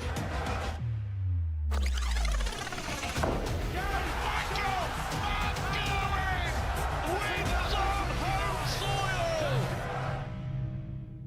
Let me tell you about A to Z Darts. We're a specialty dart store with over 10,000 different products. We create in-depth videos and blogs to help improve your game and showcase our products. We give helpful advice on how to practice darts, the fundamentals of form and mechanics, and how to make better decisions when purchasing your darting equipment. Whether you're brand new or a seasoned player, we try to provide fun and informative content. I'm Jen, the creative director for A to Z Darts. I've been playing for over 10 years, and I've traveled the world competing in and promoting the sport. This is Will. He runs our live streaming company, USA Darts, and travels the globe as well to broadcast major darting events and interview PDC players alike. You'll find over 2,000 different sets of darts on our website. Guessing right now you're pretty interested in our resources? Learn about form, throwing mechanics, practice routines, scoring and grouping, checkout methods, cricket strategy, and much more. Visit a-zdarts.com to take advantage of our blog or follow us on social media at AZDarts today.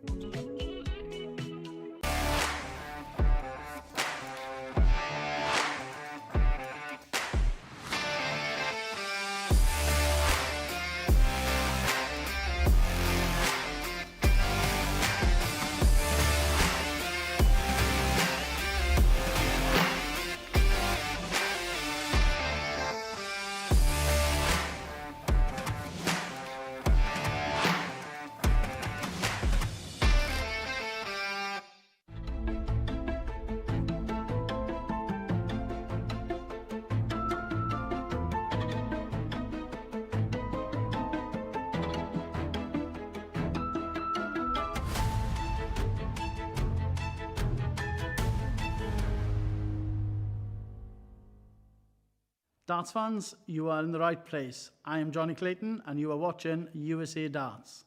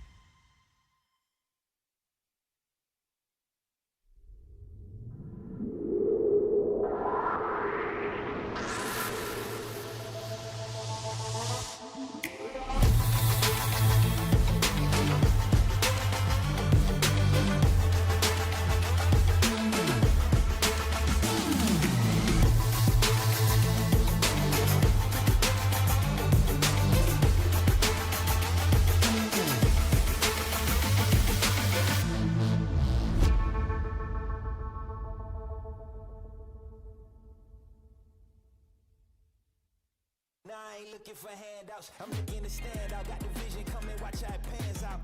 I've been writing my plans down. Trying to stay focused, put out the notice. Who the GOAT is, me hands down. Yeah, no time for arguments.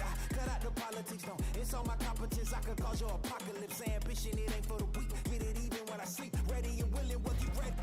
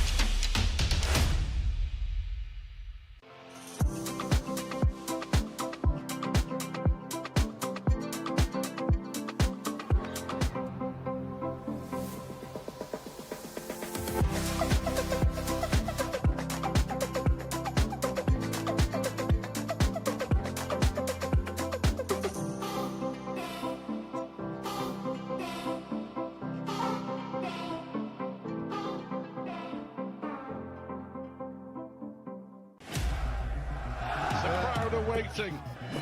Chance the hometown hero Michael Van Gerwen has to take big moments in the final. Van Gerwen in charge. He needs double five. Michael Van Gerwen wins on home soil.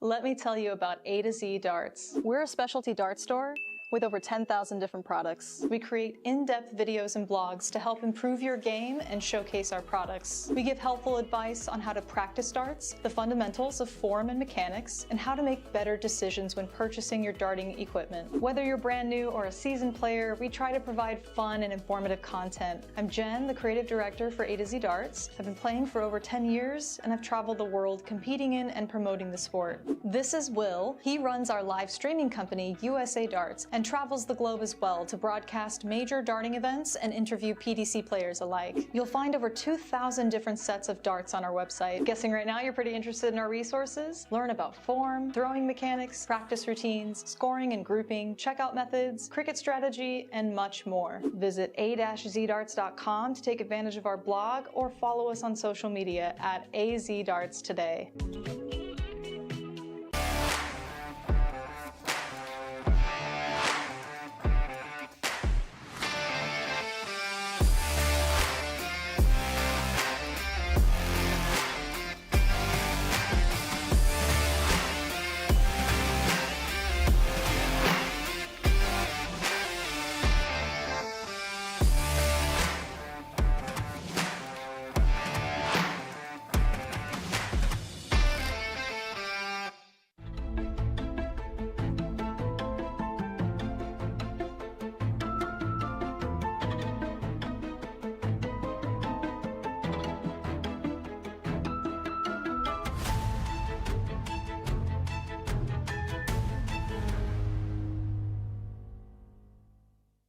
Darts fans,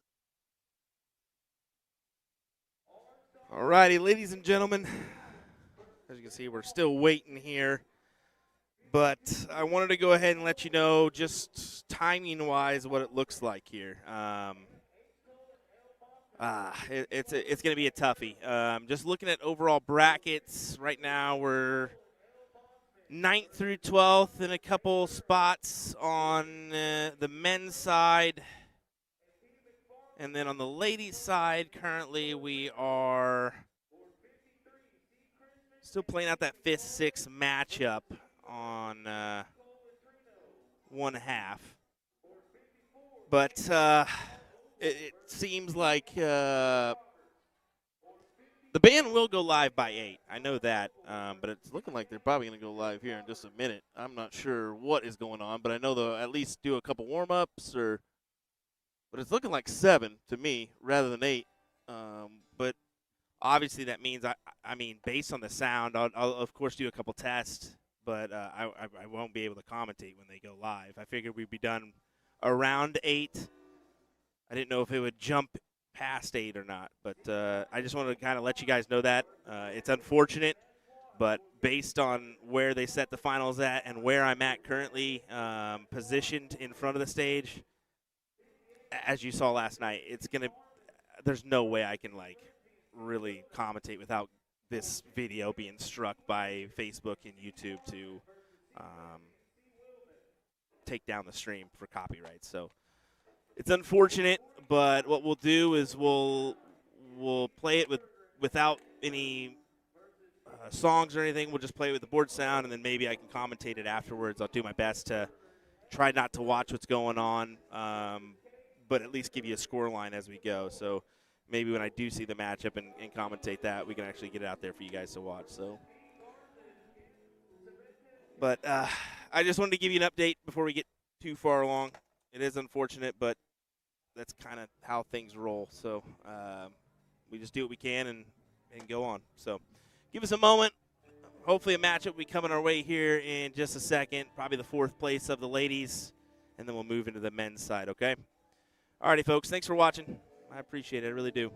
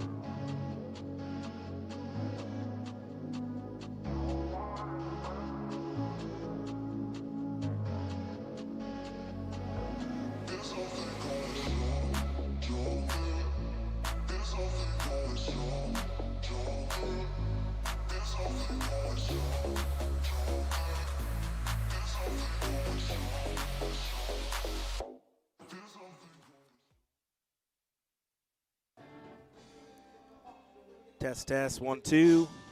Just checking them. I'm gonna go back on YouTube, see how loud everything is in the background. Band definitely started early. They kicked off, I guess, at 7. I thought it was gonna be 8, but I'm gonna go ahead and I'll check YouTube, see what that background sound exactly sounds like. See if we'll get kicked or not. But we'll go with this to start, and if we can potentially give you some commentary, I will. I definitely will, because I know you guys want that. So let me go back and see how loud it is in the background, folks.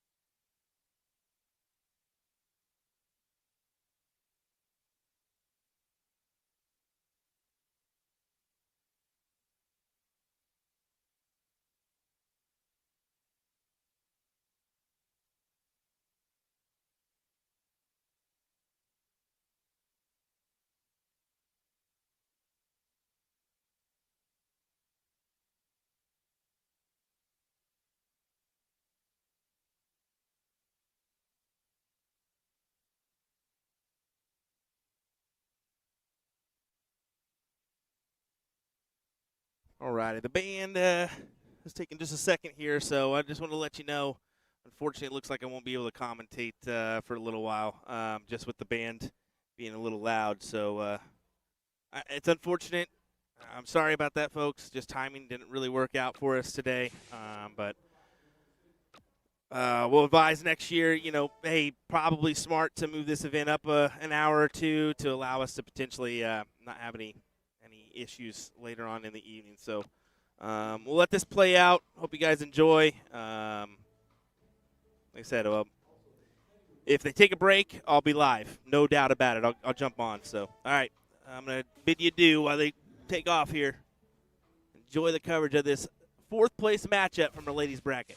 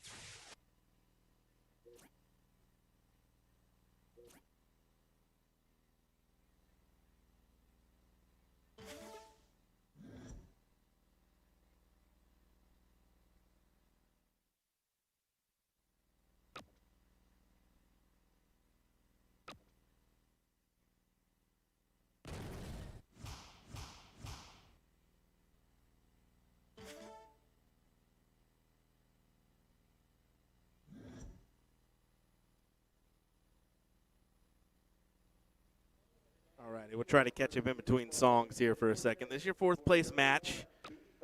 Lysak and Lysak looking in a good position to take this win here, needing just 2 bulls to advance into that 3rd place matchup between Higgins and Washington. Again, folks, I do apologize for lack of commentary, but just unfortunate with where we're currently set up in regards to the stage. So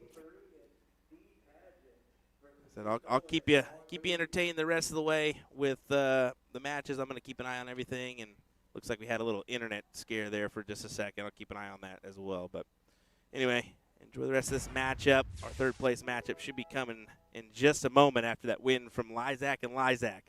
So don't go far. That should be coming our way here next.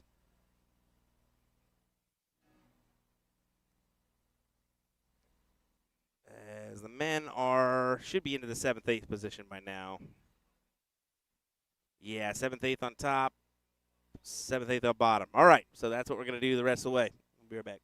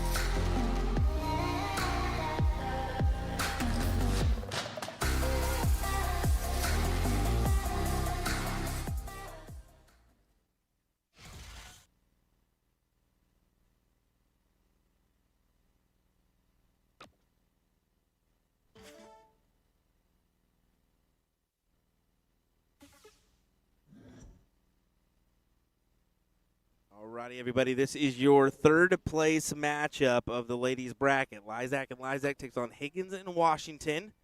Winner will advance to take on Liz Tynan and Christy Young in the finals. That's right. We're going to have that one coming your way here shortly. Well, at least wanted to kind of acknowledge who's playing here before the band kicks back on for their next song. Sit back and enjoy the action. We're going to keep you entertained. We may have to refresh our stream here in a little bit. Probably try to let the women's final play out before we do that and work our way into the men's, but it'll depend on where we're in the bracket. But we got about an hour and a half before we need to refresh Facebook feed. So, alrighty, band's about to play again. Enjoy this matchup, folks.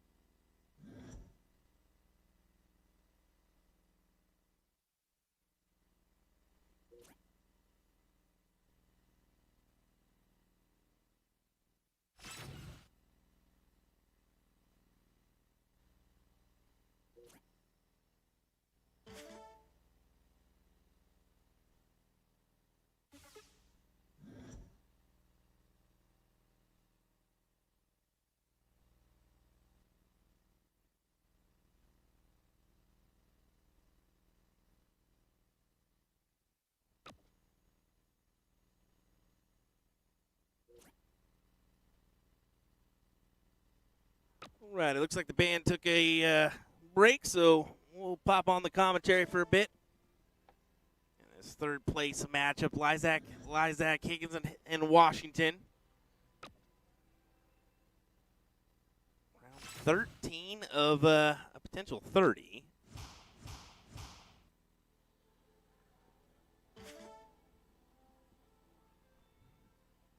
Lysacs take the advantage on points, but in a tight spot, as you can see Higgins going ahead and attacking the 15s early there.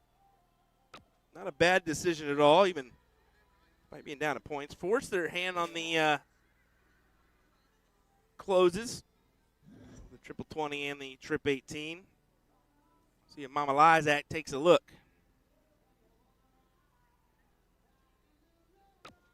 She elects for her own wedge and goes to the 16s.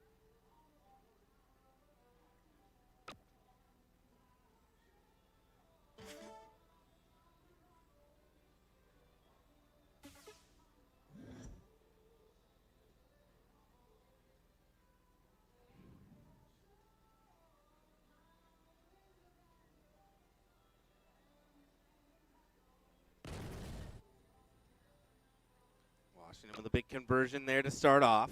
Do you even look to the 16s? Yes, she does. She chooses to take a chance. It's only a single, but it's a good play.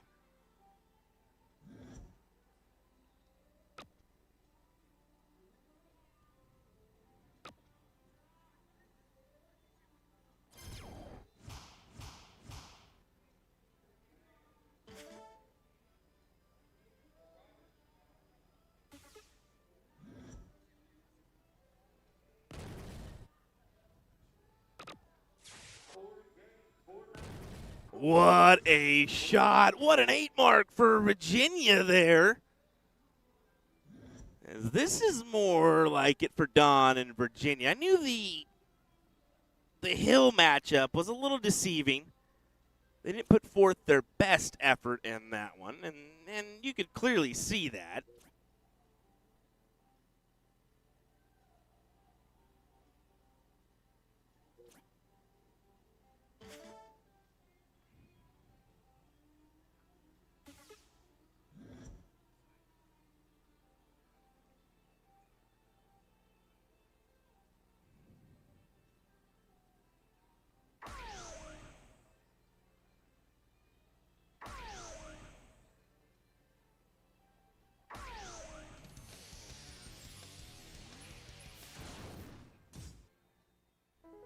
There you go. Solid hat trick. Gets the leg for Higgins and Washington. You can tell they really want to fight back and potentially make this final a little interesting with Liz and Christy Davis.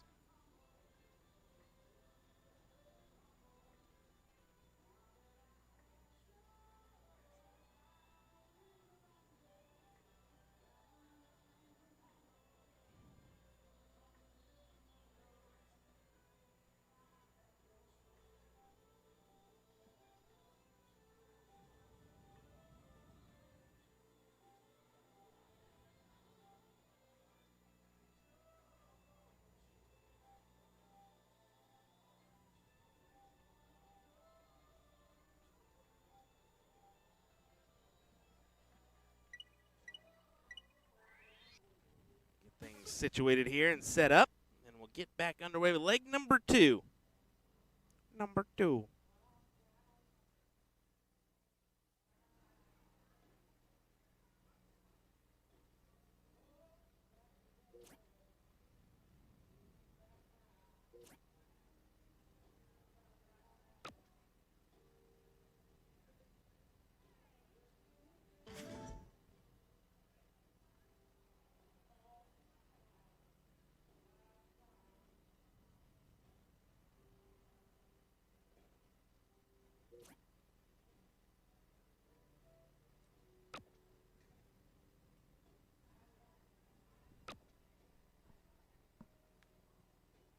They both left room for more.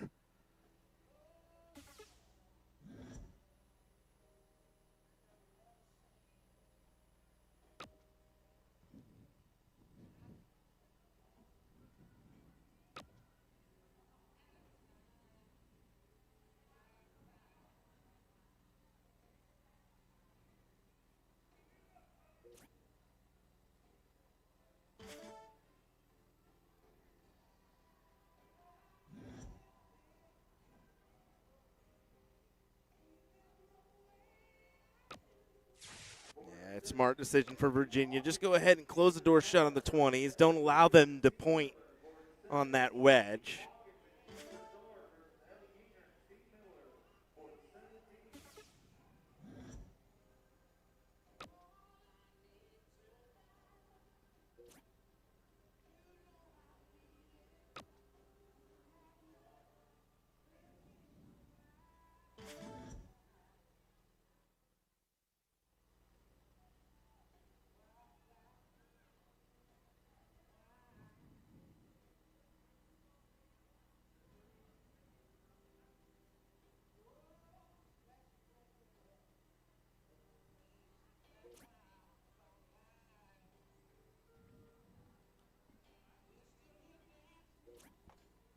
Gosh dang it.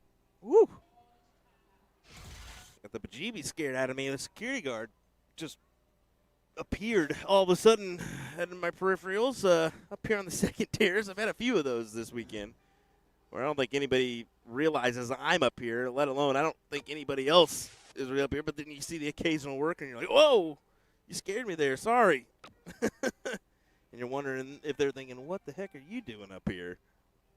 Well, I'm working. That's what I'm doing.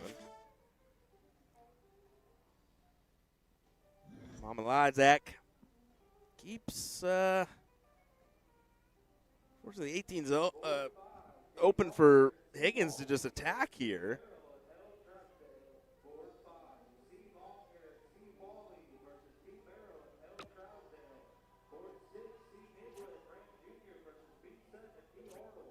And she can't do it. Only the single mark. And you can see back there, Christie's hands go to her head knowing that they just left the opportunity open for Lane and Jen.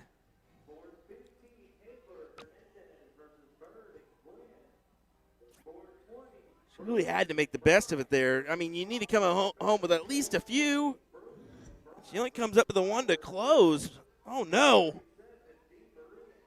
We'll see what Dawn elects to do. Does she try to close here, or does she decide to grab another wedge? It looks like another wedge is going to be, yeah, her decision. Probably the smarter of the two options. But she does go ahead and close with the last two. After that first start miss, yeah, I can't blame her for maneuvering up.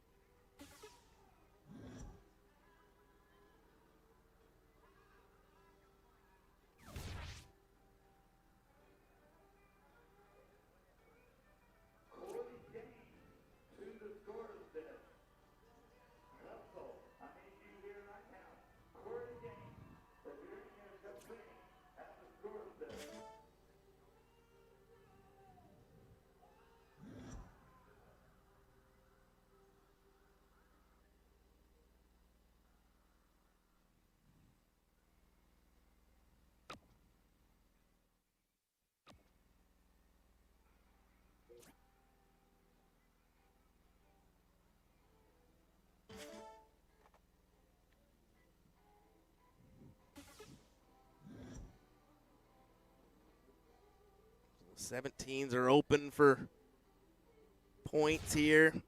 And immediately Lane finds a triple.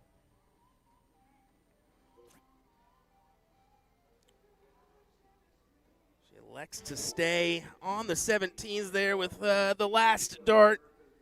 You could be tempted at the 15s with that easy transition over, but I think that call at the end of the day is the right one. You're down 1-0 currently. You need to put as much as you can on this board, as many points as you can on this board, to lock in a last leg decider and push forward, potentially go to that final. I do need to ask, I mean, total prize funds here, what we're kind of talking about, but I know they're going to be pretty hefty.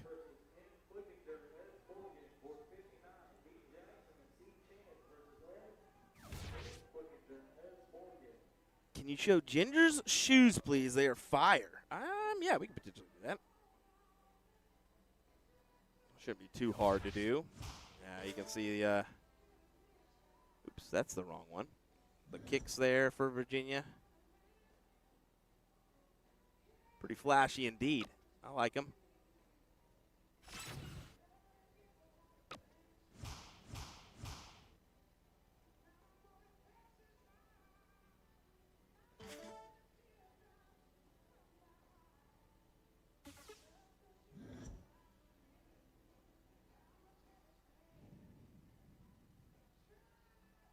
A good matchup going on over on 17. LJ Yinger, Colton Miller taking on Glenn Richard and Daniel Hawkins. Nice to see the Hawk back involved in this game. Last time I seen him was a few years back at the EDA event. So it's been a minute.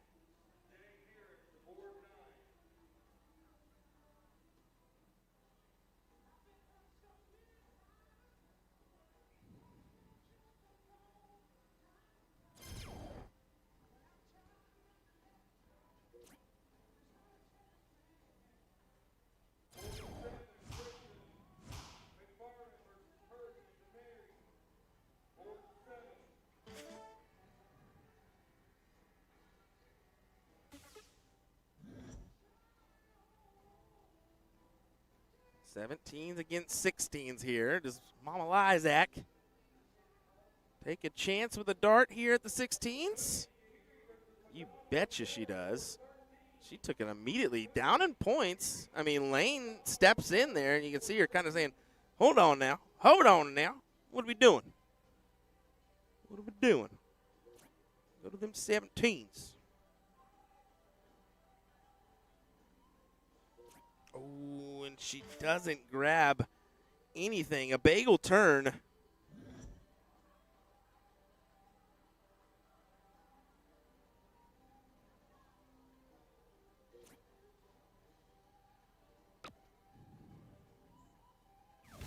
Oh, massive last dart for Virginia. Huge last dart. You can see Christy supporting her in the background.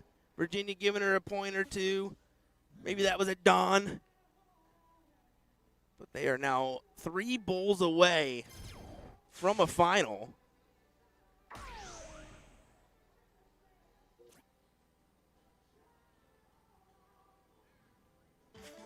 Let's see if they can do it. We'll take a zoomed in look for Dawn's throw at the Bulls here.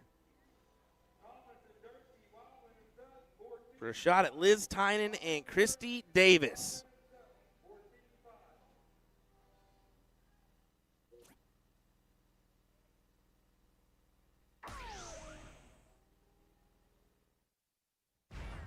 She works off that barrel and finds the double. Big hit for Dawn as Virginia dang near takes her out with a little chest bump there. I like it.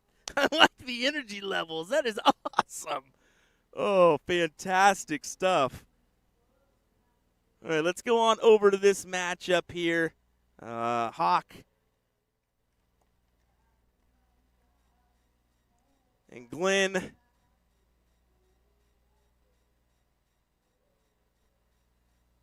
See where we're at. I don't know the score line, but we can guess, right? Huge 7 there for Hawk.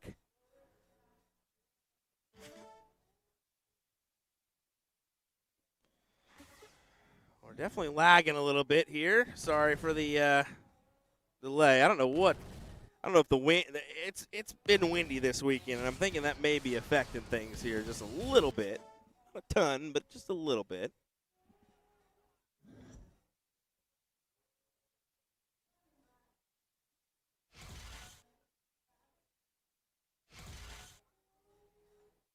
One, two. Moves upstairs to try to grab a trip 20.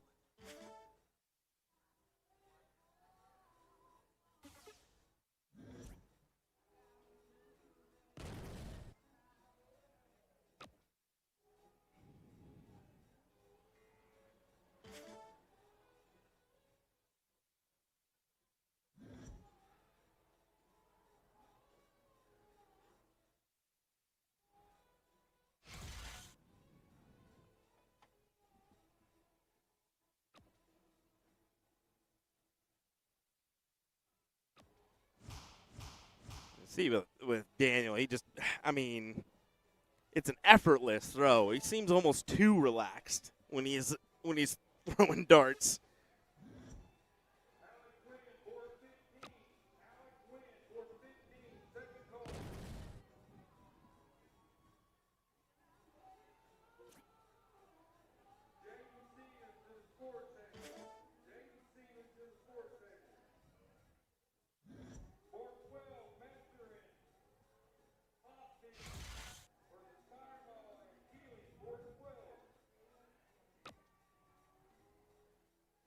Lots of tight back and forth, and you can see Glenn electing to go ahead and close the doors despite being down 3 points.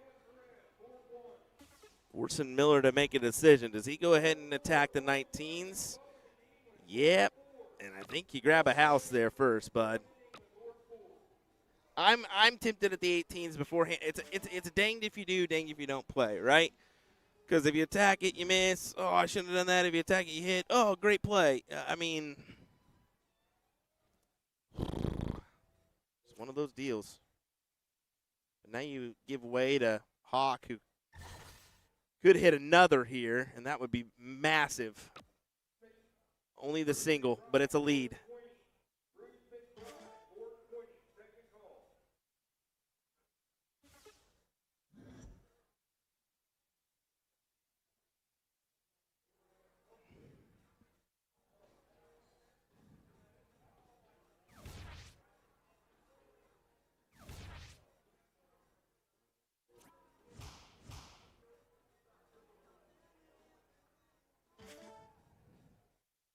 Christie back there getting it. I believe that final will be called on board 18 as they're warming up over there. That will take precedent over this match, being that it is a final.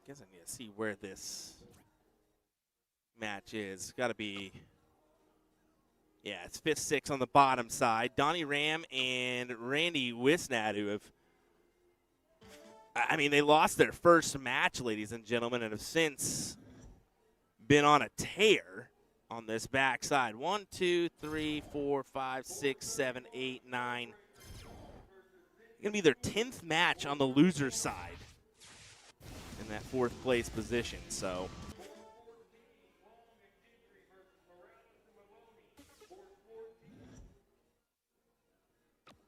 quite the run for Donnie Ram and Gaeta.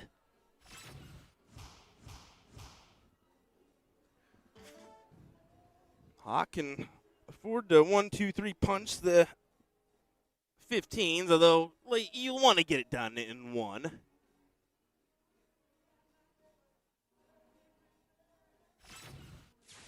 Yep, first dart into the trip 15. You can almost sense Yinger and Miller. I think they already know what's going to happen here, although it did not. Slim to a little chance of escaping this leg. She can hammer the bull.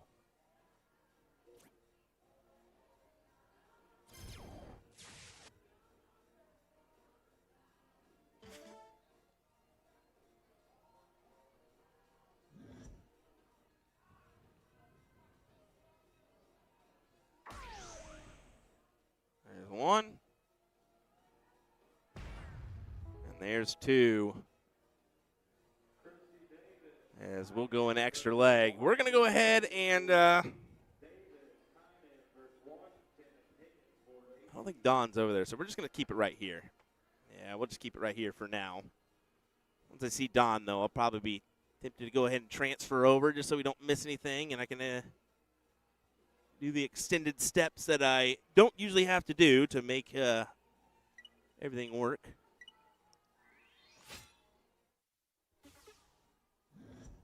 We're either a 1-0 or a 1-1 scoreline here.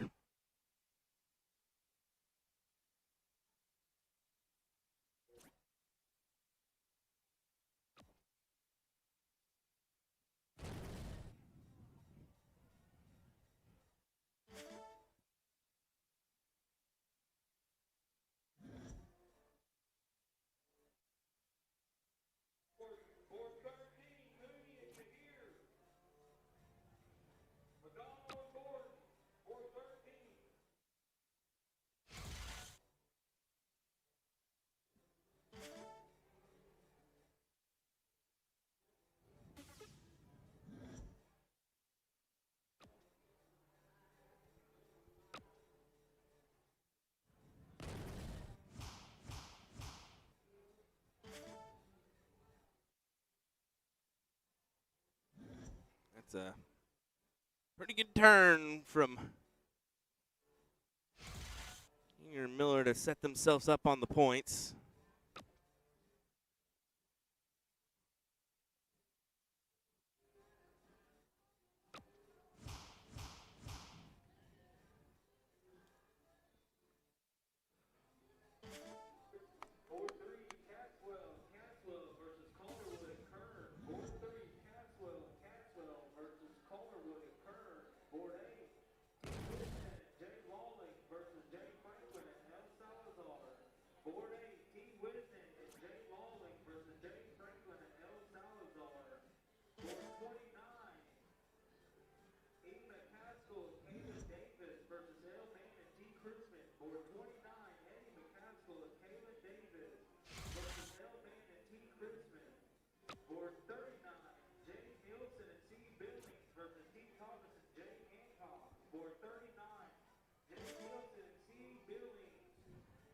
Neck and neck, the 20s and 19s. Who's going to take the swing? They're getting started over on our ladies matchup, though. So I'm going to go ahead and kick it on over, folks. This is just a 5th-6. This one is a final, though, so that's going to take our precedent, no doubt. We maneuver everything over, so we are good to go.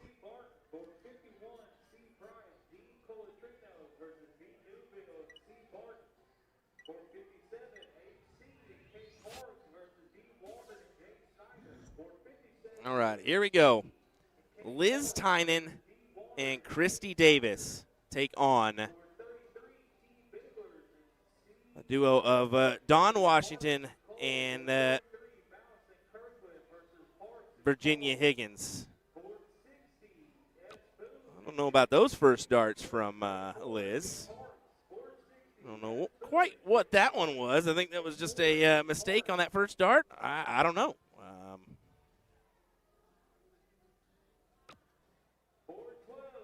Either way, we'll get our scoreboard posted up here.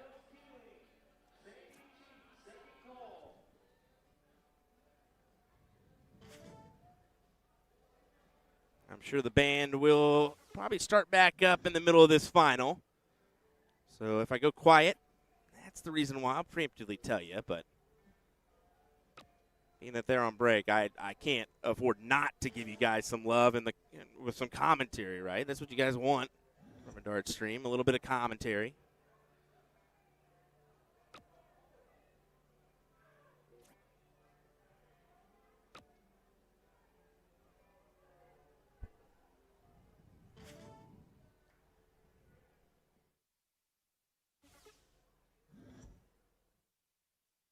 Tynan's going to get away with them. First dart's got to be 20. There you go. Takes care of that one. And a huge last dart. Finding the 19.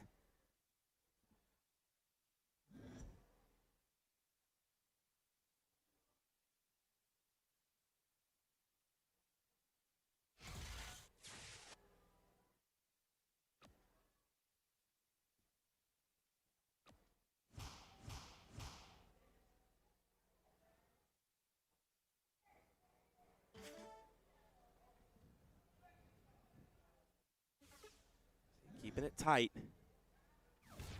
And Christie goes ahead and contests the 17 there, and I love the shot. I love that. You'd be tempted at the 18s, but the smarter play is to go ahead and take your shot at the 17s and make it hurt, right? Force them to a new wedge. I think for a long time I didn't understand that. I'd be moving. Or I would say they got an X on it. I'm going to try something else. When really, you probably should contest that number and force their hand. Yeah, you could come up short with a 1, 2, 3, and oops, but you closed it. So they've got to maneuver. Either way.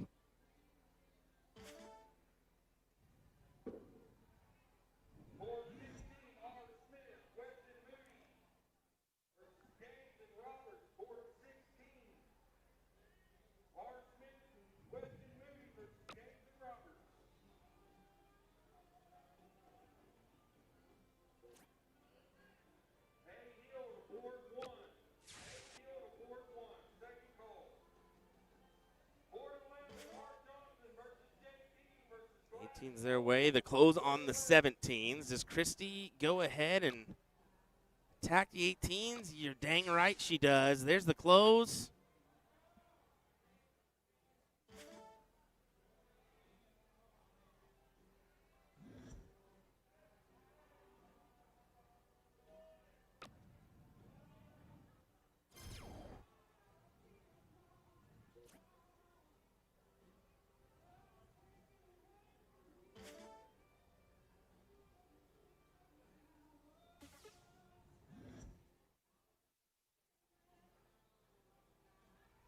You got to grab the 15 in my eyes, but Liz is going to contest on the 16s. Got to keep it straight.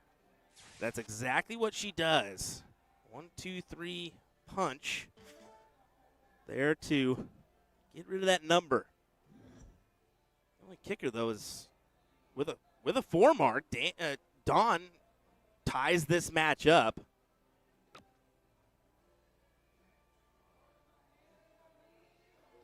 That's where I'm kind of like, I don't know about the 16s there. Yep, there you go, 4 mark. Liz and Christie have just a moment to confirm what they're going to do here. As Christie should go ahead and leave this to Bowles. Go ahead and take out the 15s first. Oh, boy. Oh, boy. You can't do that one. Just the single. So she does not get rid of that number. And now, Virginia, I don't move off the 15s. You stay right there.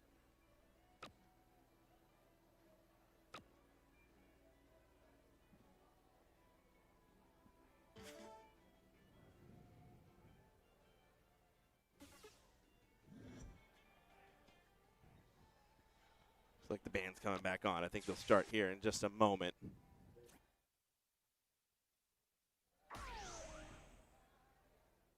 Anyway, reminder, Liz and Christie will have to be double dipped in order to miss out on this final, so could potentially go 2 sets. A best of 3 format. After this final, I'm going to have to refresh our Facebook feed just to preemptively tell you, so if I'm not able to inform you, I'll do it in the chat, and then I'll refresh Facebook. YouTube will stay active, so head on over to YouTube and enjoy that broadcast if you're watching live.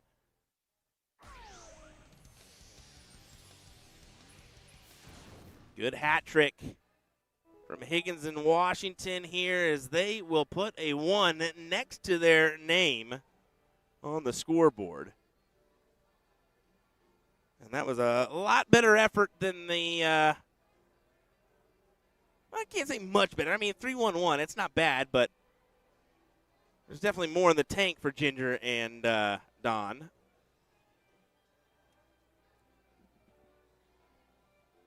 But a little bit better than that queen seat matchup, no doubt.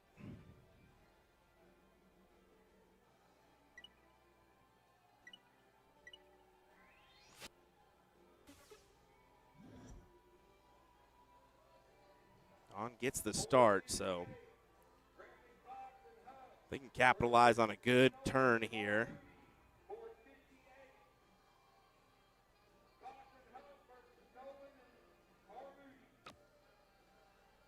I think 4 mark minimum, 5 would be great. Can she find the triple bet here? She cannot. Just the 3 singles.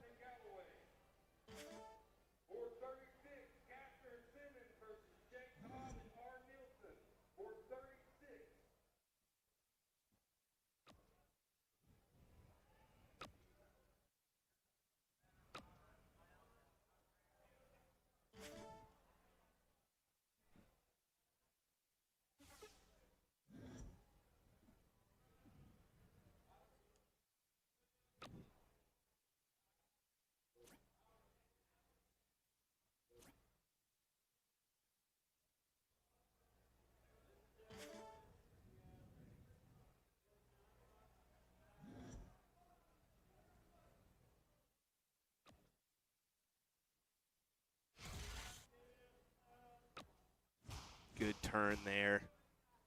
5 mark on the 19s. Gives them that 95-20 advantage.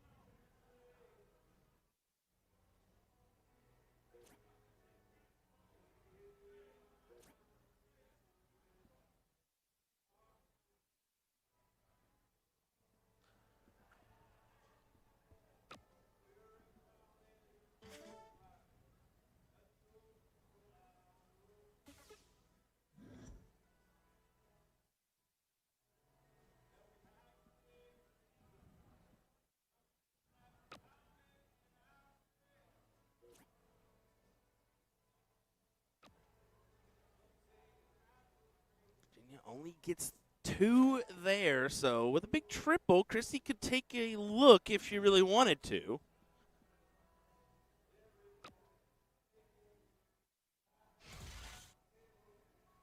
Doesn't even take a glance at the 20. Stays right there for a massive 7. That was big time there for her.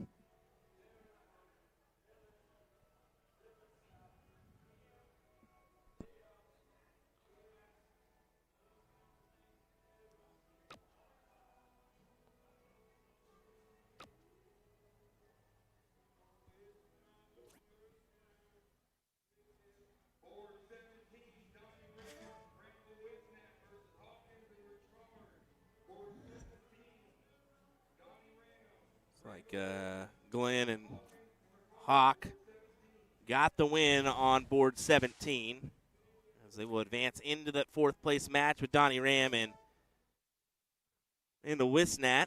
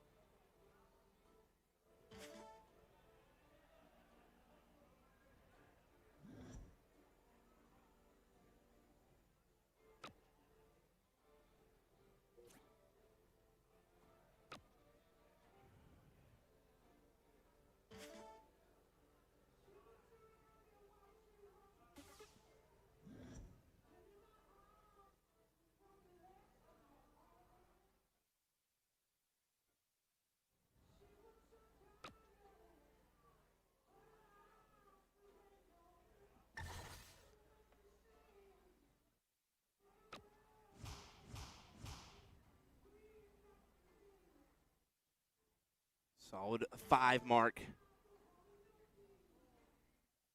Keep her within reach of this 247 scoreline. The only downside is that they have the X on the 18. So you can see, yeah, Tynan wastes no time going at the 18 there to go ahead and put that X or that line through that number, close it off.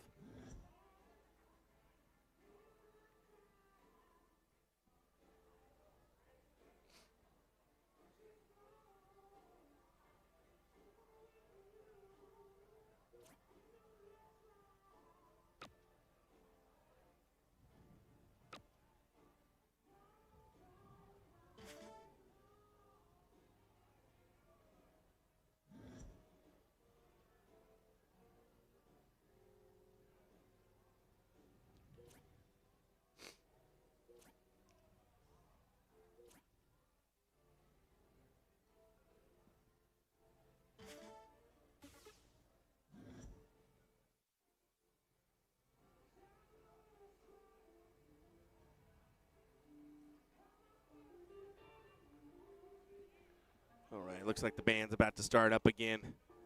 I'm going to go quiet here for a bit to let them continue on so we don't get a copyright strike. But enjoy this final, folks. Be back hopefully here in a minute.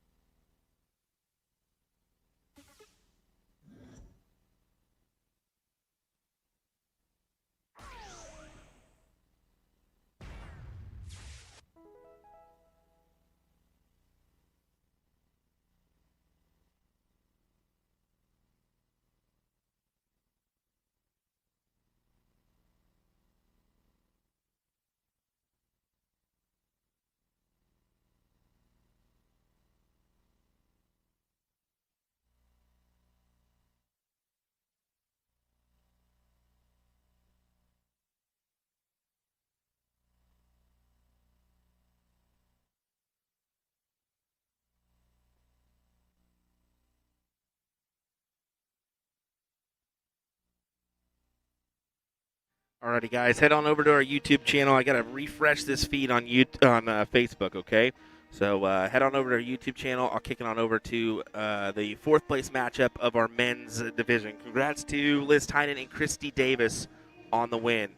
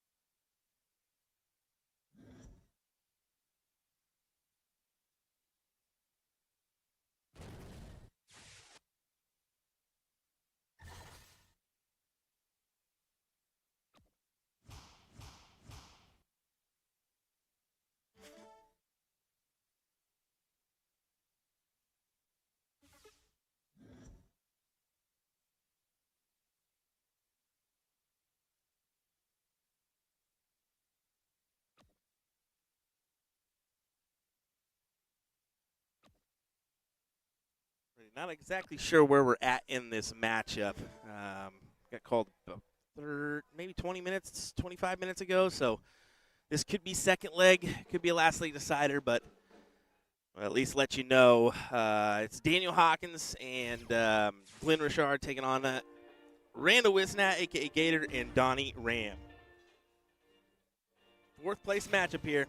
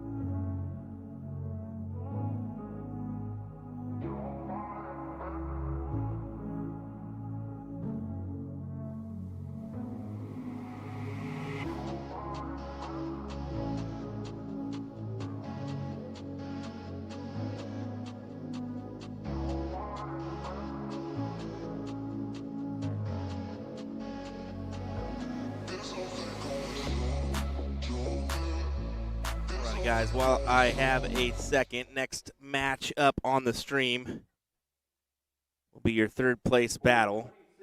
That'll be Daniel Hawkins, Glenn Richard taking on Spears and Galloway. So I wanted to at least let you know that while the band's on break here.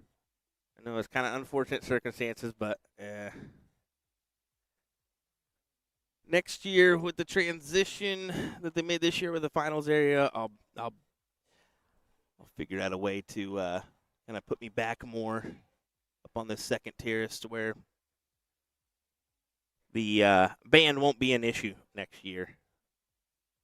So, unfortunate, but it is what it is. So I hope you guys are enjoying the action here. We got a third place match and our final after that, and then we'll conclude our coverage here on our Saturday night at the Oklahoma Throwdown. There's still the blind draw going on in the background, but we won't be covering any of that. We'll be getting ready for the youth adult and the main event tomorrow. That'll be our plan. So, folks, appreciate you stopping in. William Stewart here of USA Darts. A couple more matches left.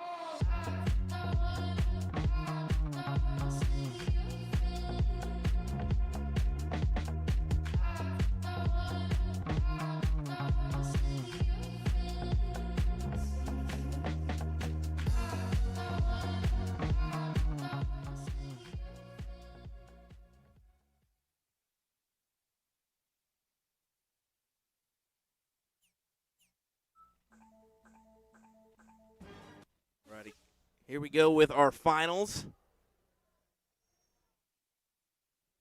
Or sorry, not finals. This is our third. But here we go with our third place matchup. Cut from there, Tommy. Here we go with our third place matchup of our men's doubles cricket bracket. Got Galloway and Spears taking on Richard and Hawkins here in this one. In the king seat is Mike Maloney and Ram Gravara, of course. So we'll see where we end up.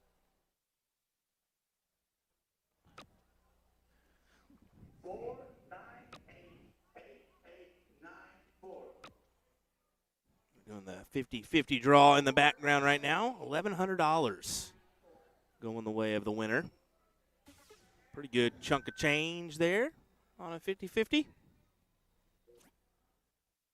Jim Spears here trying to attack those 20s. Does convert on that last dart.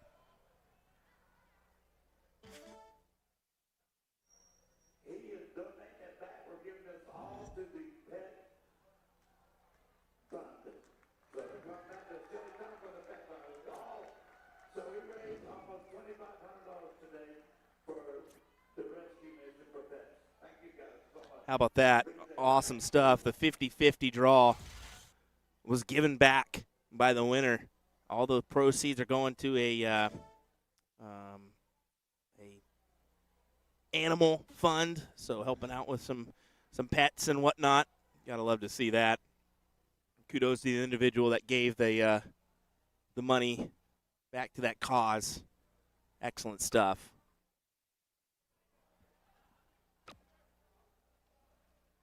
Well, I believe we have a few more moments before the band gets back underway. So what we'll go ahead and do is keep on commentating here. Give you guys as much coverage as possible. I know it's unfortunate how timing worked out here, but like I said, we take notes and give advice for next year to each tournament. And we also take notes ourselves and kind of, hey, maybe we shouldn't set up here, set up a little bit in a better position. That would help out with streaming. But anyway, right to the 17s of Spears, on to the 18s. How about this display from Jim? Really lunges with that last dart, but it works out for him.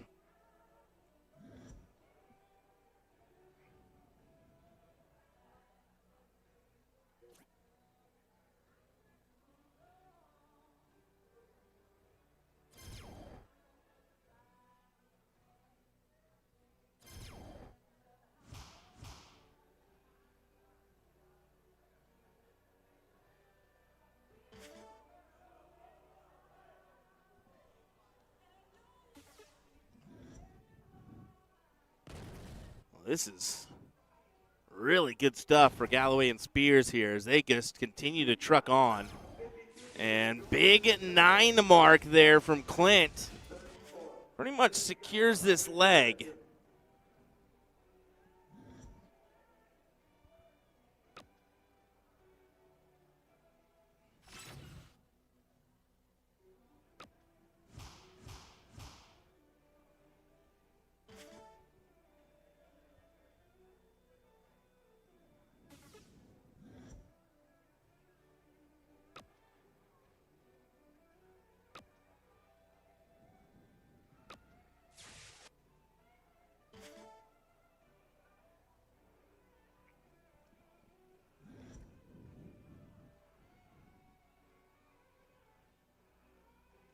Options make sense. Is the bull here for Hawk?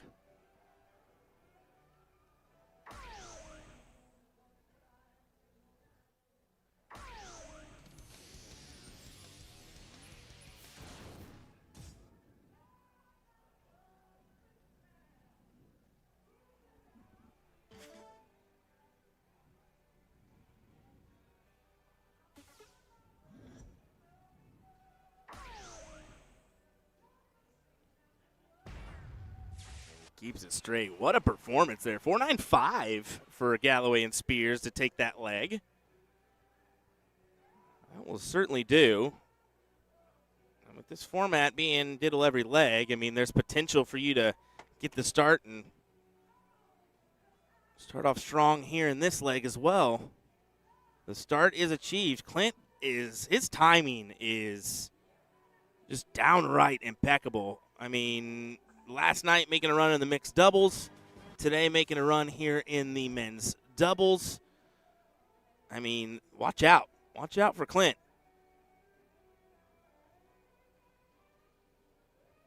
Although I think the one thing that he doesn't have a rocket for him, he's a freaking lefty. Learn to throw right. Learn to throw right. Or just keep throwing left because it seems to work out for you. Big 9 mark for Clint. Huge 9 mark to be exact. I mean, you start off like that, it's promising to get the job done here. But Glenn, an option to return the favor.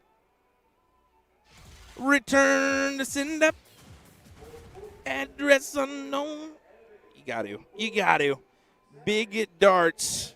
Back-to-back 9s. I hope I just made all of you laugh with that.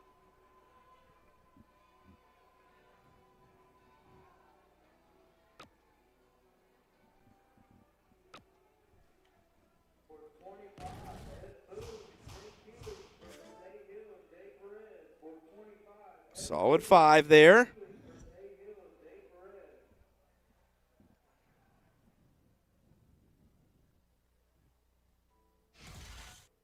Hawk needs to keep it in that trip 19 bed. Does he take a look? He does. Just short, but it's a good 7. What a start to this leg. What a start to this leg indeed. 7-0, 8-0.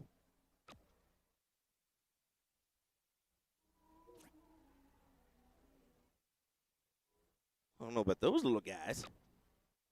That was a real bummer turn from Clint. Nowhere near the triple 20. All those darts really, dart 1 and 3 falling short.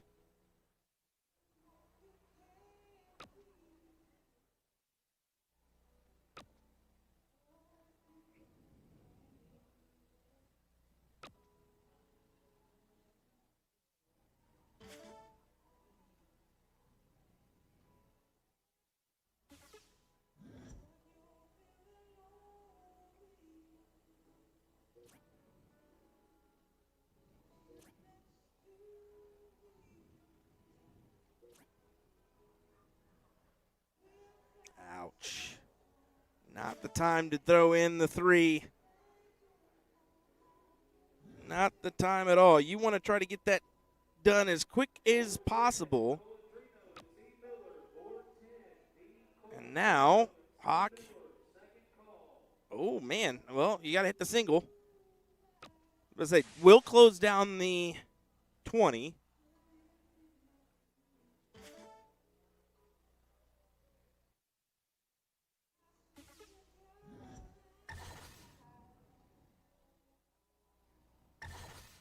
And then right back into the triples for Clint.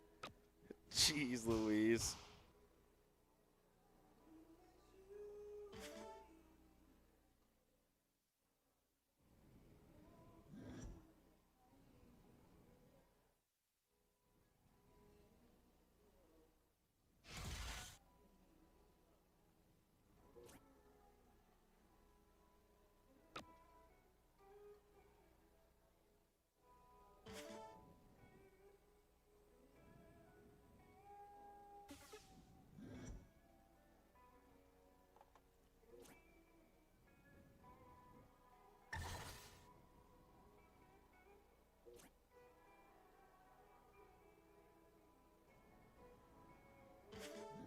The frustration there from Jim. Only capitalize on the successful 1 dart.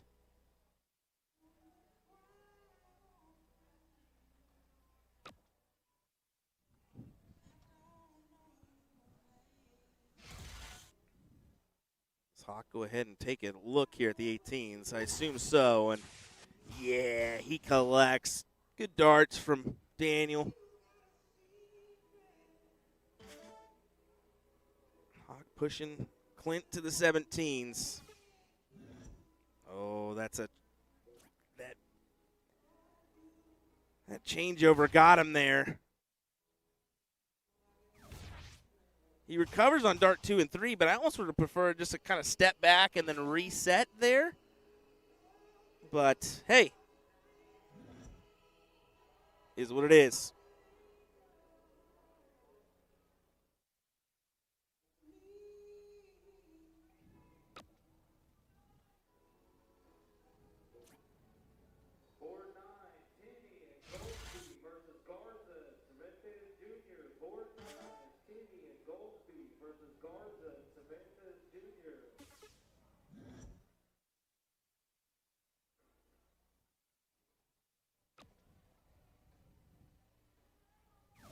Can Jim produce a few triples after that first start marker? Only the one, but it's just enough to grab that lead for just a second.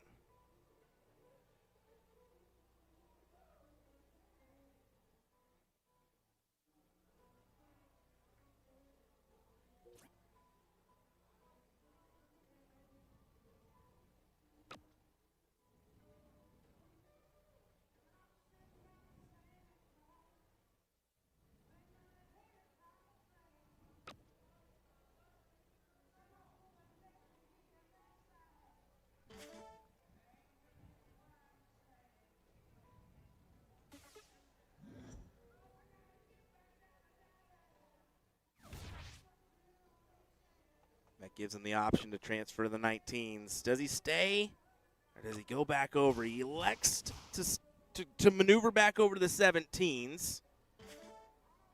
This being so tight, that's the smart play.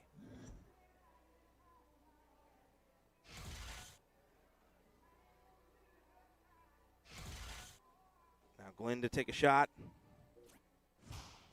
He's just outside into the trip 6, or trip 2, 4 of 6.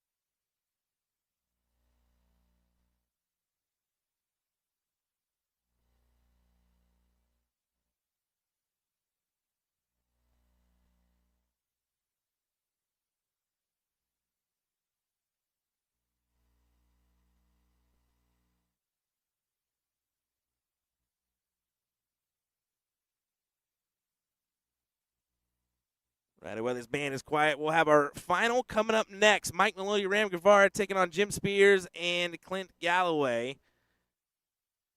Hope you guys are ready. I certainly am. Wait for this one to these guys to get up to the boards and get a few practice starts, and we'll get underway with this final here in just a moment's time. Thanks for joining us for our coverage of the Oklahoma Throwdown at the Grand Casino here in Shawnee, Oklahoma. Stay right here for this matchup to come. Going to be a good one. I have no doubt in my mind. A little bit of a extended break for Ram and Mike. So let's see if they can quickly get after it against two guys that are slanging right now in Clint Galloway and Jim Spears. We'll be right back.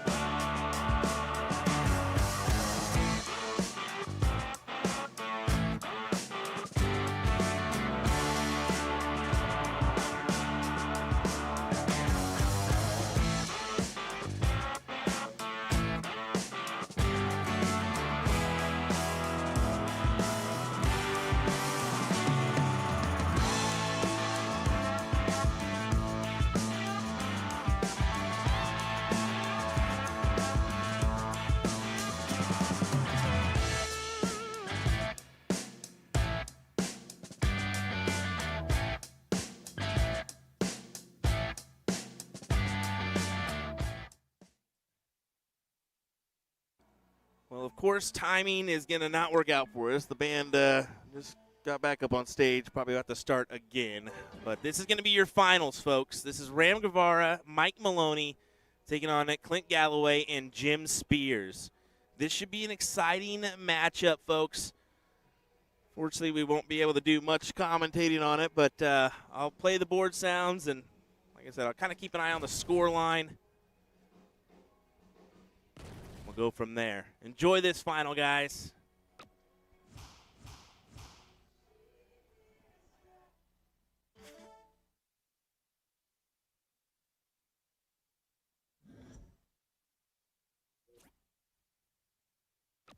Reminder, Maloney and Ram have to be double dipped here to lose out on this one.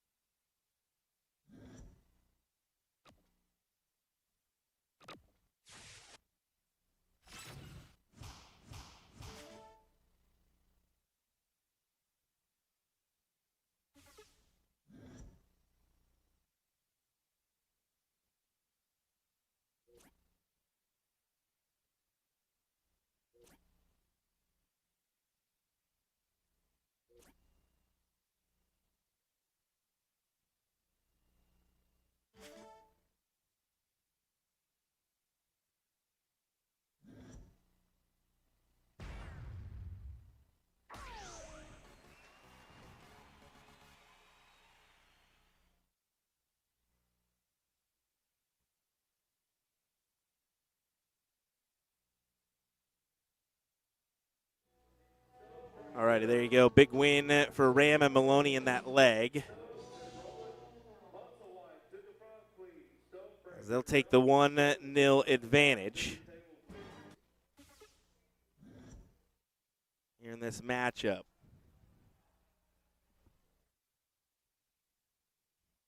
And they get the start here, too. That's going to be a big-time advantage here.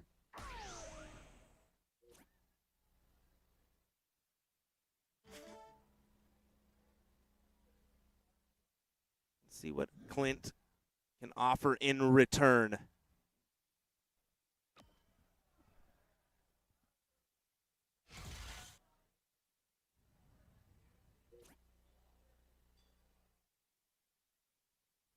as much as he would damage as he would like to have had there. Especially with Maloney behind you. Going to take a look at the 19s. Dart 2. And on to the 18s.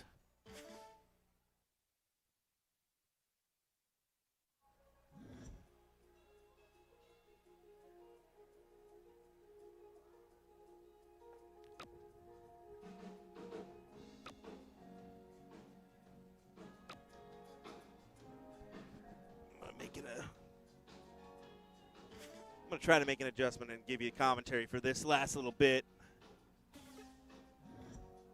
If I got to take it out in post, I will. Heck with it. We're gonna run with it. 80 plays 19 here.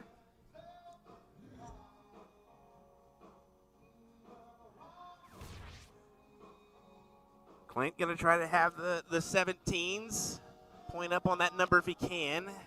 It's only a single 17. So 80 plays 36. Mike, I mean, this is going to be a classic Mike. Triple. Surprised he didn't follow it with 2 triples, to be fair. I figured it was going to be a classic trip 17 onto the 16s and 15s, but not the case for Mike. But one step closer to the win here, and a pretty good chunk of money for Maloney and Ram. I don't know the exact figures on the prize payouts, but probably going to be about $1,000 a piece, if not a little bit more than that. Good 7.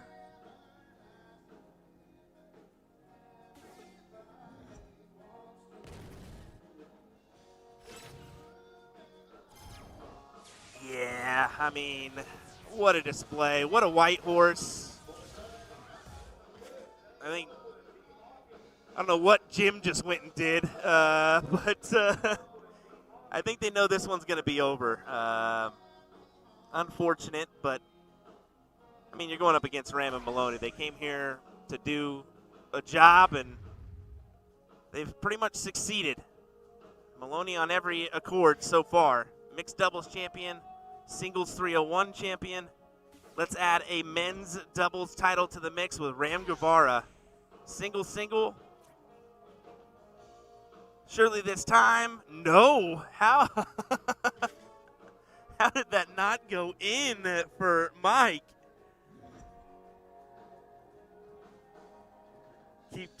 Just keep talking loudly, and the music is not existent exactly. Aaron, they were just warming up last time, so it's you can see it's pretty loud in here with the band. So I just hope that we don't get a big strike. But one bull and some points does it for Ram. There you go. Your champions of the men's doubles, Ram Guevara and Mike Maloney. Congratulations, fellas. Congratulations to a good run for Clint Galloway and Jim Spears on the day. They really had a good one there, and they'll take home a good chunk of money as well. Alrighty, folks. Well, that's going to do it for us tonight. We've got the blind draw going on in the background, but we'll go ahead and put our focus on tomorrow's youth event, and then the main event before we tear down and head home tomorrow evening. So thanks for joining us. We appreciate it. I do apologize once again for the lack of commentary towards the later stages of this bracket. Just as you can tell with the noise behind me, it's a little tough to do commentary. I literally got my hands over my mic right now to try to muffle things as much as possible. So thanks for joining us, folks. We appreciate it. Come join us tomorrow. I think 11 a.m. is when the youth adult starts, so we'll start around then as well. Take care. Good night. We'll see you tomorrow.